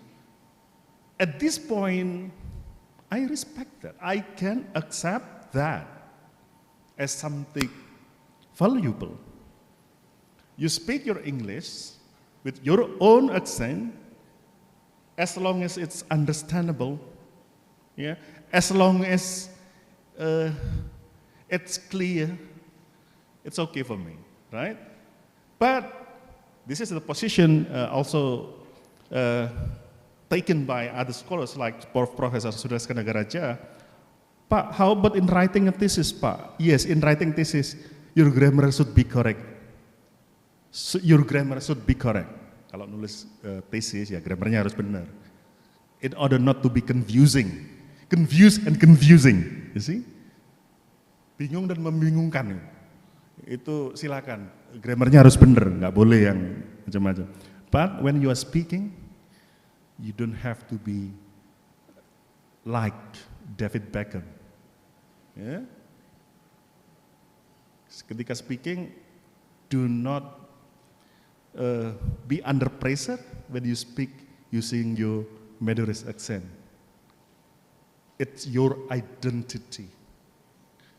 It's your own pride, right? Next. What is that? Hang on. This is research methodology. I should underline this because when we are talking about post-colonial, post-structural research, the term research methodology is from the dominant term. Why? I use in this context a critical autoethnography. Critical autoethnography. Why critical? Because what I'm talking here against the mainstream, that is the critical. I'm against native speakerism. I'm against the binary of native versus non-native speakerism. Why? If we discuss this idea, binarism has been criticized much by Jacques Derrida, who proposed the idea of deconstruction. Because of what? The good and bad, the existence of one needs other existence. Adanya bagus itu karena dikontraskan dengan jelek. Kalau seumpama jelek itu tidak ada, apa bisa kita mengatakan bagus? Jelek pun, even bad, is still useful to be an example. Gimana nih kalau nggak ada yang jelek nih? Bagus semua kan nggak bisa. Ada nilai A itu sangat bagus karena ada nilai B, C, dan D. Tapi jangan ikut yang kalau begitu nggak apa-apa dapat nilai D. Jangan begitu. Jangan begitu juga gitu kan. Coba satu kelas ini A semua. All of you get A from my class. What is the meaning of A? Meaningless. Nothing. It has no value because there is no comparison.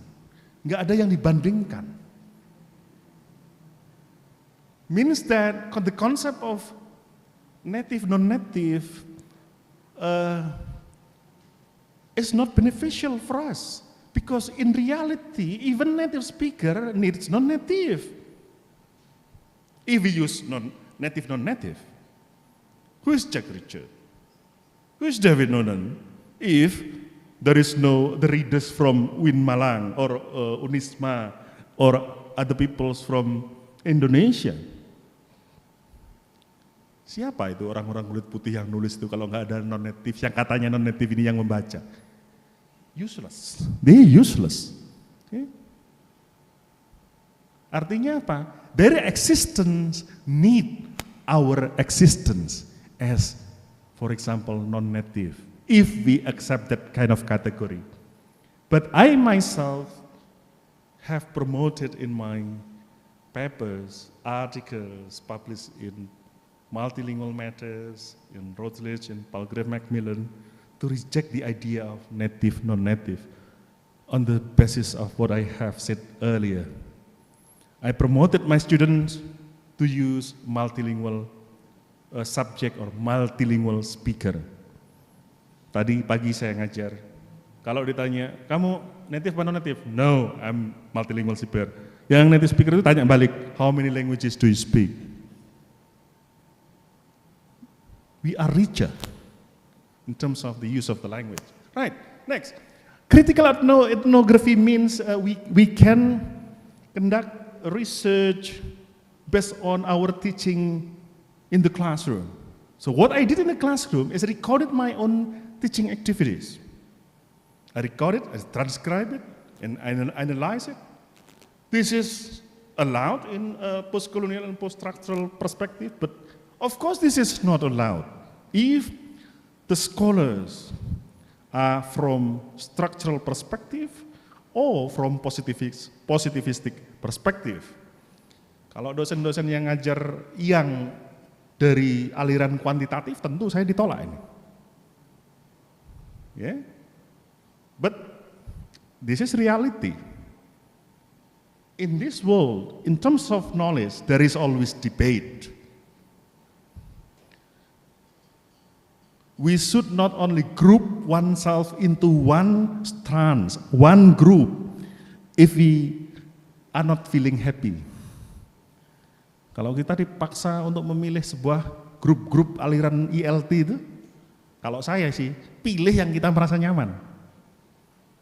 We need to choose ourselves, to group ourselves into a group of ELT scholars who represent our voices, who represent our realities as Madures. Okay? Our colleague from Japanese Madures may agree with me or may disagree with me. This is critical autoethnography.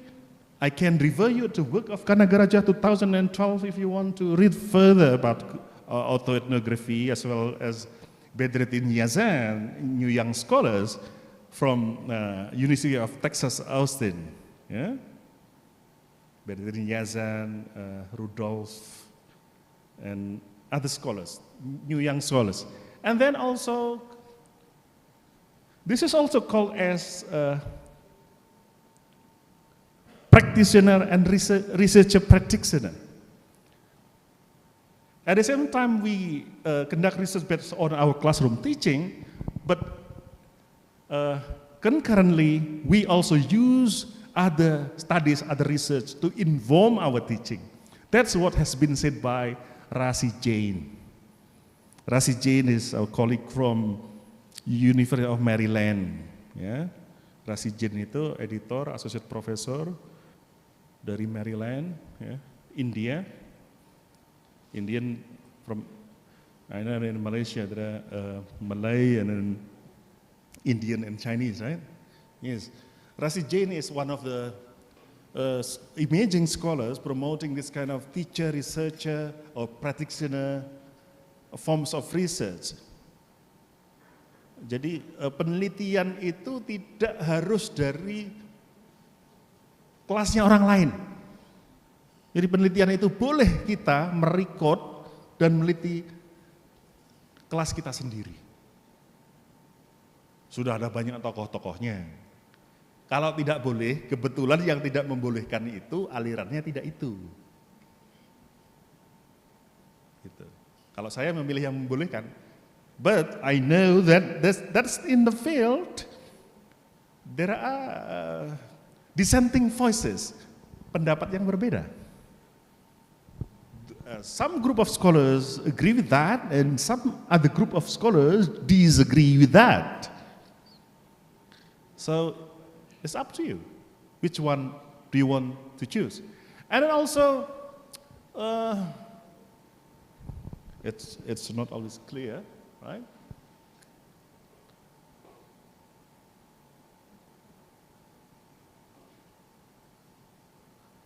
Kurang begitu jelas ya, karena agak jauh.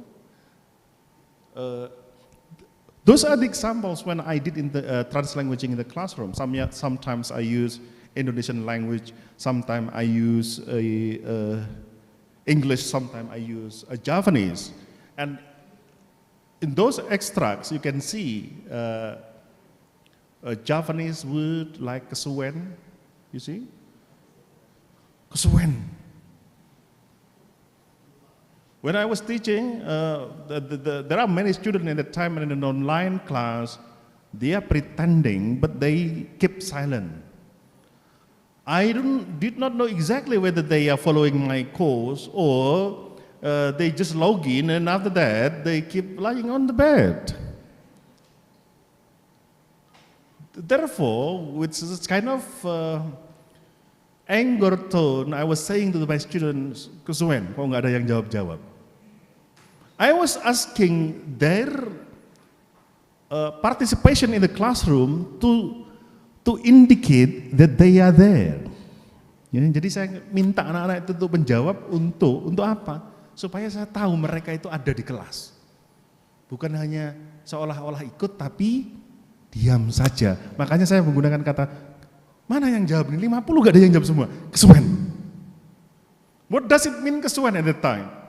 Kesuwen means, of course, kalau begitu, how are you going to classify me as a lecturer? Kamu katakan, oh ini dosennya killer atau apa, whatsoever. It's about my identity. Okay?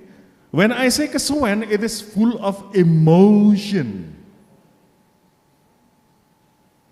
Ya. Kalau kita menggunakan bahasa kita sendiri itu kan jadi lebih ngeh, Pak ya. Are you gossiping with others, but you use English or Arabic? Can you be more expressive? No. You will not be able to do that. Yeah? When I say kesuwen, you know, full of expressions. Okay?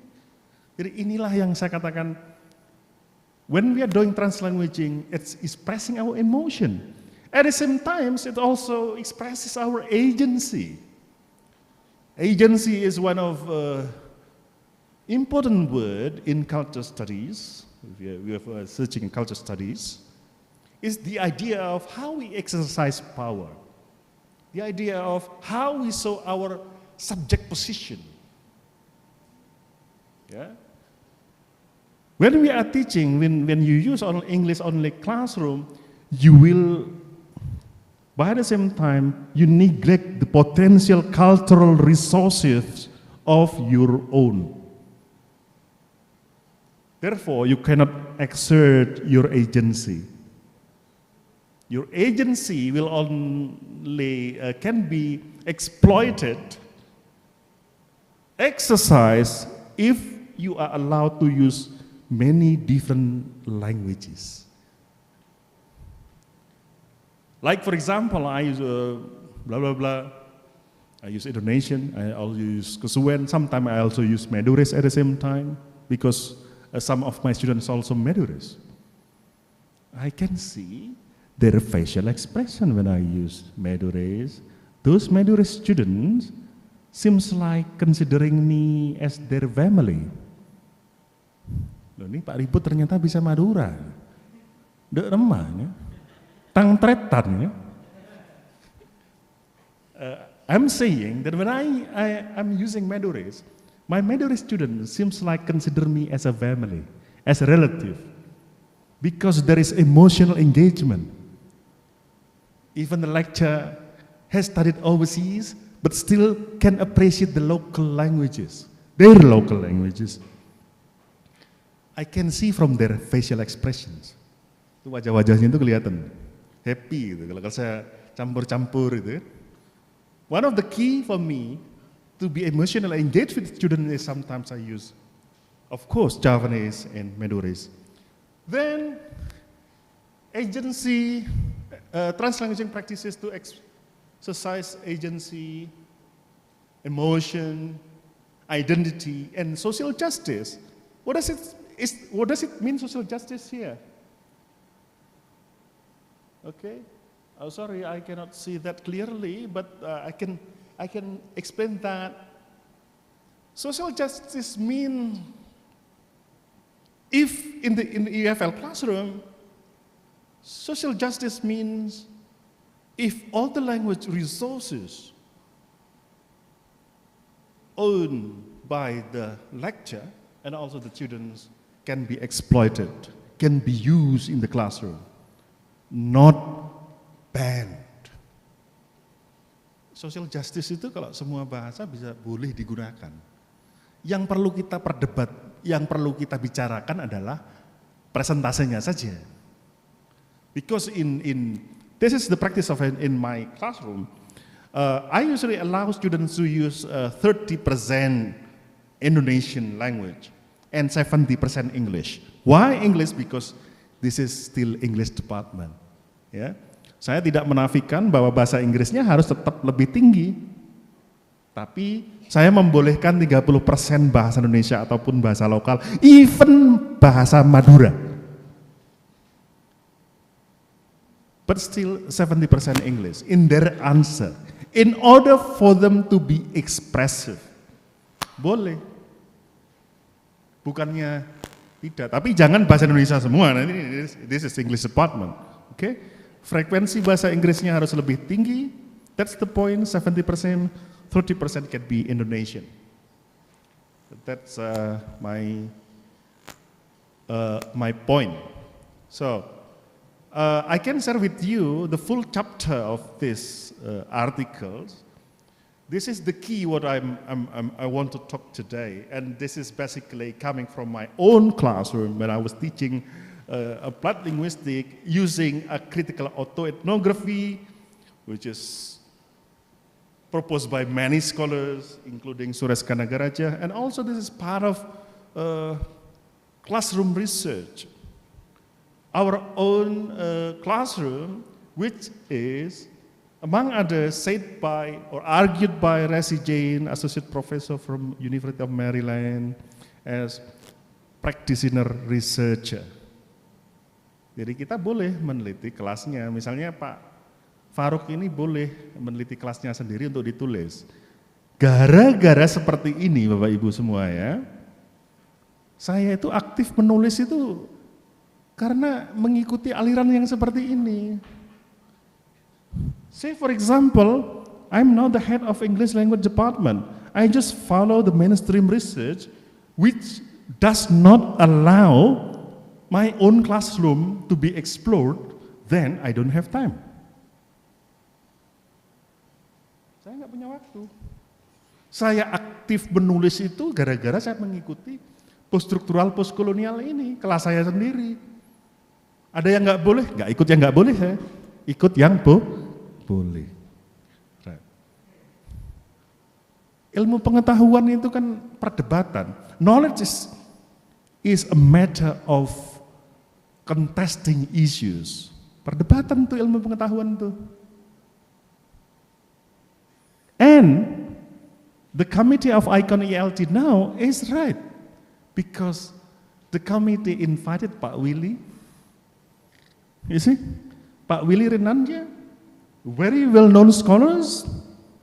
I think Pak Willy is from the mainstream TESOL. But at the same time, the committee also inviting Ahmar Mahbub. Ahmar Mahbub is very radical scholar. Yes, this is the good side of this committee because they're inviting different point of views so that they can learn from Pak Willy using mainstream perspective, and also at the same time they can learn from Ahmar Mahbub, will be presenting tomorrow with, I think, radical point of views, because several months ago or last year, we in Malang also invited Ahmar Mahbub, yeah, with his long beard and mustache and hair that time. I even cannot recognize that he himself is Ahmar Mahbub. If not sending email directly, ahmarmahbub@sydney.edu.au. But he's coming back to normal now. Gondol, rapi lagi gitu ya. Kadang-kadang orang harus mencari jalan untuk mencari identitas lain. Gitu. I'm so sorry Pak Ribut, the time is less than 5 minutes. Yes, okay, thank you, because the point all what I want to say is already there in my presentation. I can send it to you if you want. I have the full articles, and I have sent also the articles to our colleague in UNISMA. Usually I have published, I directly send. I'm happy if others read my article rather than I just collect it for myself. It will not be beneficial for others. Kalau karya saya banyak dibaca itu saya senang daripada nggak dibaca nggak bermanfaat, gitu kan? Thank you very much. Assalamualaikum warahmatullahi wabarakatuh. I'm happy if there are questions or critique. Thank you.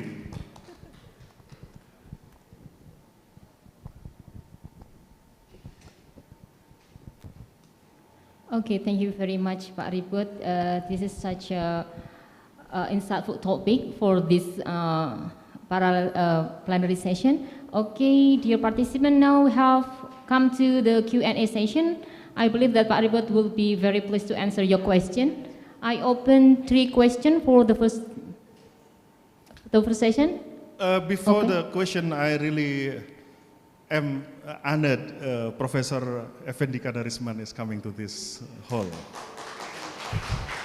I like your presentation back in Win Malang that time. Okay. Yeah, questions please. Yes, Pak. Waalaikumsalam.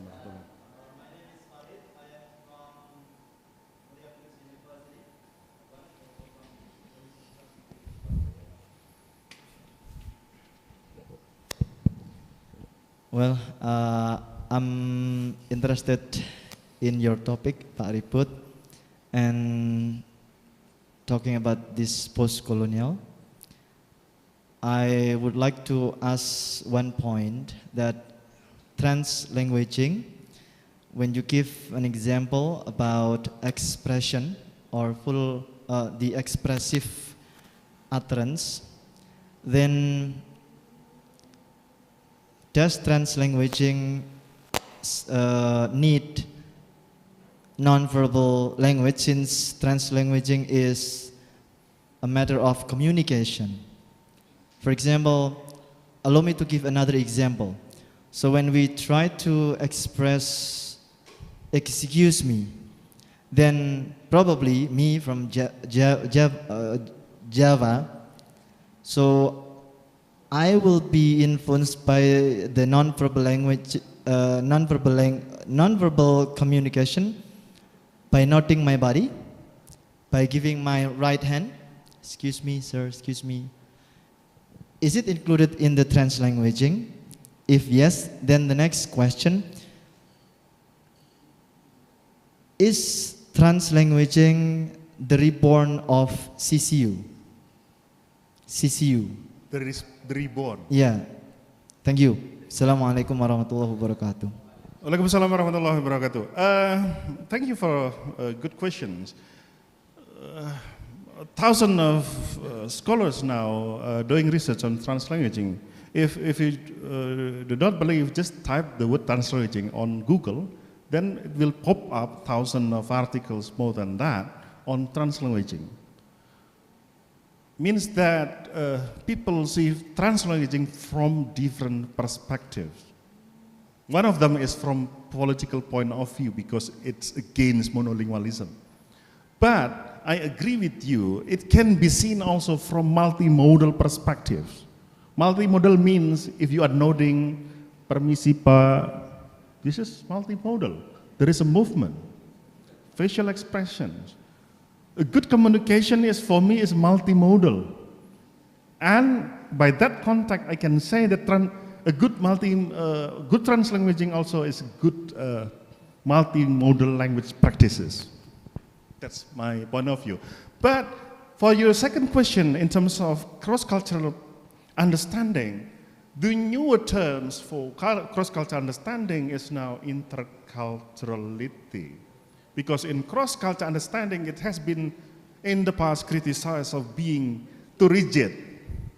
Too rigid means that the boundary of one language in other language, as said by or argued by scholars, is quite rigid. But in interculturality, there is a small relativity between the language.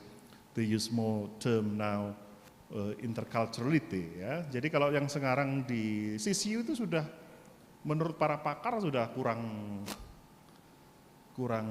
ini ya, kurang trendy ya. Sekarang lebih istilahnya interculturality rather than CCU. Ya. Also, in terms of CU in the past, not always, but in the past, CCU still focus on English speaking country as the dominance. Makanya CCU itu biasanya kan perbandingan antara British American dengan Indonesian cultures, kan begitu. Itu CCU ini. And has been validated by some scholars from Indonesia. Itu dari UPI itu ada yang publish international journal. CCU itu masih dominasinya inner circles. But in the interculturality, if we follow critical scholars, say one book by Professor Prue Holmes from England, ya, dan kawan-kawannya, karena ada Profesor Fred Dervin dari Finlandia dan other group of scholars. They define interculturality as being not only about inner circle English. You can discuss interculturality between Javanese and Madurese, between Malay and Chinese, between Malay and Indians. It is interculturality. It does not have to be English is the dominant. Ya, jadi begitu Pak. Itu pertanyaan yang bagus. Ya, jadi saya sarankan teman-teman dari Unisma kalau mau meneliti interculturality, sekarang yang lebih baru itu jangan, kalau mengikuti tren global jangan, CCU sudah diganti namanya. Right. Termasuk in the past we are discussing about code switching, now we are discussing about translanguaging. Okay, thank you.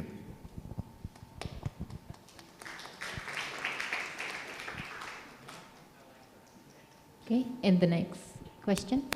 Okay. Assalamualaikum warahmatullahi wabarakatuh. Okay, Pak Ribut, I am Zulfikri, the lecturers at this department, English department. I think dated back 2014, I think we have met in a forum held by our department. Yes. With Pak, siapa itu? Pak yang penulis ini? Ya, dari Aceh ya, yang alumni Unisma sekarang, alumni Amerika itu. Pak Handoyo. Oh iya. Yeah, we talk a lot about post-structuralists, I think. Yeah, especially when we discuss about Foucault theories as one of the founding fathers in post-structuralists, I think. Yeah, we talk about his or her books, which is very hard to understand, I think. I read many times, but it's hard to understand, like Chomsky's book probably. Yeah, it needs more elaboration, more than other further interpretation, I think. Yes. Yeah, I have. We talk about how language and power are interrelated. Yes. Yeah, at times. So when we talk about post-structuralist, I think. We talk language in more dynamic ways, in more living. I mean, language is not just a set of rules, but how language is applied in a social life, for example. How language is enacted in political arena, for example, and so on. Yeah, so probably Pak Mujara Harjo is one of post-structuralists that I've read his book in 2001, for example, about language in political arena. My question is, Pak Ribut, I haven't followed a lot about post-structuralist research. I mean, research in the frame of post-structuralists currently. Yeah, so maybe can you elaborate more about the current research that is trend right now? Probably the teachers or lecturers can go further or can follow up with more empirical studies or more research, I think. Yes. When I did my PhD, I was really inspired and informed by big scholars like Foucault and also sociologists like Professor Raywin Connell from University of Sydney, who proposes the book called Southern Theory. Southern Theory means this professor proposed, and criticize that this world is, in terms of knowledge now, somehow it's still dominated by European and American tradition, and then also this Professor Raywin Connell criticized that. But if Foucault, we discuss about power, subjectivity, something like that, you see. But if translanguaging is part of a real example of post-structural and post-colonial. Why post-colonial? Because it against monolingualism. It against the idea of English only in the classroom, okay? It against. This is the very political stance, even as said by the scholars like Leeway, yeah, in UCL London. We need to know the basic ideas of structuralism and post-structuralism. I can suggest you a book written by Professor Carol Gilbert from University of South Australia, and it's very readable.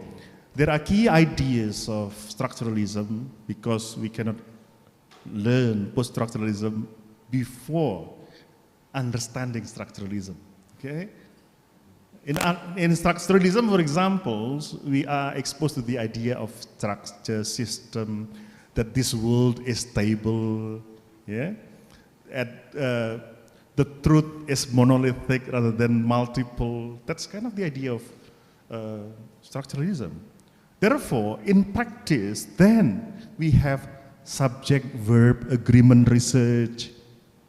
Itu kan ada penelitian yang berbau error analysis, berbau subject-verb agreement research.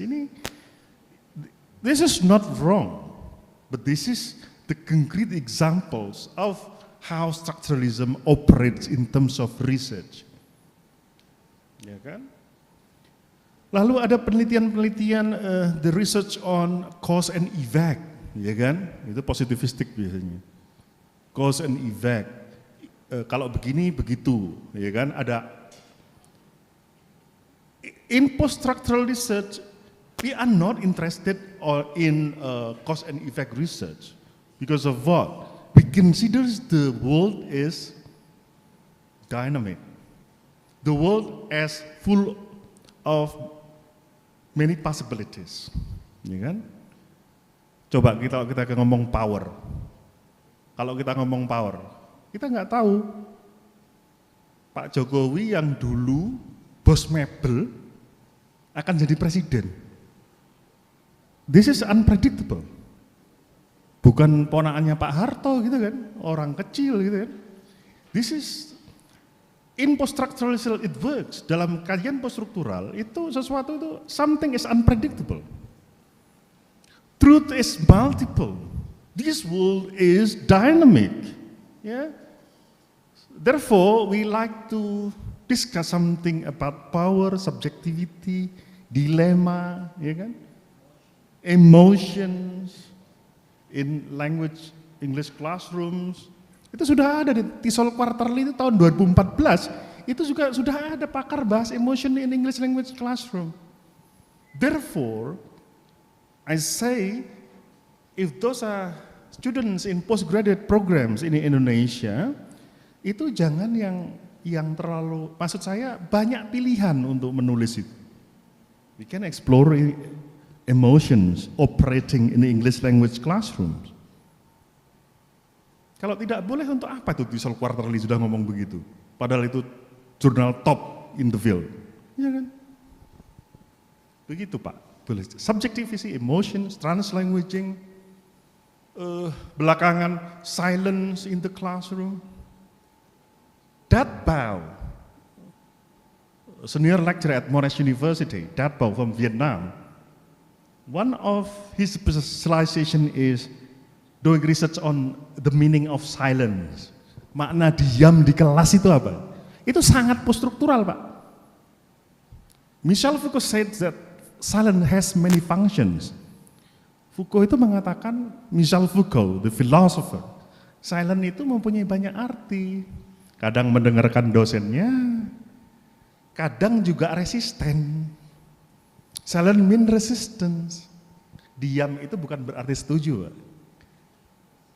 Kadang-kadang resisten, cuman karena berakhlakul karimah gitu kan, gak berani nih, takut dosa nih.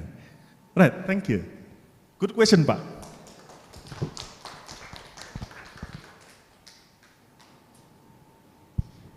Do we have still time? Okay, because time is up, Pak Ribut, we are so sorry. Yes. We apologize for not welcoming more questions. Thank you very much for the speaker and participant for taking part of this discussion. Thank you also. Okay. Now, on behalf of the committee of the 4th ICON-ELT 2023, I would like to present a token of appreciation for our speaker, Bapak Ribut Wahyudi, PhD.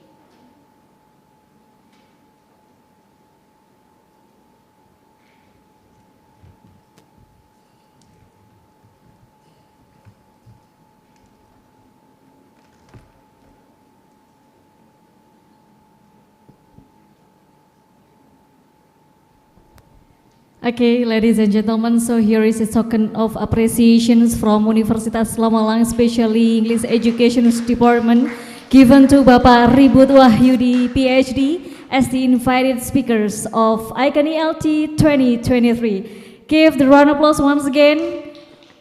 Okay, thank you very much. Thank you very much.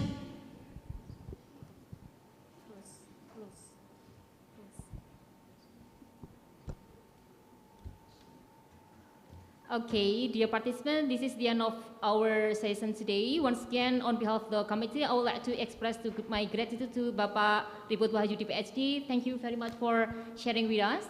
I would also like to thank you for all the participants for your active participation. Thank you very much for your attention. Good afternoon, everyone. Wassalamualaikum warahmatullahi wabarakatuh.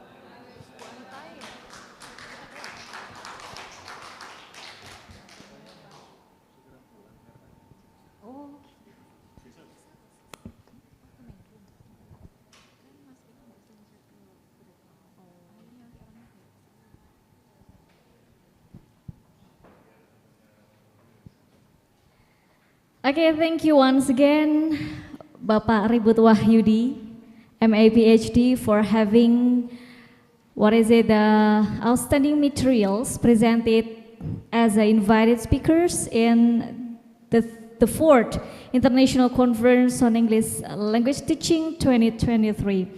For those who still join in the breakout room for Bapak Ribut session, please, you can back to the main room, because we will have some directions to go to the parallel session.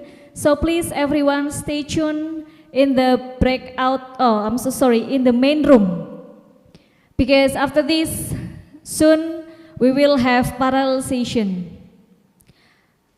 Okay, so yeah, we have two spots for the parallel session here in Universitas Lamalang for on-site presenters, and then we will have a breakout room for online presenters. Thank you, Pak Yudi.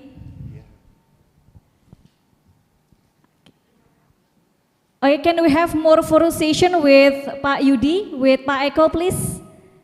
Dan Ibu Kurniasih, for having group photo session with our invited speakers to kill the time while we are waiting for the presenters and participants from Ibu Anita's breakout room session. Pak Ribut, kita bisa foto bersama ya di sini. Okay. Prof. Effendi, can you please join us in taking the group photo session with Pak Ribut? Okay.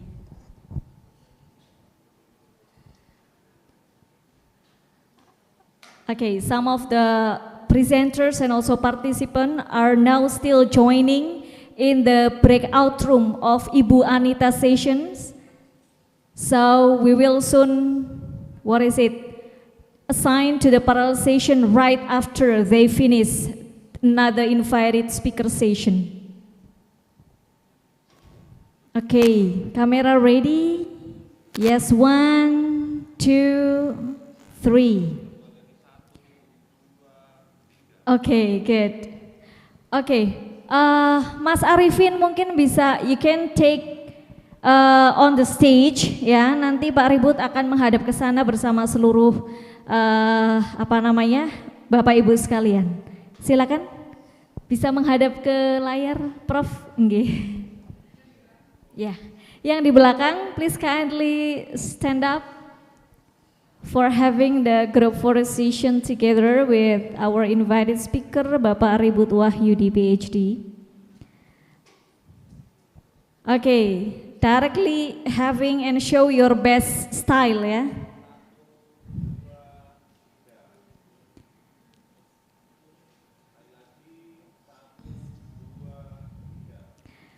Okay, thank you. Okay, so Pak Arifin as our photographer will share the pictures of our series of agenda in the conference in the WhatsApp group, so that you can post in your social media, you can post in your WhatsApp status our pictures.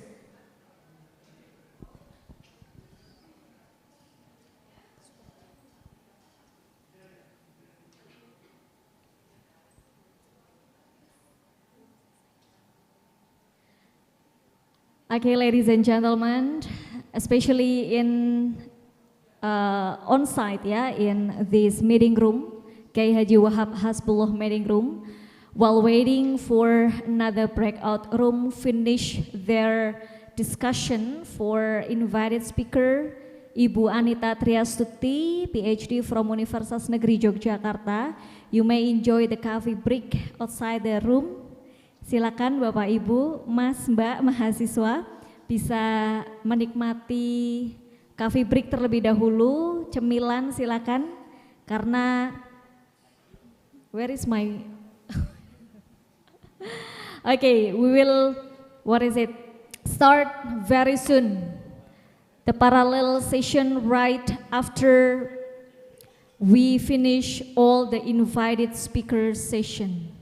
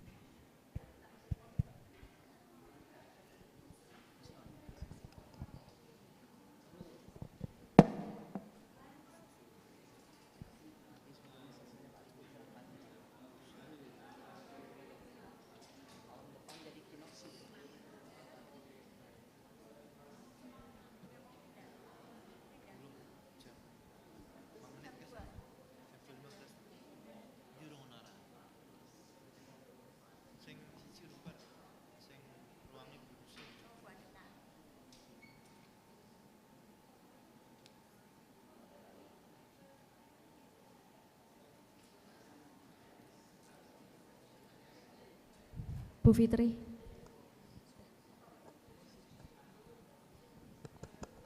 Ibu Anita, please stay for a while in this room because we will share the token Okay. appreciations Yeah. for you as the invited speakers. Just a Oh, moment, okay. please. All right. Thank you.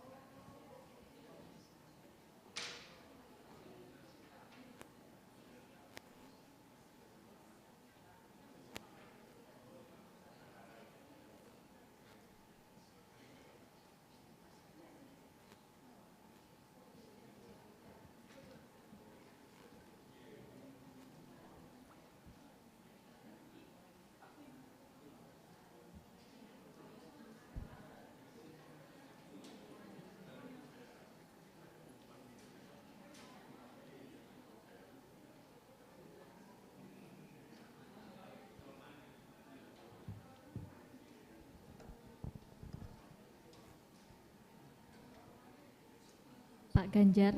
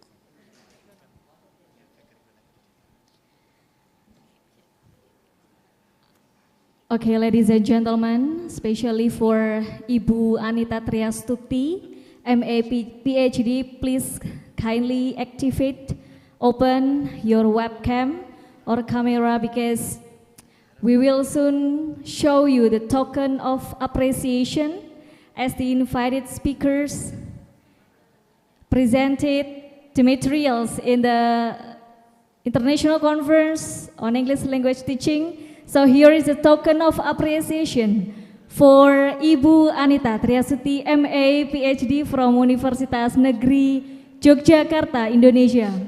Please kindly give the round of applause for Ibu Anita Triastuti. Thank you very much. Thank you very much for your participation and contribution to our dynamic conference today. Thank you. Thank you for the appreciations. Thank you, Ibu Anita.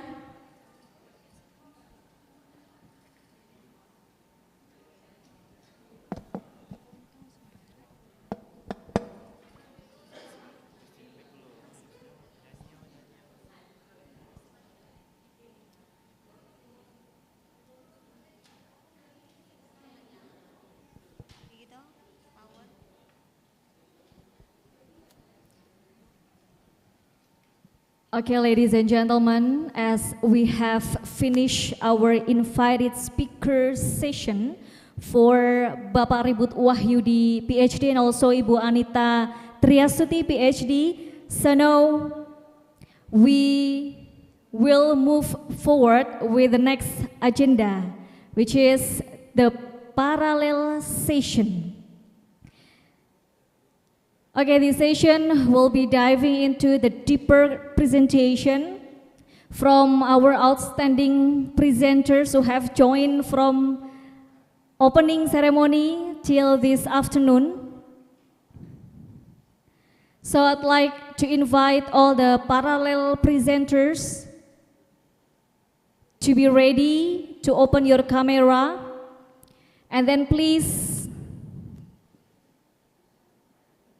rename your Zoom with the format, full name and also affiliation, and don't forget to open the program schedule from the committee because we have arranged the name of the presenters and also the number of the breakout room you need to enter or join.